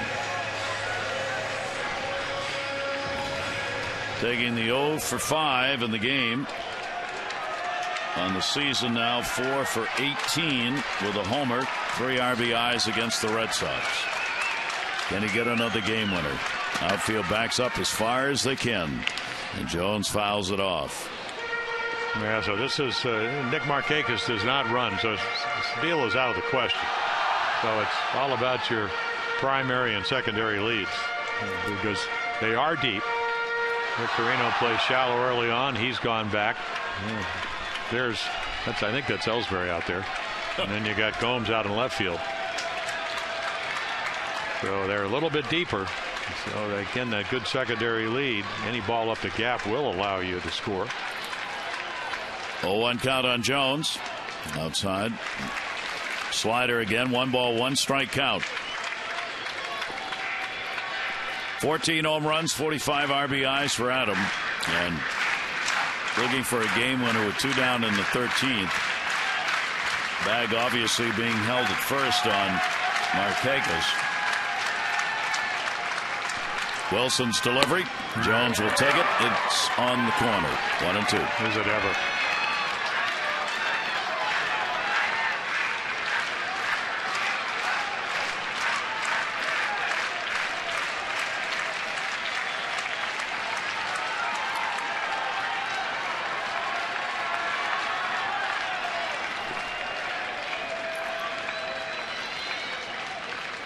Adam Jones waiting. The 1-2 delivery to him. That's going to be to right field. That will be a base hit.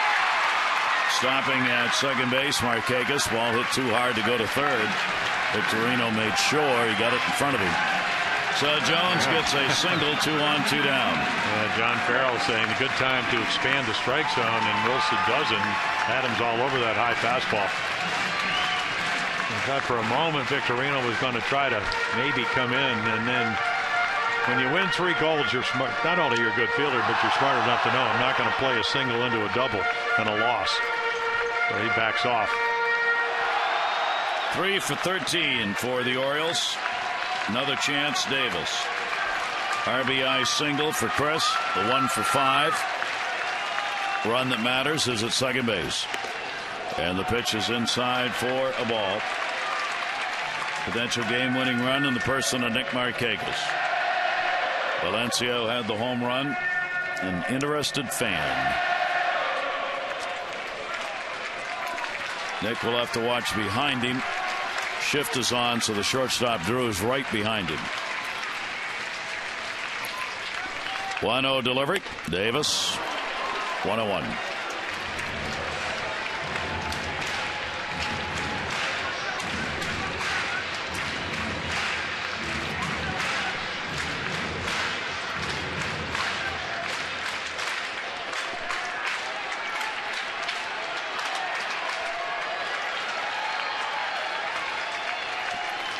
One ball, one strike.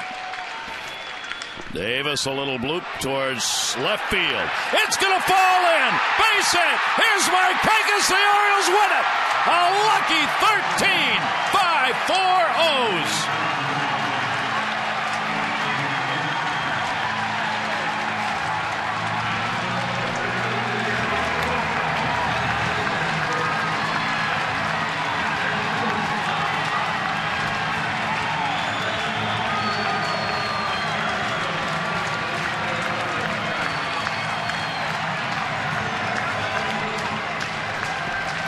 Pretty timely. When you lead the league in home runs, they play you a little deeper, and the blooper wins it. Been trying to hit home runs for the last 4 or 5 innings. You live by the shift and you die by the shift. Yeah, a little while. I mean, it's a terrific pitch. Bad result. You could see Alex Wilson wondering, oh, please have somebody come and catch it, and nobody does. So the Orioles in extra inning ball games now 5-3.